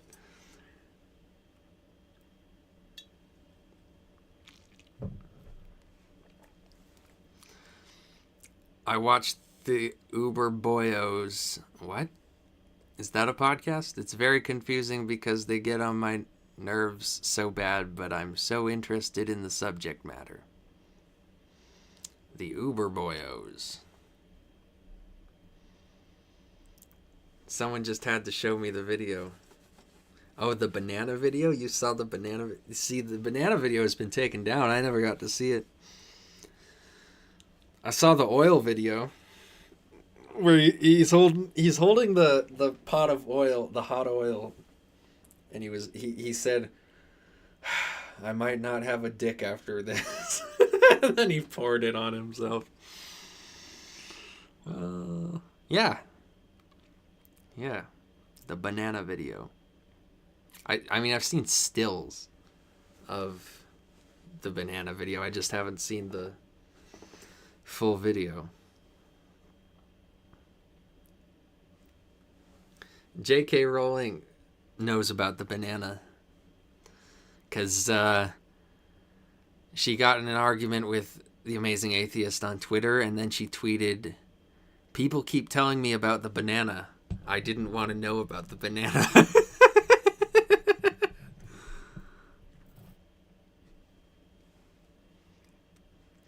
I don't always agree with him nowadays, but he deeply influenced my views in my teen years. I think he's playing catch up now. He used to be so innovative. You know, he used to be someone who was saying stuff that no one else on YouTube was saying. And now it seems like he's behind the curve and he's trying to catch up. And so he doesn't have any edge anymore, really. And he used to be this real kind of libertarian guy. Not so much like a literal libertarian, although he used to be like in the mid 2000s he was more of like an Ayn Rand libertarian. But even when he was a liberal, he had this libertarian bent. He was like, I don't believe in laws. I hate the police. You know, a free speech absolutist. And then he started talking to Vosh, and Vosh wormed his way into his brain. And now TJ's talking about, like, creating some ministry of truth to make sure that only factual information gets printed or something. Like, I don't know what really happened there. I don't really even understand why he thinks that's a good idea. It just doesn't really seem like him. Yeah, she did. She did. I don't think she saw the banana video, but she, yeah.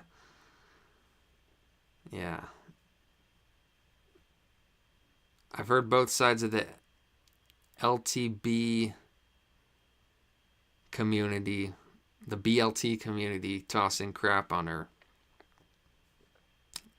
Both sides? Are there two sides of the BLT community? Because I thought we all liked beef, bacon, lettuce, and tomato, you know?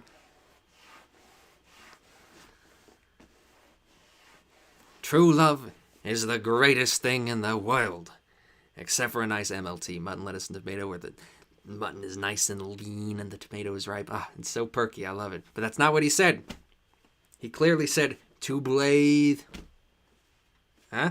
And to blathe means to bluff, right? So he's playing cards and he cheated.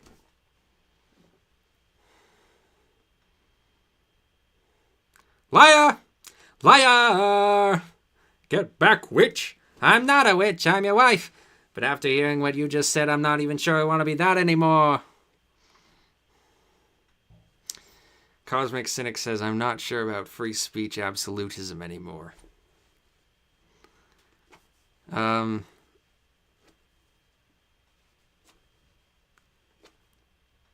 Yeah, I mean, the thing is, I started questioning it too. Because, you know, who's got me thinking about it was Vosh, because Vosh is not a believer in free speech. And so he got the Amazing Atheist thinking about it, but he also got me thinking about it. But I actually have kind of turned around on that again, and I've gone back in the free speech direction. I am, you know, obviously we talk about like yelling fire in a crowded theater, blah, blah, blah. But aside from like stupid examples like that, when it comes to expressing an ideological position, I'm pretty much a free speech absolutist. And I kind of warbled on that for a while. I wasn't sure, but I've kind of come back around to that position.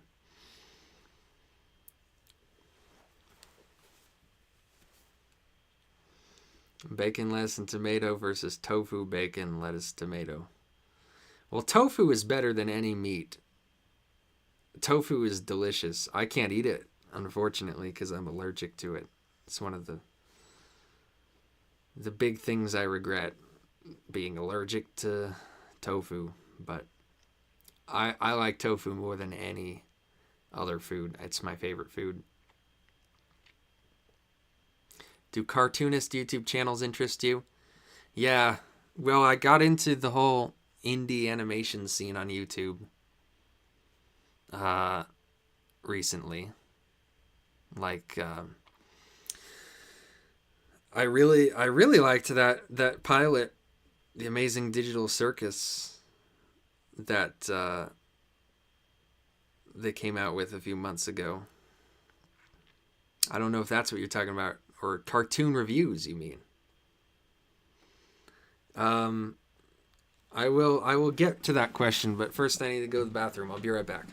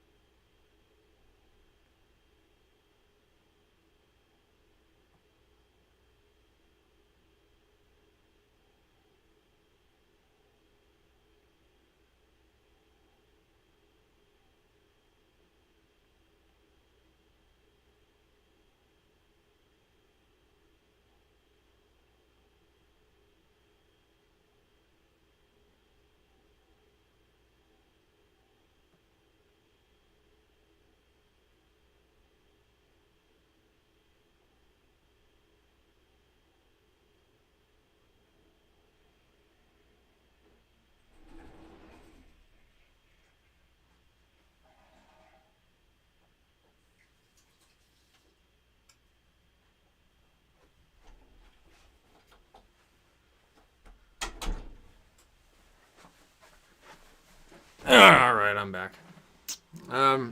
Yeah, I like cartoon reviewers. I've noticed people lately have been turning on Animat. What's up with that? People hate Animat now. It's funny because I never thought he would be a controversial figure. But I guess people hate how obnoxiously liberal he is. But I remember watching him back in 2011. So yeah, I mean, I've probably been watching those guys since before most of them were making videos. Rebel Taxi's been around for a really long time. I really like his videos. Saberspark makes some pretty good videos.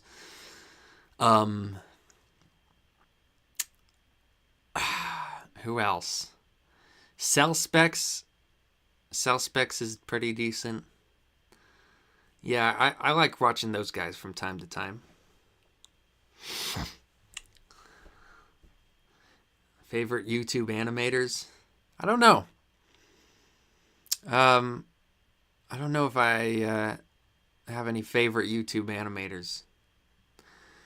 It's interesting. Do you remember a few years ago, like back in 2015, there was a lot of people talking about how the algorithm didn't promote animation and animators are suffering. And have you noticed that that's sort of quietly gone away, that talk? Because now the rise of storytime animators changed that.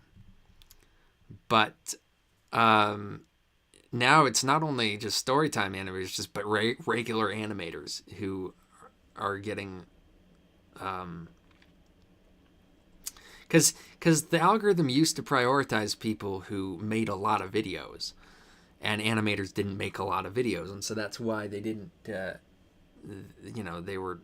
was a lot of anxiety around that back in the day. But it seems like now, I mean, Digital Circus has over 200 million views, so those days are over. I like highlighting positive changes that happen, because everyone talks about negative changes, but nobody ever brings up the positive ones. Not very often. Cosmic Cynic says, I don't like hate speech laws or anything, but I'm not sure all speech needs to be platformed. So you're against the legal aspect of it, but you believe in deplatforming. I don't really believe in deplatforming. I considered it as a possibility, but ultimately I'm just too disgusted intrinsically with the idea of saying some ideas are just not good enough to be seen. Like we just can't let people see certain ideas. We just don't like these ideas. Get them off the table. Don't let people see them, because then they'll infect people's minds. It's like, I'm smart enough that you don't need to worry about some shit infecting my mind. If it infects my mind, then it's a good idea. And maybe some people are afraid of good ideas. Ray C says, tofu is a tasteless sponge for vegetarians that will send everyone on the bathroom. That's just you, man. Other people don't have digestion issues from tofu. But it's not tasteless. It has a mild flavor, but it definitely has a flavor. And it's a delicious flavor. It is mild, I'll give you that. But it's present and it's delicious. And it's not just there to soak up other flavors. I mean, it is good at taking on other flavors. But like, you don't need to marinate tofu to make it taste good. It already tastes delicious. You need to cook it, though. That's the thing. Like, you need to season it and cook it. You can't just have it totally naked. But like, fry it up on a pan, get that nice crispiness, and make sure you're using the right kind of tofu. Tofu that's too sleek and not enough texture on it won't fry up very well. You really gotta get tofu with a little bit more texture on it, and use the firmest tofu possible, like extra firm, super duper firm. Get firm. Don't bother with anything else. Whatever's the firmest, get that. Fry it up on a skillet, on a pan with plenty of oil. Season it with salt and pepper, and I like to use nutritional yeast. And then put it on stuff. Put it with vegetables and rice and stuff. It's fucking great. You know what's one of those cartoon guys everyone hates is what's his name? The mysterious Mr. Enter. Everyone made fun of him for saying that they should have mentioned 9/11 in Turning Red. That was really funny. That guy's like the lol cow of cartoon reviewers.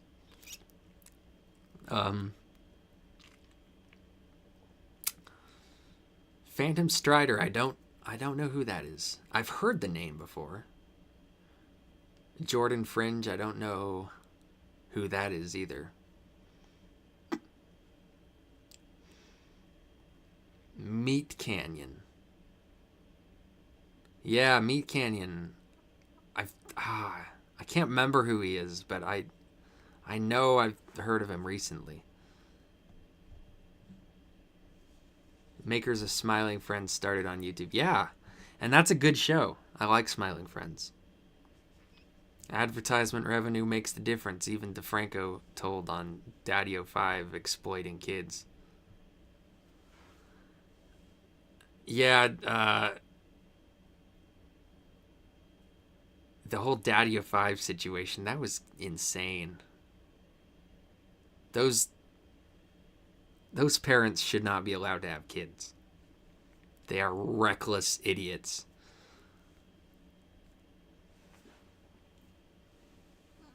But then you talk about how some people in society shouldn't be allowed to have kids, and then you get called a racist. You know? But then Daddy 05 does something and everyone's like, oh, take their kids away. They shouldn't be allowed to have kids. Well, do you think it's a human right or do you not? Do you think everyone should be allowed to have kids or do you not? Make up your mind. Is it eugenics? And is eugenics bad? Or can you admit that sometimes there's a good argument for thinking some people shouldn't be allowed to have kids? You know what I'm saying?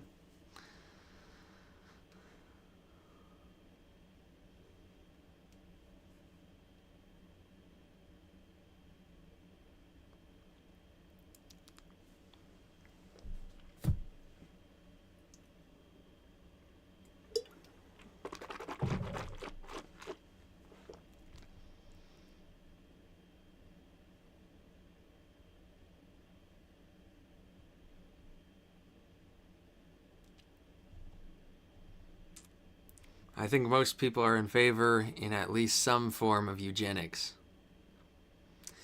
Right, but then it's a dirty word. You're not allowed to say it. I'm not allowed to say that people with cystic fibrosis shouldn't be having kids, even though everyone knows it. And, like, I am allowed to say it even, but like, then people are like, oh, eugenics, that's horrible. But it's like, that's the same thing. People with cystic fibrosis shouldn't be having children. Get that problematic gene out of the gene pool. It makes a lot of sense to me. Good point, but if kids can be used to commodity, like they don't even care. Okay, Racy, you're British. You're a native English speaker, so act like it. Because, like, this grammar, it's hard to understand. And splitting it up over two comments makes it even harder. Like, you say, good point, but if kids can be used a commodity like they don't even care. I do my best to understand you, but sometimes you test my limits. What do you think of antinatalism? Yeah, I sympathize with it because I don't really particularly like life, and I don't really necessarily think it's ethical to put life onto people. You know? Because I think it would have been better if I were never born. It would be better for me, you know, not necessarily for the world as a whole, like some George Bailey kind of thing. But for me, I don't think it's a good thing for me that I exist. I think I would be better off dead. And so, it's hard to then justify bringing other people into the world. It's hard to justify saying like, yeah, we need more of this. We need more of this suffering.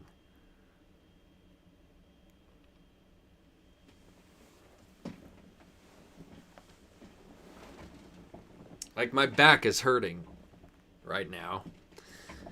I have a fungal disease that is not easily cured, and I'm having a really hard time trying to cure that, and there's not really a whole lot of hope there. And I have a parathyroid condition that I need to get surgery on, but I haven't even been properly diagnosed with anything other than hypercalcemia. And that's just the physical stuff. There's plenty of other reasons why life is painful. Carl says, I would have preferred not to have been born as well. Yeah. I mean, the thing is, death is life. No, not death. Dying is life. Dying is not death. Dying is life. Death is death. And so, I don't want to die because dying is like the worst part of life. So I want to avoid that if I can. But at the same time, I don't want to be alive.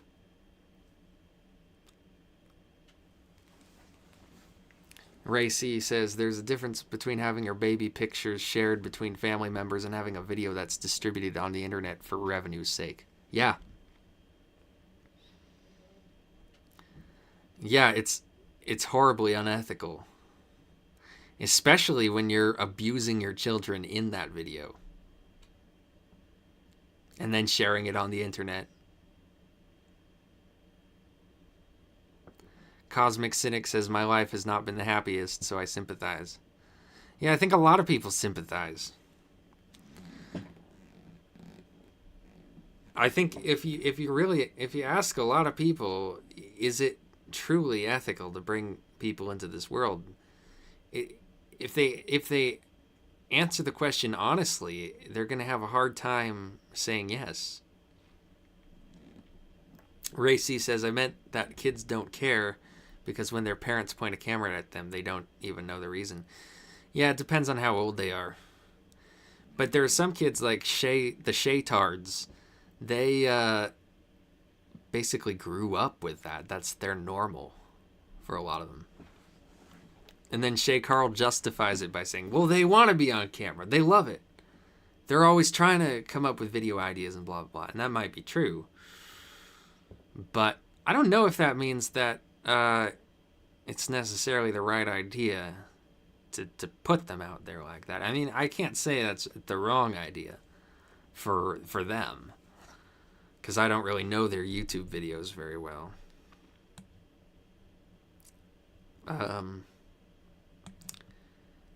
But yeah, generally I'd say it's not a good idea to make your kids into YouTube stars like Ryan's toy review. Like, that dude's like 10 years old now. I mean, how long is he gonna keep doing that until he's like how? When are they gonna stop? What's the long game for Ryan's toy review? Carl says, I have calcium deposits building up in my optic nerves. Jesus Christ. What does that feel like? Just, you can't see anymore? You need glasses? You don't wear glasses. Yeah, I think I'm developing kidney stones because I can feel like my kidneys... And I don't know how much of that is just my back pain, my back being horrible. And I don't know how much of my back being horrible is due to posture. Probably a lot of it. But I think I also probably some of it might be due to the parathyroid condition, and then some of it might even be due to the fact that I'm eating cholesterol again because of all my other health problems, because I just cannot be bothered to maintain my vegan diet, which I used to take so much pride in. I used to enjoy it.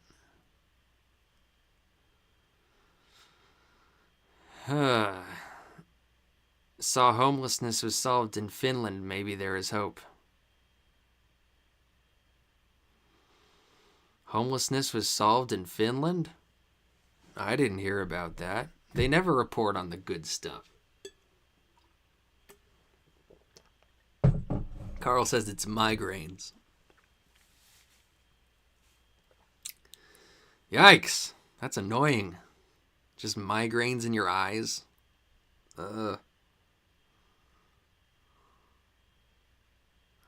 Being born is a gift and a curse.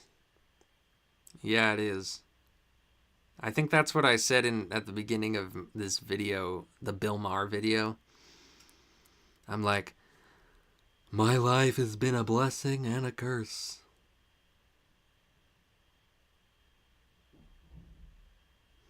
Sweden practiced eugenics up to the 90s, did they?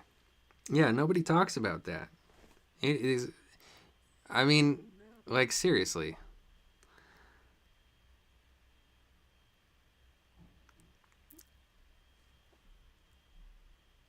Why is it such a big deal to talk about eugenics? To just talk about it, you know? To just bring it up, like, eugenics makes the case. Do you remember that video? A strip of lace, a pretty face, eugenics really makes the case. I can't remember what it was called. It was by the guy who did Llamas with Hats and Charlie the Unicorn.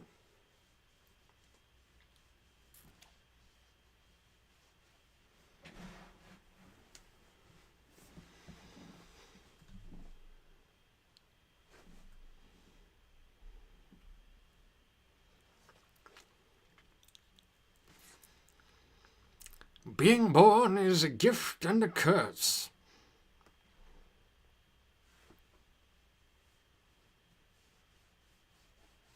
For some people, it's way more of a curse.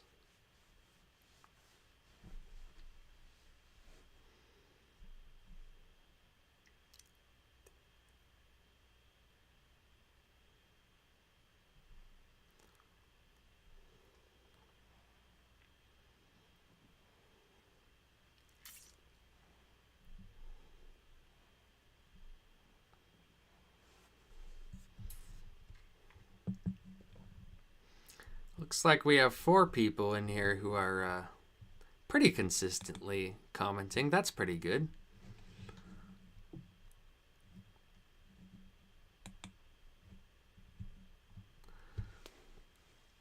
Finland is only meant for Finns. You have to put up the 4 months of snow, the stigma, and their perseverance. Yeah, it's pretty hard to be in Finland when it's so snowy. If you're a homeless person, it's hard to be homeless in Finland. Maybe people like us are just weirdos. Carl says, I know for a fact I'm a weirdo, and I love it. I love it. You're such a fucking hoe. I love it. I'm a sick fuck, I like a quick fuck. I'm a sick fuck, I like a quick fuck. I'm a sick fuck, I like a quick fuck. I'm a sick fuck, I like a quick fuck.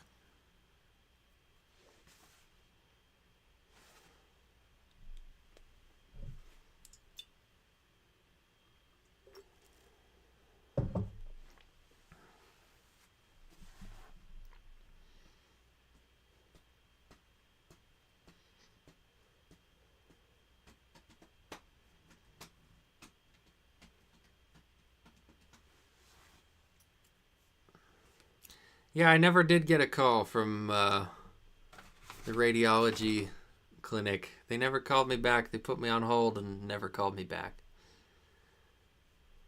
I've kind of figured it.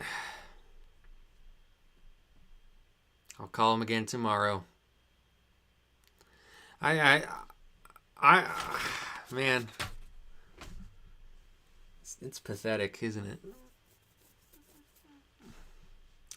FD just seems like a nice person, so I stayed throughout the podcast. I've never seen someone call me FD before, so I had a hard time figuring it out at first. Yeah, I don't know if this is a podcast. It's a stream. Jen says, quit spinach because of the oxalic acid, bad for kidney stones. Never was much of a spinach eater, but I'll keep that in mind. I'm also trying to avoid calcium because I already have so much of it in my blood. I have like a ridiculous amount of calcium in my blood. Like it's absurd. And I'm taking vitamin D, so but it's not working. It's not binding the calcium to my bones. I don't think so. My bones feel weak. What's your take on people? Pepole. What's your take on Pepole? Like Andrew Tate. I didn't really know who Andrew Tate was before he became this big deal, and I still don't really like. He just seems like one of those pickup artists we've had forever. Like I remember, what's his name? Tom Cruise playing one of those guys in Magnolia. He just seems like another one of them. Like it's an archetype. He just seems like a basic archetype. And as far as that archetype, I mean, I think that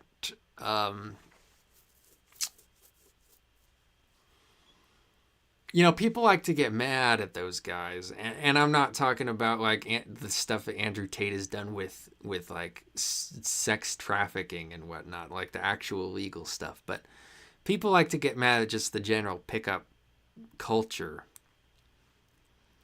and they get all butthurt about it, and I can kind of understand why, but at the same time, like it's not really helping anything to get mad at it, because the people who migrate to that culture, like one of the things that alienates them from polite society and feminist society is this sort of antipathy toward men and men's interests and men's sexuality, men's sexual needs, and this sort of denigrating of men's sexual needs, like, oh, you feel you're entitled to sex, huh? And they're like, okay, well, fuck you. I don't need to listen to you. And so getting mad at them for that is just kind of like reinforcing that mentality in them. Like, yeah, I already didn't care what you thought. And so I just think that, we should maybe look at the people who get into that kind of thing, and also the incel thing, with a little bit of compassion, because really what they're doing is expressing just a feeling of desperation and a feeling of frustration, like sexual frustration, like I can't get laid because they say because of feminism. It's not because of feminism per se. It's because of the fact that there's this whole like mind game that psychs them out, and it psychs out a lot of men, and it's like it's like it's because I guess their sexuality, which is very kind of lizard like for a lot of us, the male heterosexuality is very kind of lizard brain, like I need to reproduce. It's not very sophisticated, and it's not very interested in things like courtship and all this boring shit that women expect of them. And so they get frustrated. They just get frustrated with the bullshit of dating. And they don't want to deal with it anymore. So they want answers, and they get those answers from the pickup guys who are just like, look, if you want to get laid, you don't have to go through all that bullshit. Like, if you want to get laid, just get laid. I'll tell you how to get laid. You don't have to, like, go through all this pleasing women horse shit. And they don't want to have to be people pleasers in order to get what they want. And that's legitimate. I don't think that's an illegitimate thing. And then feminists look at that and say, oh, they think they're entitled to sex. And maybe on some level they feel that way, but I think it's okay to feel that way because it's frustrating for them. Like, how else are they going to feel? It's a socially frustrating situation. And when you couple that with the fact that they lack confidence and, testosterone is going down and they're we're becoming more and more a society of people just staying in and on their computers all the time, and people are losing their social skills. And we had a whole lockdown where people couldn't get out and socialize with each other. It's just, it's understandable that people would get frustrated. And so that's all this is. It's frustration coming out in a certain way, coming out as this ideological thing and having misogynistic elements to it. But I think people misunderstand it. Sean Zone says, Forever Dirt is an enigma. An enigma. An enigma. A riddle wrapped up in enigma. In an enigma. God, in an enigma.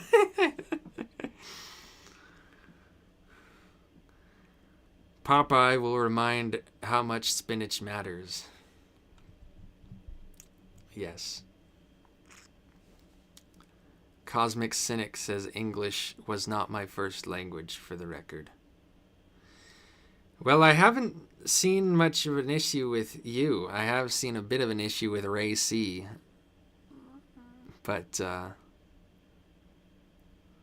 Cosmic Cynic says, totally agree. Ray C says, Tate just leaves a bad taste in your mouth. I wonder how he will value his daughter when she grows up, as if he could be a role model. Yeah, I don't really know anything about Tate in particular.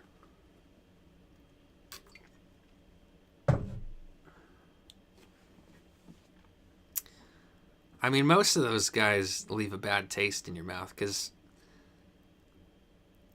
they kind of... there's a lot of bitterness to them. Recently, a YouTube called The Burger Krieg did a really good video on men's issues from a feminist perspective. Yeah, I'm a fan of The Burger Krieg. I watch his videos that aren't about role-playing games. And I saw that video. It was all right. He talks a lot about men's issues.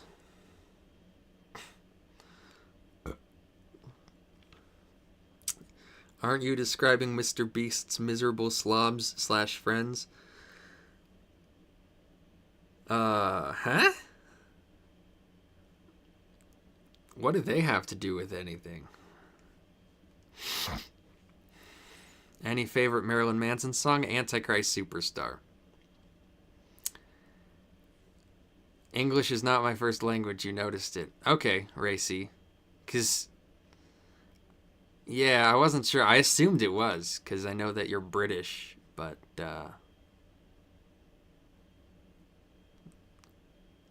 so I assumed that English was your first language. But I guess it isn't.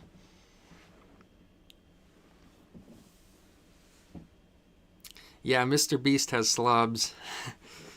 But he's had slobs from the beginning. Well, not from the beginning, but from ever since he took that turn with his channel, where he's made this kind of video.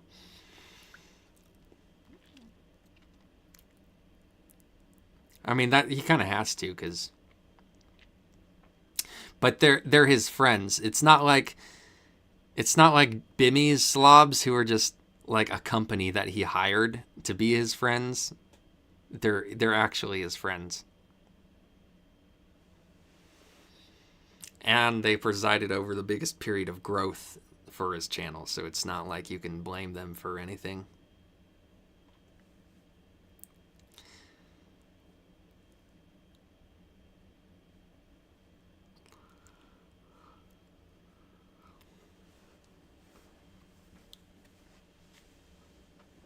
D. Thank you so much for your Manson videos. I haven't seen anyone interpret his work since Nick Kushner died. Who's Nick Kushner? Congrats on your 2K, man. Thank you. James Cavender, you haven't showed up yet.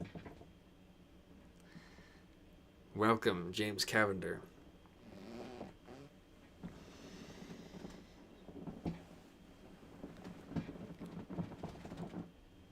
Hey-ya, hey-ya. Creep End. You're my favorite niche YouTuber. Yeah. I'm a niche YouTuber. Oh, I'm glad I'm getting a little bit more attention lately though.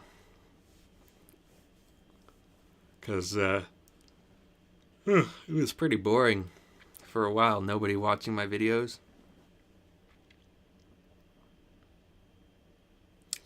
I haven't seen your Manson videos, but I'll see what insights you bring. Yeah, my Manson videos are really good. Like, they're, some of them aren't really edited super well. Like, but, I think as I've gotten better at editing, the videos get better. Niche, but with 50,000 views, I know. Yeah, 56,000 views on that Bimmy video. Very, very cool to see. I was really hoping it would be a big one. You kind of remind me of the old school Amazing Atheist. Well, that's kind of part of my intention, is I kind of want to revitalize a bit of that old spirit on YouTube. That's how I found you. Yeah, most of the new people found me through that Bimmy video. Have you ever read Carl Jung's Red Book? No, I've never read it. I've read a little bit of Jung. There was a pretty good documentary series about him. I think it was a two-parter called The Wisdom of the Dream back in the day. And that had a really awesome theme song. I want to play that theme song for you, because I think about this theme song all the time. The Wisdom of the Dream.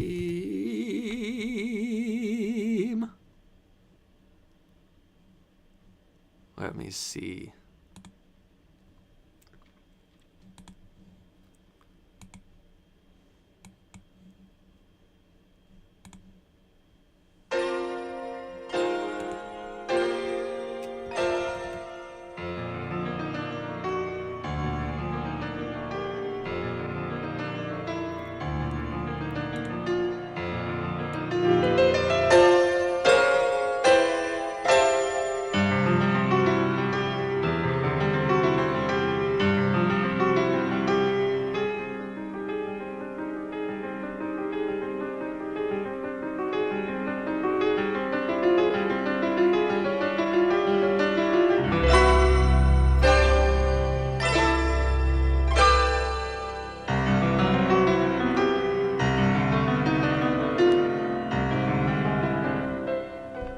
There was one.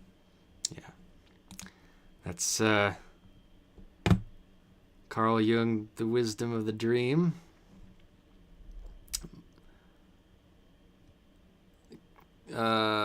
You should, let's see.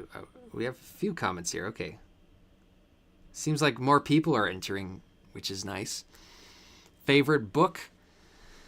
I don't think I have a favorite book. I mostly read nonfiction, and it's like, how do you pick a favorite nonfiction book? I mean, I really liked Triumph of the Moon by Ronald Hutton. That was a pretty good one. I really liked Fascism Viewed from the Right by Julia Savola. That was a recent one I read. favorite novel is Watership Down by Richard Adams. You should make Jung videos. Yeah, I don't really know what angle to pick on Jung, because I kind of like having an angle at which to approach something to make it interesting, and I don't really know what angle I would use for Jung. I have an angle on Joseph Campbell, though, and so I definitely want to make a Joseph Campbell video in the future. And my angle on Joseph Campbell will be, was Joseph Campbell ever really that good in the first place?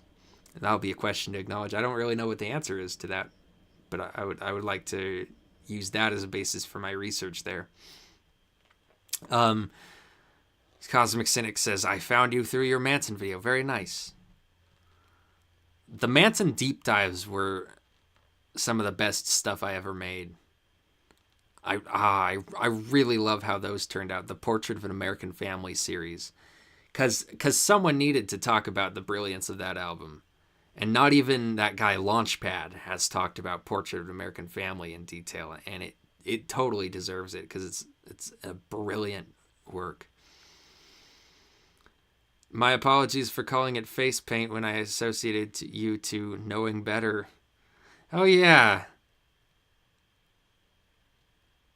Yeah, Knowing Better is the guy who made that cringy Christopher Columbus video that got roasted by Bad Empanada, who, by the way, is a crazy tanky, but he did a pretty good takedown of Knowing Better. But I do like Knowing Better.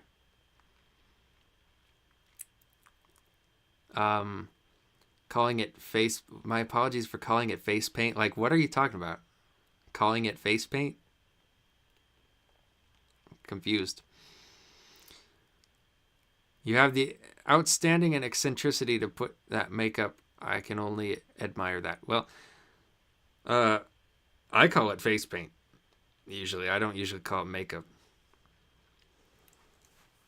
So I'm kind of confused. Carl 2 says, very whimsical. Yep. Going to watch that. Yeah, it's a pretty good one. Do you watch anime or read manga? No. Anime is one of the things where I just don't like the look of it. I never did when I was a kid. I thought that those anime shows were really ugly. And I've seen some anime that I like, so it's not like I'll never watch it. It's just I'm never interested in watching. Like, I'm never inspired to watch it. Do you like ContraPoints? Not really. You know, I remember ContraPoints back in 2016 or 2017, back when before she was trans. And then, because I saw her video on Milo Stewart, where she was basically like, you know, why are we picking on this teenager? But in fairness, the teenager was saying a bunch of crazy shit. So it's like, should we, like, yeah, why are we picking on this teenager? I mean, maybe if the teenager didn't put out all of her wacky opinions on YouTube, we wouldn't be picking on her. But ContraPoints, you know, ContraPoints is okay. I don't hate ContraPoints. But I think she's emblematic of this kind of bread tube style that I don't like.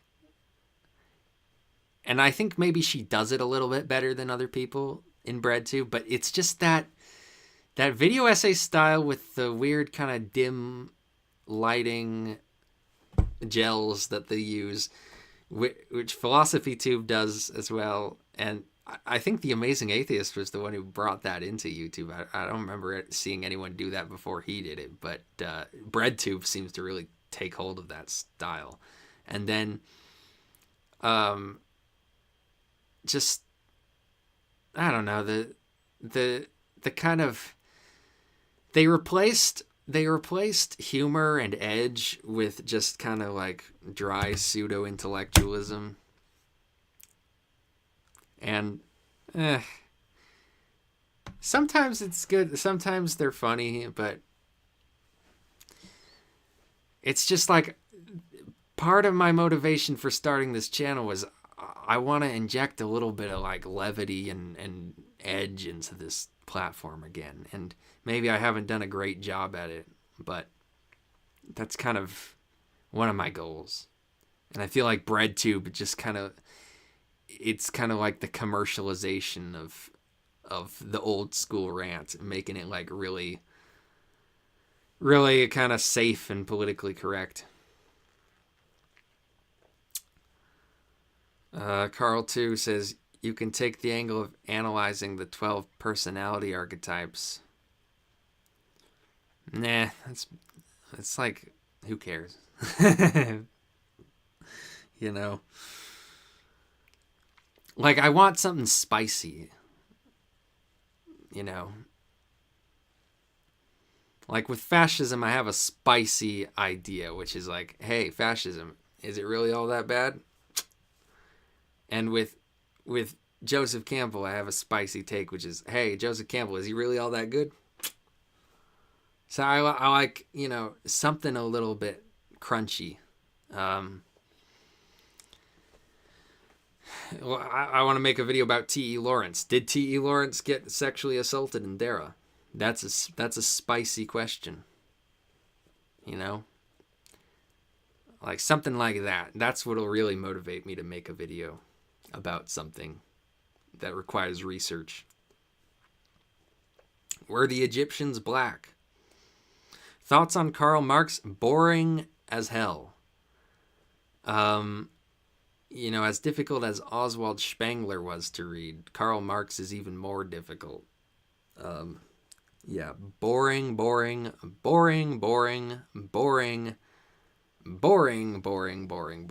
That's my thoughts on Karl Marx.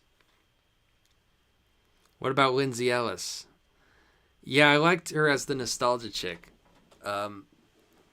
She doesn't put her videos on YouTube anymore. She only puts them on Nebula, which is basically the BreadTube website, you know?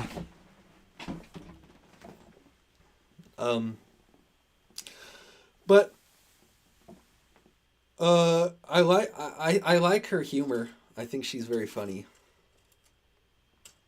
I think I prefer it when she's funny to when she's trying to be serious.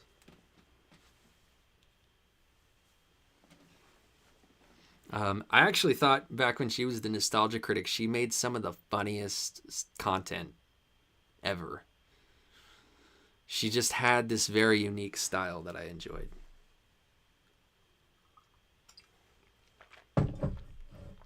You can make a video about Ezra Pound, controversial fascist poet. I've heard of him. I didn't know he was a fascist poet. That sounds interesting. You're talking about when the video responses were the first thing on the sidebar, a shot in the arm for subdued YouTube community. Yeah, I mean, I loved the video response era. I think it was a mistake to get rid of video responses. I really do. Because, like, who cares about reply girls? Let them be the reply girls. Let them do that. What matters more than stopping reply girls is giving people this great tool to really engage with each other. It was a mistake, 100%, to get rid of video responses. Like, really. I never forgave YouTube for that. And that happened how long ago? Like 2011? I'm still mad at that. Is the Bible more fascist than Vogue? Because victim is chic. I don't really know what that means from Perfume. That song, by the way, has some good lines. You know what's a great line from Perfume is when he says, "Buckshot glitter perfume is something you never want to wear. In your hair will be brains and this shit won't be the same." Great, great line. Just the evocative imagery, the vague threatening nature of it, the kind of the language, like glitter and perfume, it really matches the sound of the album, that kind of colorful but dark perfumey kind of sound.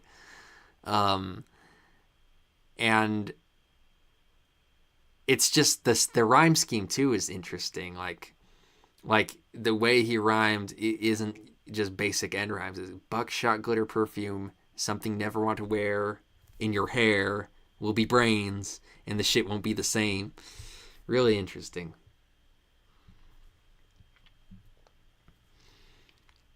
You're as famous as your pain, 'cause victim is chic. When you conjure the devil, you better make sure you got a bed for him to sleep in. Lindsay is basically a better Anita Sarkeesian. That's kind of an insult to Lindsay, even though Lindsay is friends with Anita Sarkeesian. Anita Sarkeesian never had anything worth a shit about her presentation or her writing. Her gimmick was basically, I'm going to take popular video games and give them bad reviews because they're too sexy for me. And I'm a straight feminist cunt with no sense of humor.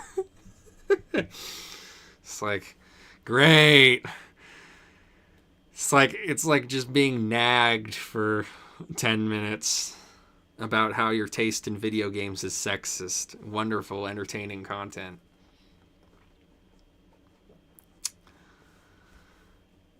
Carl 2 says, I'm not big into anime either, but I enjoyed Berserk and Perfect Blue. I don't even know those.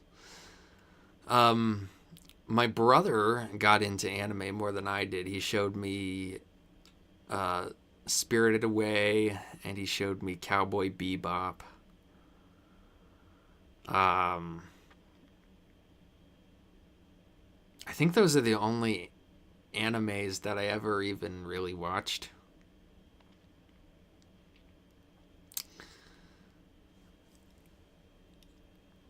She did apologize for using the R word. I definitely agree. She had kitsch. She's now a spokesperson, but like you said, NC got her the opportunity.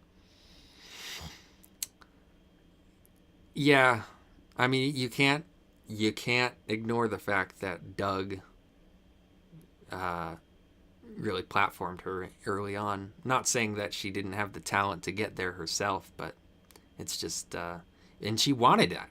She wanted the attention from Doug. She wanted to do Doug style videos. She liked that back then. I don't know why she got all insecure about it all of a sudden. And it was all kind of in her head. I don't know what that was about. Yeah, she apologized for using the R word.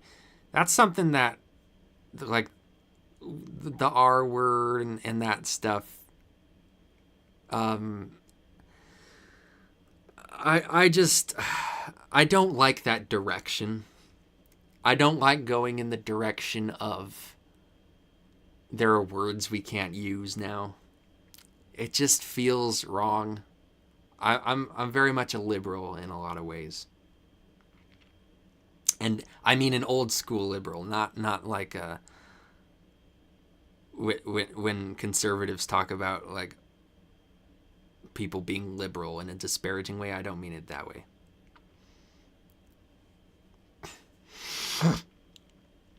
Plato or Aristotle? Socrates. Morons.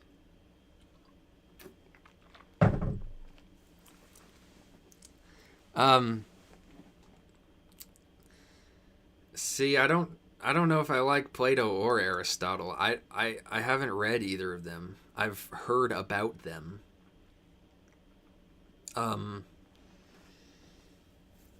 Plato is an idealist, and I don't, for the life of me, understand idealism. And but he had interesting ideas about government, because if you look into his utopia, it was kind of like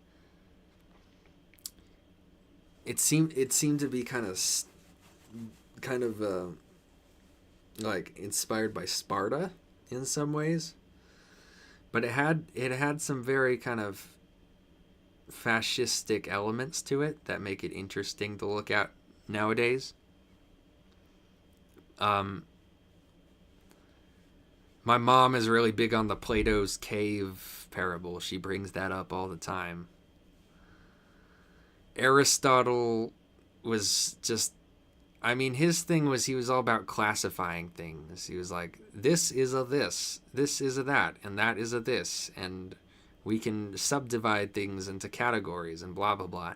That's kind of boring, that natural philosophy stuff. Like, I don't know, most old school Greek philosophy is boring to me.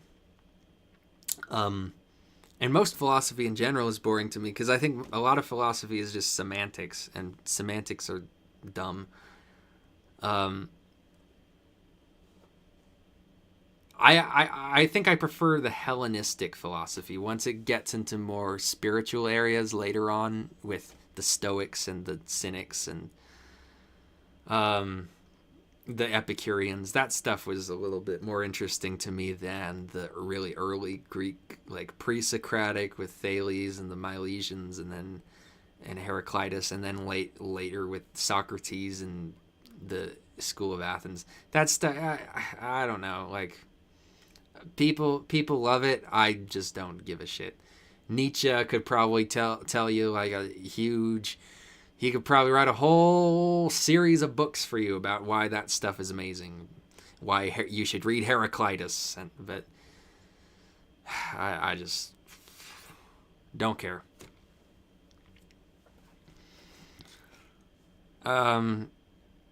Who is that Sing Indian girl?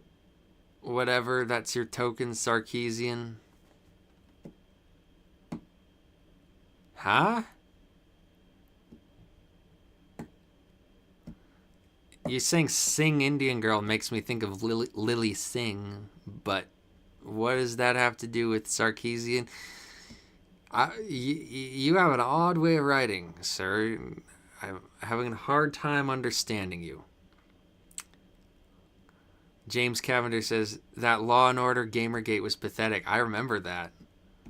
When Law & Order went after Gamergate. Because I remember I used to watch Sargon of Akkad regularly. I used to be a fan of Sargon of Akkad. It's amazing how that guy has changed. Do you remember how Sargon of Akkad started out as just like a normal average guy with, regular, like just common sense average Joe opinions, and then he suddenly became far right? That was quite a turn. I guess it wasn't even all that sudden. It just kind of happened gradually with him. Aristotle, Plato, bah! Diogenes the dog. I don't need a bowl. Fuck that. I can eat off the floor. He suffers bigly, and he devours pigly, eats himself to sleep and groans, a victim to his art. If anyone can reach me and dare to come and teach me the ways of this here peasant, I will listen to your part. If you dare to teach this heathen to mind the way of reason, then I will cut you head to toe and feed you to the dog. For savagery is plenty to those whose lives are empty, so we should like to replicate the nigger or the wog. To be in essence guiltless, like swords and daggers hiltless, is lacking God or dignity, a real Gog-Magog. I would not be a person, a stature I should worsen, so sooner than the savage should I emulate the dog. A lowly barking thing, unfettered and obscene, is what we are inside of us, a wretched, goring nonce. If you could even find him, you would mercilessly blind him and tear away his entrails from the body that he haunts. But this creature thusly marred I hold in high regard, for this is truth unchallenged by the confines of our play. To be a branded sheep, our wool they deem to reap, enslaved to mental construct, lo, such is the human way. A sheep I would not be, for anyone can see how genus homo binds itself to senseless dignity. So call me canis lupus, and allow me then to stoop us to the lowest of the low, for we are creatures from the sea. Creatures do not speak, for creatures merely be.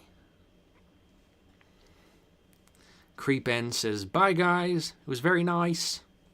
Well, bye Creepend. If you've seen Spirited Away, Have you experienced Laputa Castle in the Sky? No, I haven't. That's the only Miyazaki movie I've seen is Spirited Away. I've heard of Castle in the Sky. I've heard of a lot of Miyazaki movies. I think the one that I do kind of want to watch is actually there's two. I want to watch Porco Rosso, and I want to watch Princess Mononoke. Those are the two I kind of have an interest in. Lily Singh. Yeah.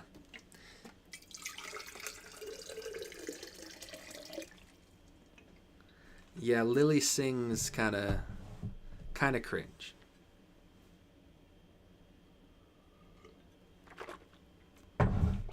What do you think of Eastern philosophy? I like it. I got really into Buddhism when I was 15. Partly because I was suffering like crazy when I was 15. But I got really into it just intellectually too. I love that stuff. Vedanta, Tao. Alan Watts is my favorite communicator of Eastern philosophy. I also like Osho, even though he's kind of unpopular. He had a cool kind of modern 20th century version of that Indian wisdom. Man, Sargon really fell down, did he? Yeah, I mean, Sargon he changed so much. He got so radicalized. And it's weird because I don't even know if he noticed it. But I certainly noticed it, and a lot of people did. Like, he had such a common sense everyman approach to life and politics and philosophy, and then he just became this conservative ideologue out of nowhere.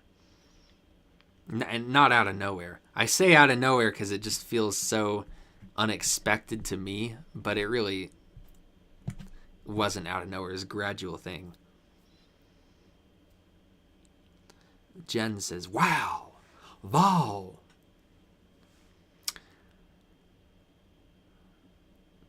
Let me see if I can do it. Let me see if I can do it. Okay.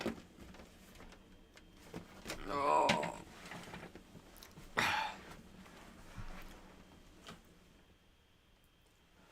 Wow. There we go.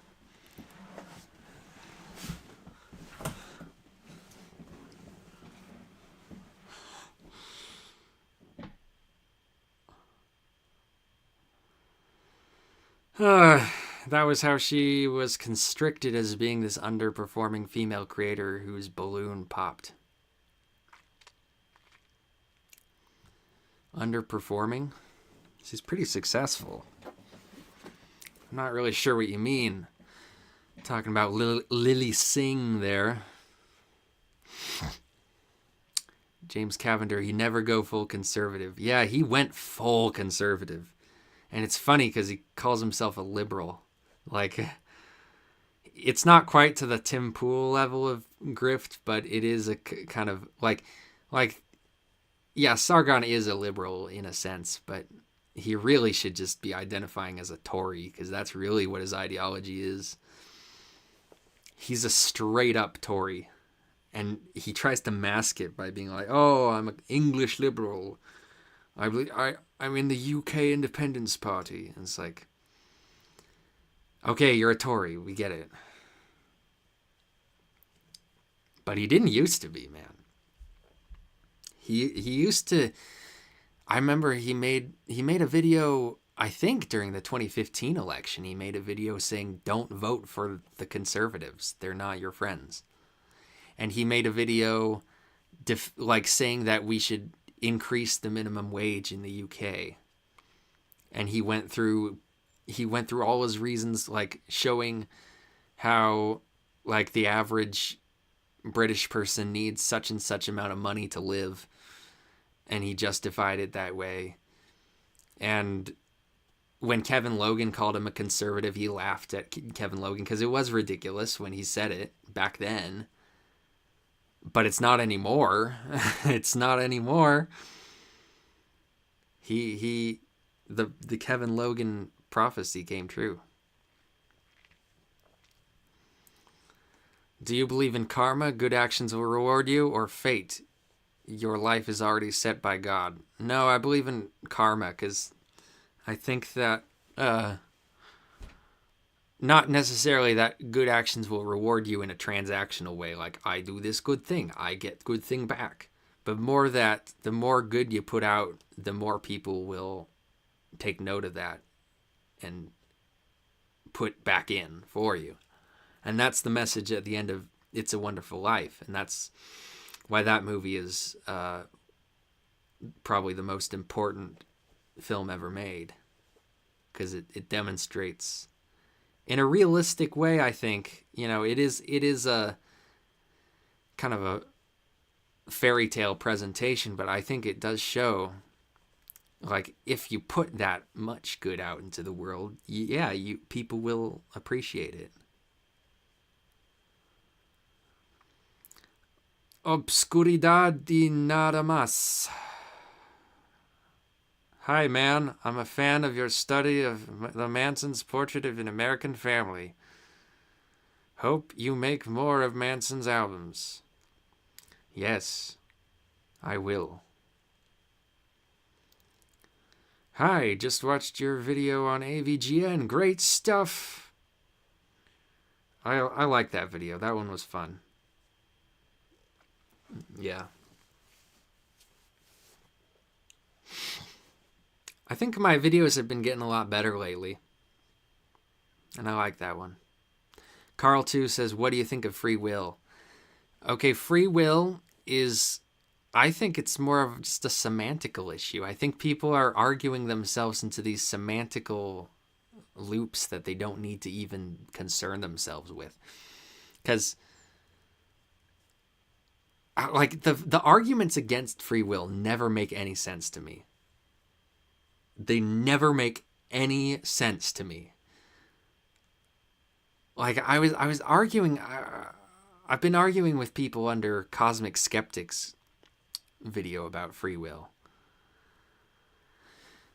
I want to see if I can find that argument actually,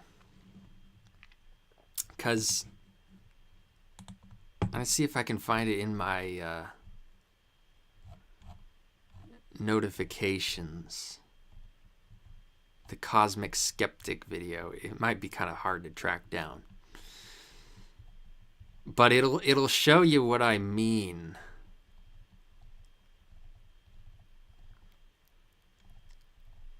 Because it is just a head scratchy topic.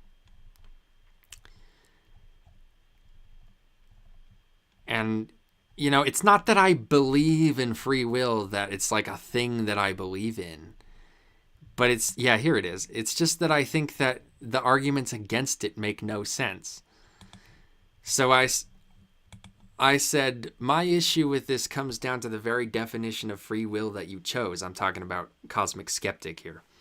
I say, I think the whole free will debate is a clumsy semantical bungle. You define free will as the ability to have acted differently. The ability to have acted differently.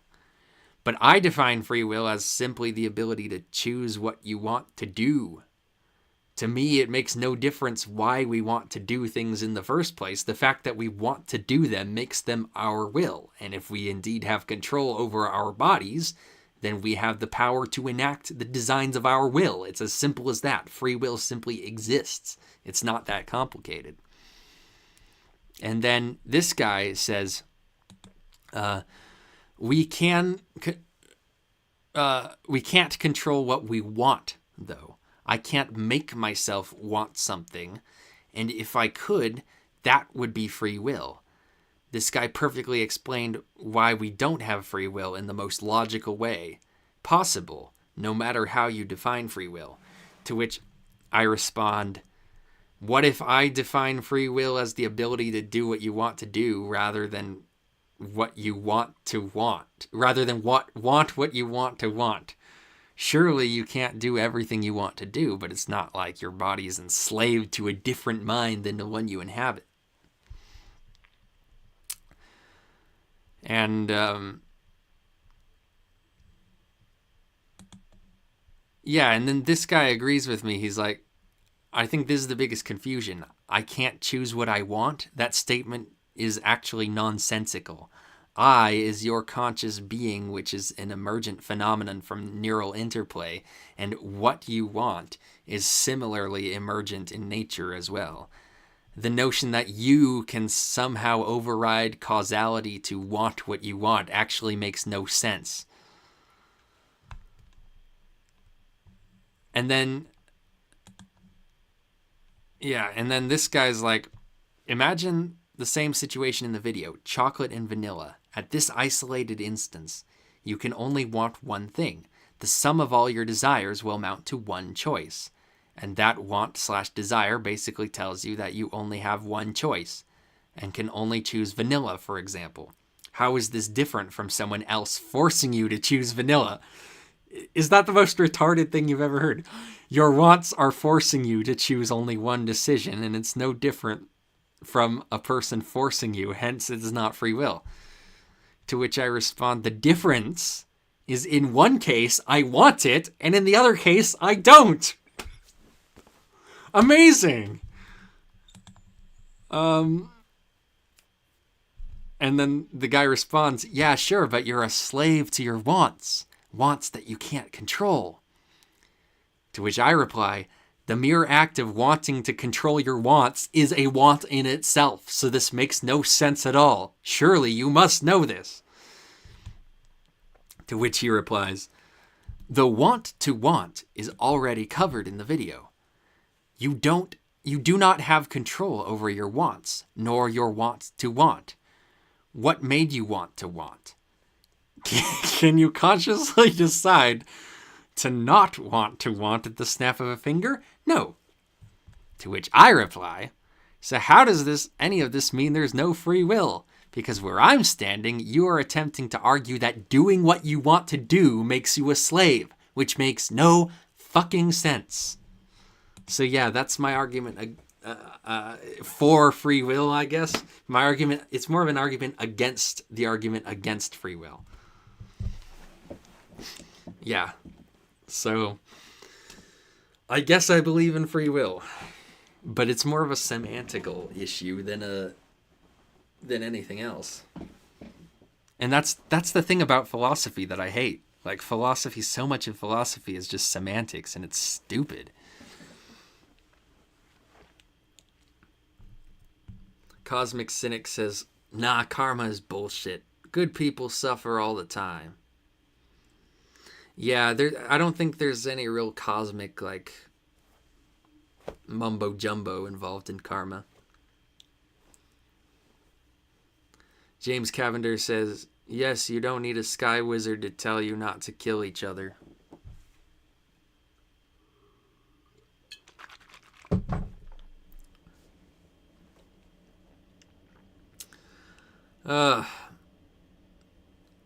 I'm glad that you carry the belief within you a positive cycle instead of a vicious cycle. Yeah, you're talking about like karma.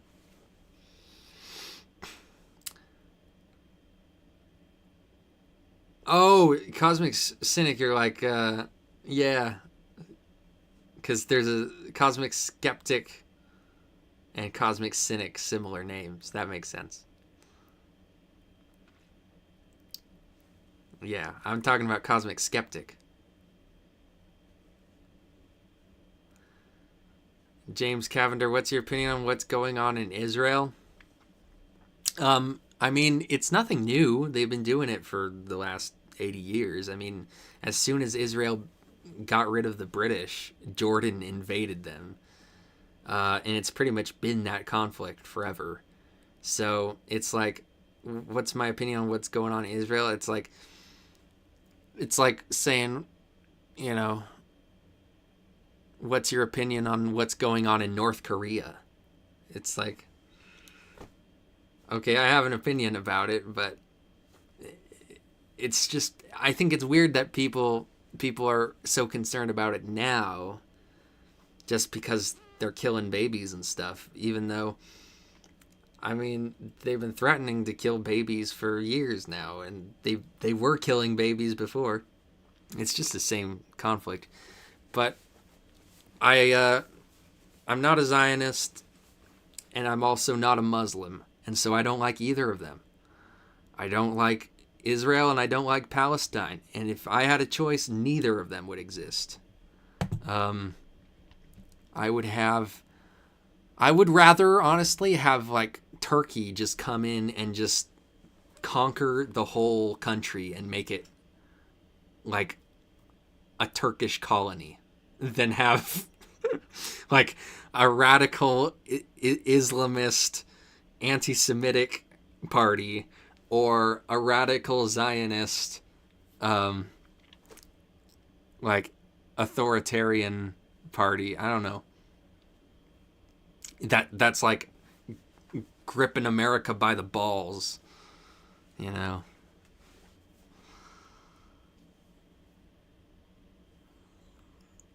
Most of life is semantics, to be honest. Yeah, a lot of it is. It's a drag.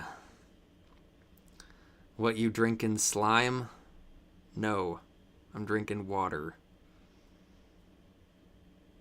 If there's nothing new under the sun, does that mean there is something new over the sun? No, that does not logically follow. That is not Aristotelian logic. Carl, too, says that argument he made was quite ridiculous, LMAO. And yes, all philosophy is just arguing over language, really. Not all of it, but a lot of it is. Lucas said, I just joined. I didn't see that argument. It was an argument over free will, where the guy was like, because my stance is like, free will just definitionally exists because I can want to do something, like I want to pick up this mouse. Well, you can't argue that free will doesn't exist now because I literally just proved that it exists. So that's my definitional, like, argument for free will. I think the whole issue is semantical and stupid. But and this guy was like, but I can't control what I want. So I can't want to do something else. It's like, what? What? Yeah. Turkey is much more backwards and secular, especially with their leader who's a tyrant. Yeah, Turkey isn't great either. Burn them all down. Who in that area could be better than Israel? Because at least if it's Turkey instead of Israel, then you don't have all the annoying Zionists just, like, bitching about how much they love Israel and how much anyone who has a problem with Israel is an anti-Semite. That's kind of the main thing I don't like Israel for. They're actually like they you know, the way they treat the Arabs there is not cool, I guess. It's an apartheid state, I guess. So that's another thing I don't like about them. And that's not something that Turkey would do, you know.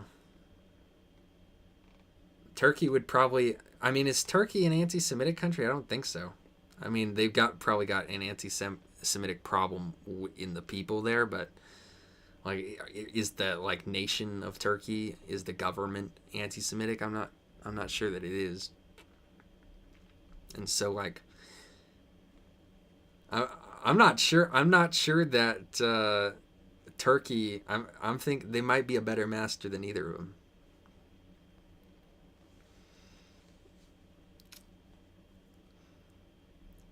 Should we just let two different countries and ideologies to fight it out? Yeah, but the thing is, if Israel is left alone without any allies, then they have to go up against the entire Muslim world, which, fine, I don't care. They made their bed, let them lie in it. I'm in favor of America pulling out of the Palestine conflict, no matter what. I don't care if the rest of the Muslim world, you know, invades Israel. And honestly, if it results in a genocide of the Jews, like, 1941 Part 2, I don't even care then. I mean, it's unfortunate. It's unfortunate for sure, but I'd rather have the U.S.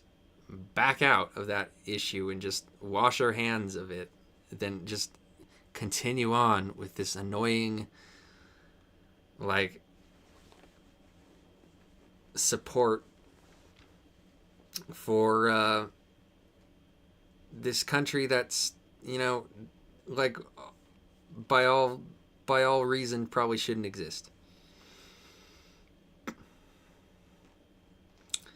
Yeah, the big scale free will arguments are really frustrating. Yeah, they're pretty annoying.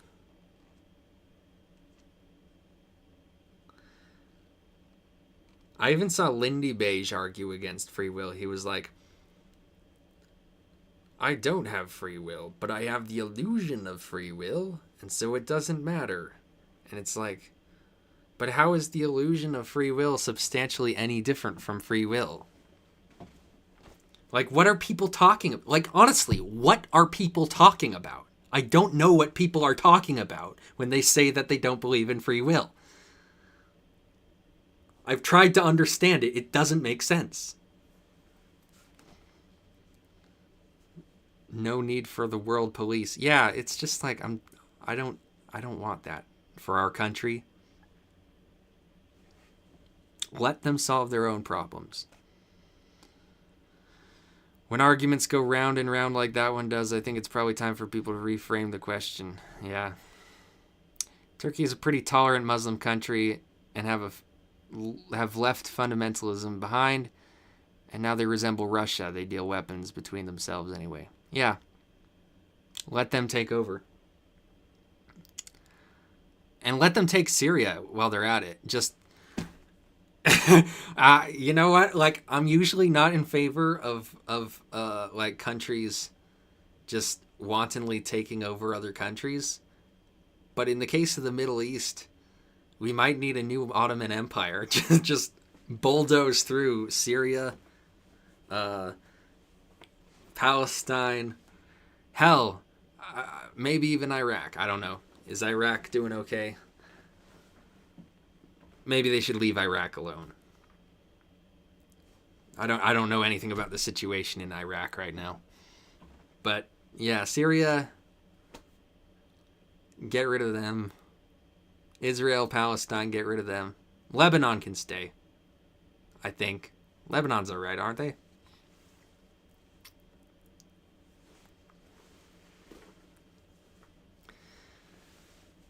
In your opinion, people should not argue about free will until they've read Kant in general?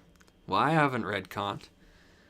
Yeah, I don't really know much about, like, the Kant Hegel,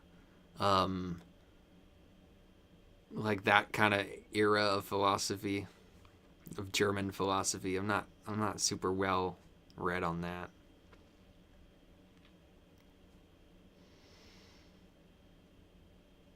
Free will is a sign of desperation.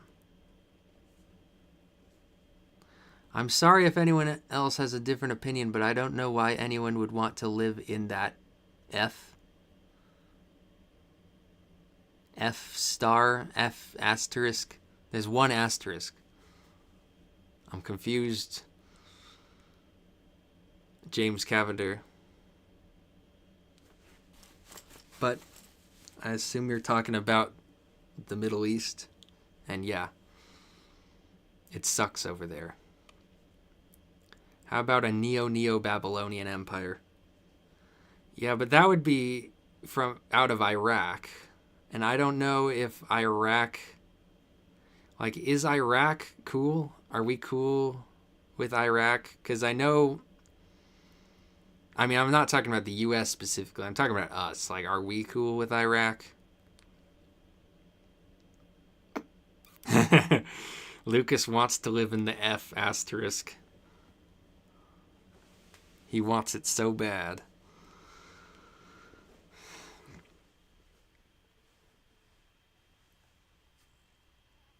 The thing is, Iraq doesn't have the stability that Turkey has. Iraq has had a lot of problems with civil war. But Turkey has been a very stable country, except for, the odd coup d'etat here and there. But they've been a relatively stable country since the 1920s. They're probably the best country in that region. I don't know, maybe Lebanon's cool.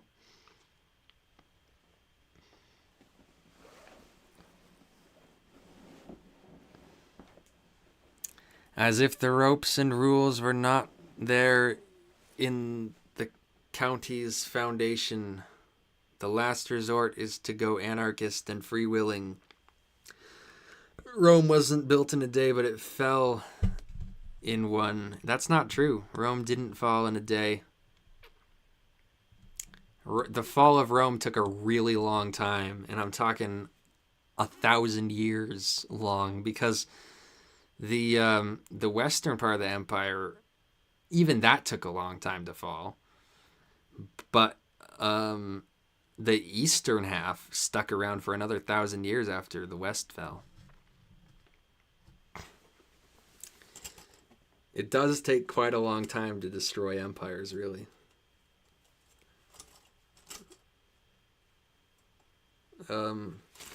Yeah. Anarchist and freewheeling. Yeah, I'm just, like, these anarchists talk about stateless society as if it's a thing that's anywhere near possible. And I'm just thinking, like, what the hell are you talking about? It doesn't make sense to me. Like, they can explain it, but ultimately these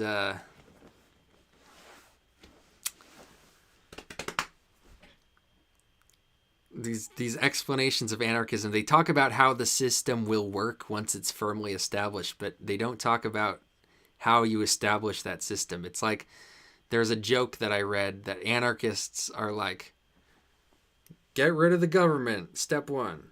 Step 2, question mark. Step 3, profit. That's what it is. It's like they have no actual explanation of how to create an anarchist society. It's just, yeah, let's create an anarchist society. Woo! But like how?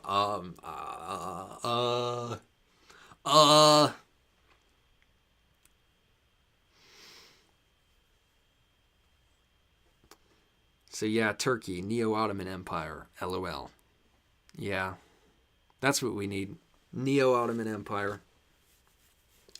I've never been like a big Turkey fan, but maybe that could be my next arc. I can be the Turkish, like, I can play that role better than Cenk Uygur. I can be the real Young Turk.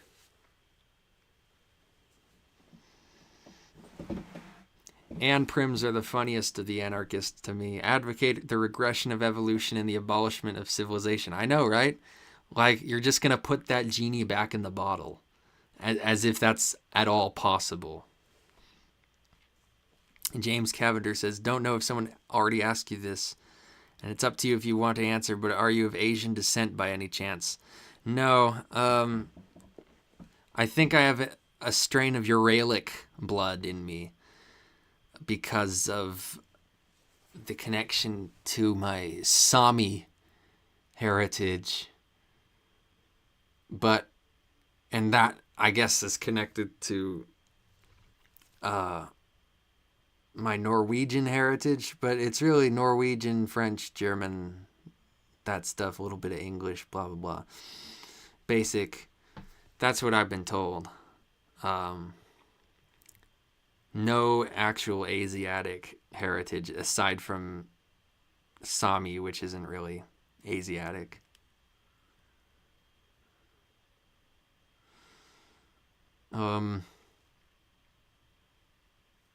The Ottoman Empire burned in flames and was a disgrace.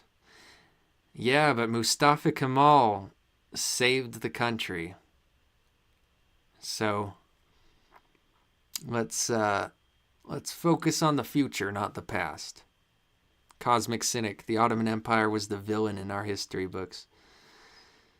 Where are you from, Cosmic Cynic? Are you from Greece, Serbia, Montenegro, Albania, Bulgaria, Romania, Arabia, any country in Arabia, Armenia? Are you in like any country at all? Because they're probably anti-Turkish. Bulgaria. Yep. Dude, yeah, I mean, I'm telling you, the whole area surrounding Turkey has a bad memory of Turkey. Turkey made enemies out of everyone in that area. It's pretty crazy.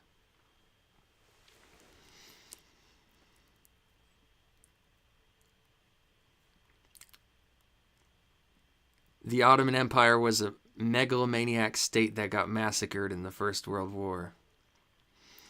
Yeah, it was a decadent state that just kind of sucked. They sucked, and they were stupid. Like the pashas, I'm telling, they were stupid and evil. Like they just sucked. I was specifically talking about Enver Pasha. Fuck that guy. Like, he couldn't manage a campaign worth a damn, and then he blamed the Armenians for it and attacked them. Like, what a dick. Like, no, it wasn't them, it was you. You're the one who fucked up. You're the one who brought soldiers over the Caucasus in the snow, and they all died. That was your fault, not the Armenians, dumbass. Yeah. Yeah, the Ottoman Empire had to go.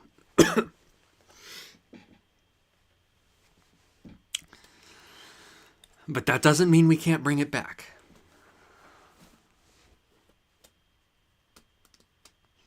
Carl says, I'm a mix of German, Ukrainian, Scottish, and Dane. That's cool. German, Ukrainian, Scottish, and Dane. We have the German in common. My middle name is German.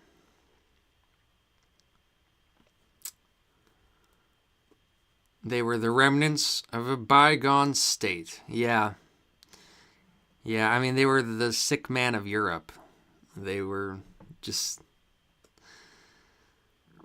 They were dying. And they wanted to get some last-minute hurrah in World War I. And it blew up in their face spectacularly.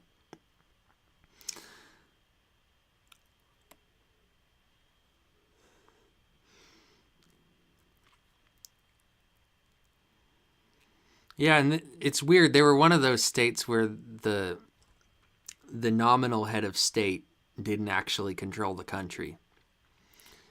Because for a really long time, they were ruled by the viziers rather than the sultans. And then after that, there was a takeover by the Young Turks. And it was the three pashas, Enver, Talat, and Jamal Pasha, who ruled the country rather than the sultan.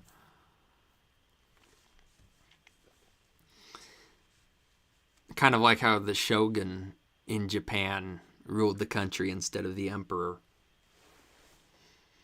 Half forever dirt, German dirt.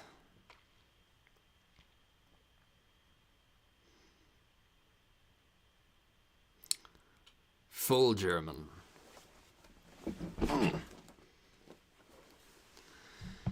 You're a true Aryan. But yeah, the Aryan thing is weird. That's a weird bit of eccentricity that somehow became mainstream. Like, tying in the Germans to, and the whole white race to, like, the old Sanskrit Vedas. That's a very bizarre little... And then the swastika that's why they adopted the swastika, because it was an Indian symbol. and they believed that it was brought to India by white people who migrated because they thought that the Indo-Europeans were white Germans who came into India and bred with the local black population to create the Indian race. And they brought their swastika symbol with them. This is off topic, but you mentioned the Young Turks. Yep. The Young Turks.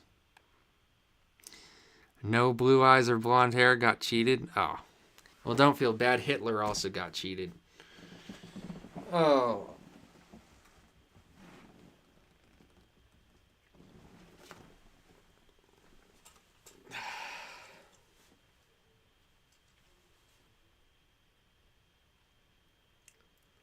You seem to know a lot of history. Yeah, I seem to.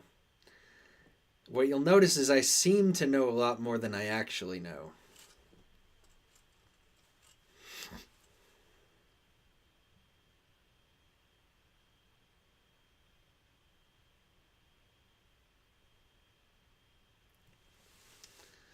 My back hurts so bad. But I don't want to stop streaming because I'm enjoying it. All of that originated from the Thule Society, or is that the Tula Society? They also believed in the mythical Hyperborea, right? Yeah. Hyperborea, that was a Greek thing, right? What was that about?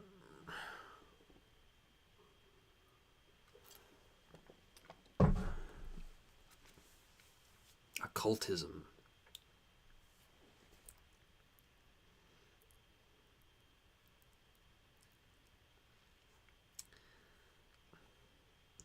Thule. But if it's German, it would be pronounced Tula.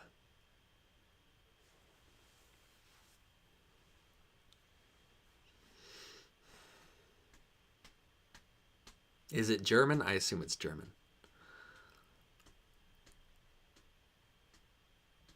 Yeah, some northern land. Well, while we're talking about mythical lands in Hyperborea, have any of you guys heard of Prester John? That was an old myth of back in the Middle Ages, people believed that there was a land in Asia in the East ruled by a king named Prester John, and it was like a Christian country. It was a great Christian nation in Asia. And what's interesting is that, it makes you wonder, like, where they got that idea from. And there were a lot of Christians in China at one point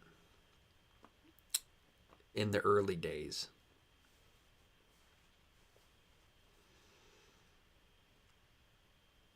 So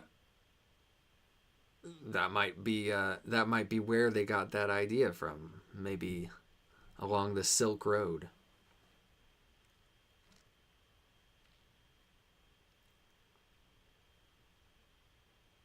It's not a German word. Tula. It's like Scandinavian. All right, I'm looking this up.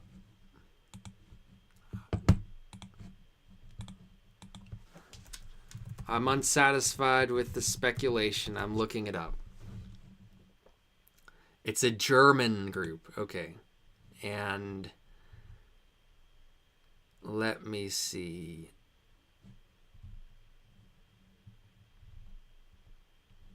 Okay, it's Greek. It's not even a Germanic word. It's Greek. So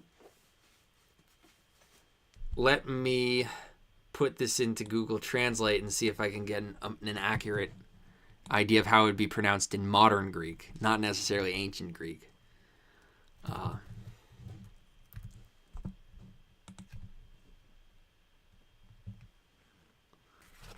Let me put in my earbuds.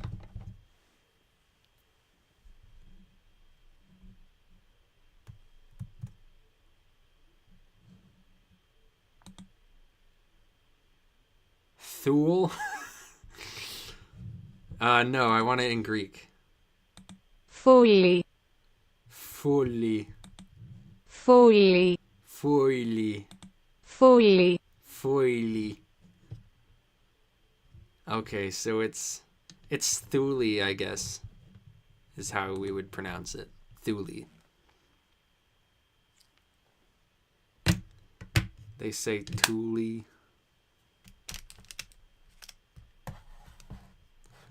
But I think in English it would be Thule.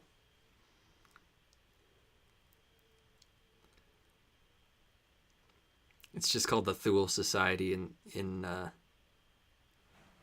English.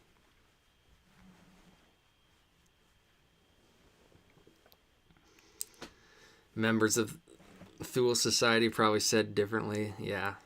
Chinese Christians makes me think of the Taiping Rebellion, started by a guy who saw himself as a reincarnation of Jesus. That's interesting. I don't know anything about Chinese history, really, or the Taiping Rebellion.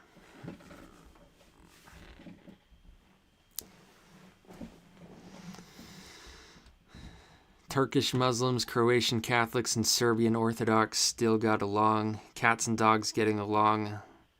Srebrenica until the Yugoslav War broke out.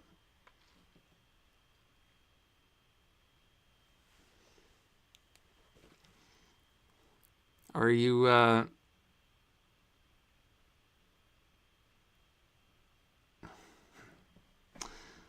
what are you talking about? What time period are you talking about?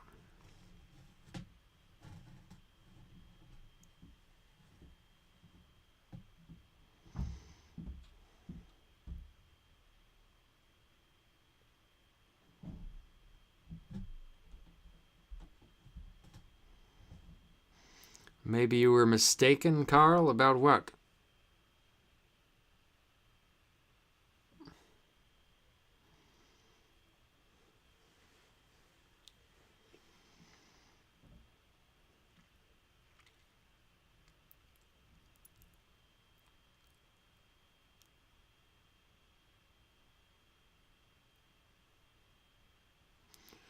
The 90s is when the Yugoslav War broke.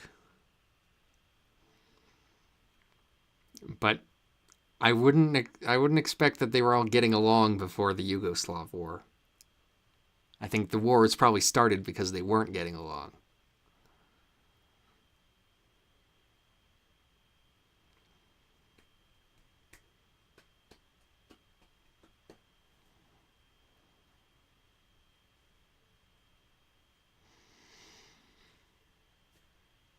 Thule.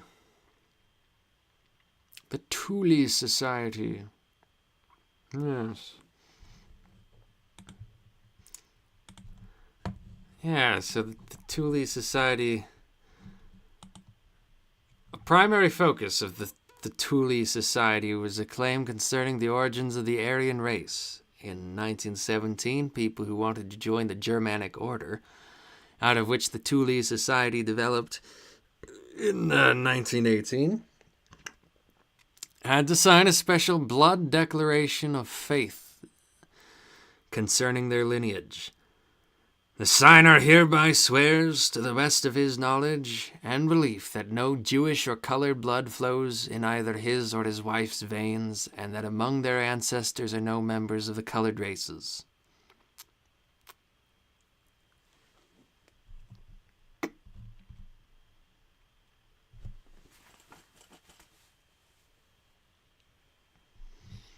Named after a mythical northern country in Greek legend.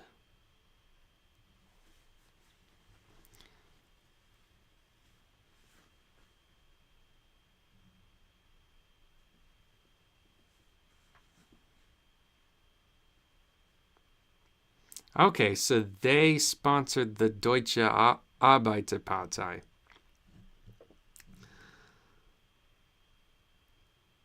Which became the NSDAP.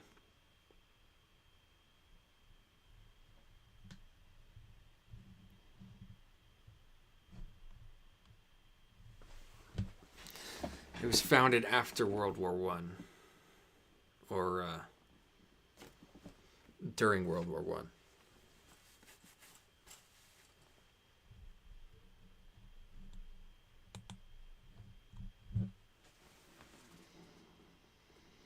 After Tito died, all hell broke loose. Hell broke loose. Hell broke loose. Hell broke loose.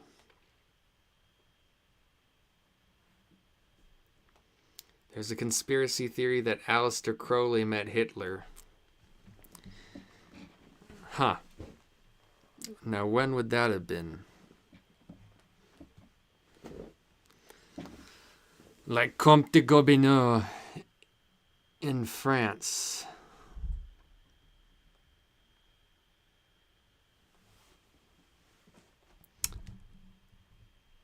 What's that? Comte de Gobineau?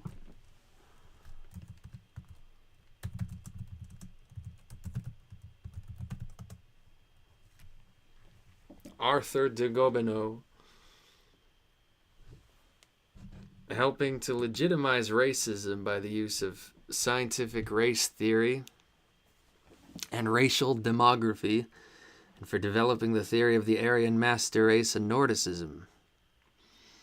Known to his contemporaries as a novelist, diplomat, and travel writer, he was an elitist who, in the immediate aftermath of the revolutions of 1848, wrote an essay on the inequality of the human races. In it, he argued that aristocrats are superior to commoners, and that aristocrats possessed more Aryan genetic traits. Yeah, I remember this guy.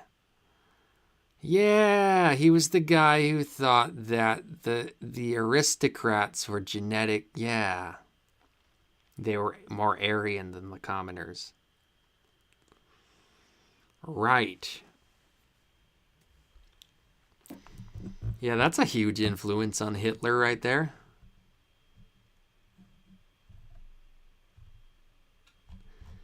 That's like, I mean, this guy's probably one of the pioneers of this sort of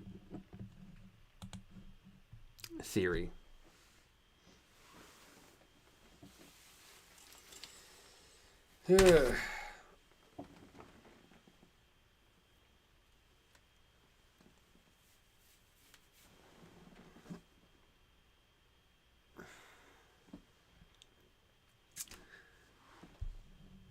I've been streaming for 6.5 hours.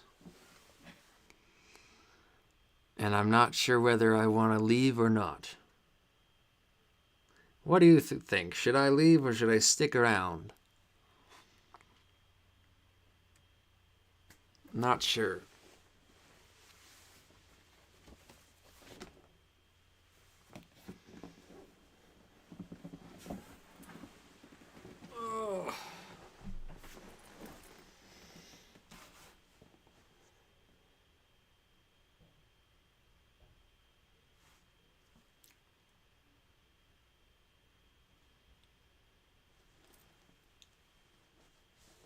Free will. There you go.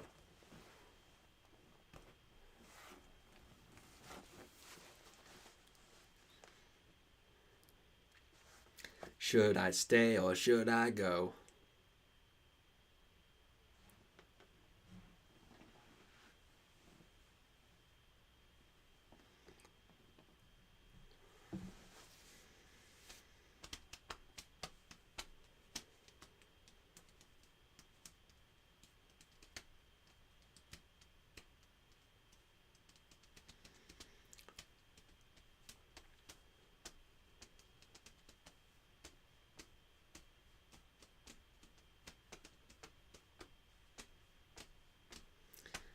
A lot of silence. Seems like nobody is too interested in continuing this stream, so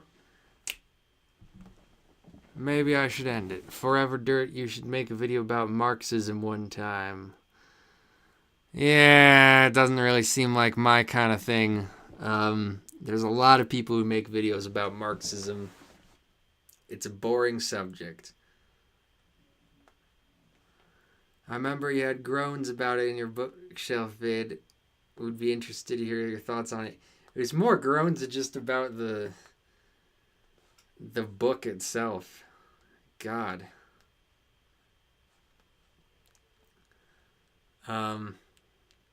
I don't know. I don't really have a lot of thoughts on Marxism, to be honest.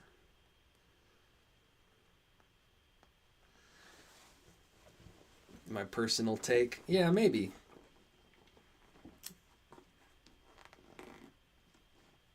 I don't know. Maybe it's something I'll do. Streaming for 6 hours is hard, but listening for 6 hours is even harder. Cut us some slack. Yeah. Maybe I will cut you some slack by ending the stream. Alright. I think it's time to go. Had a good time. And I'll see you. I'll do another one of these sometime. I don't want to do too many of them because I think that people get less interested when I do too many of them. But if I do, you know, like if I get more viewers, then I can do more of them. But yeah.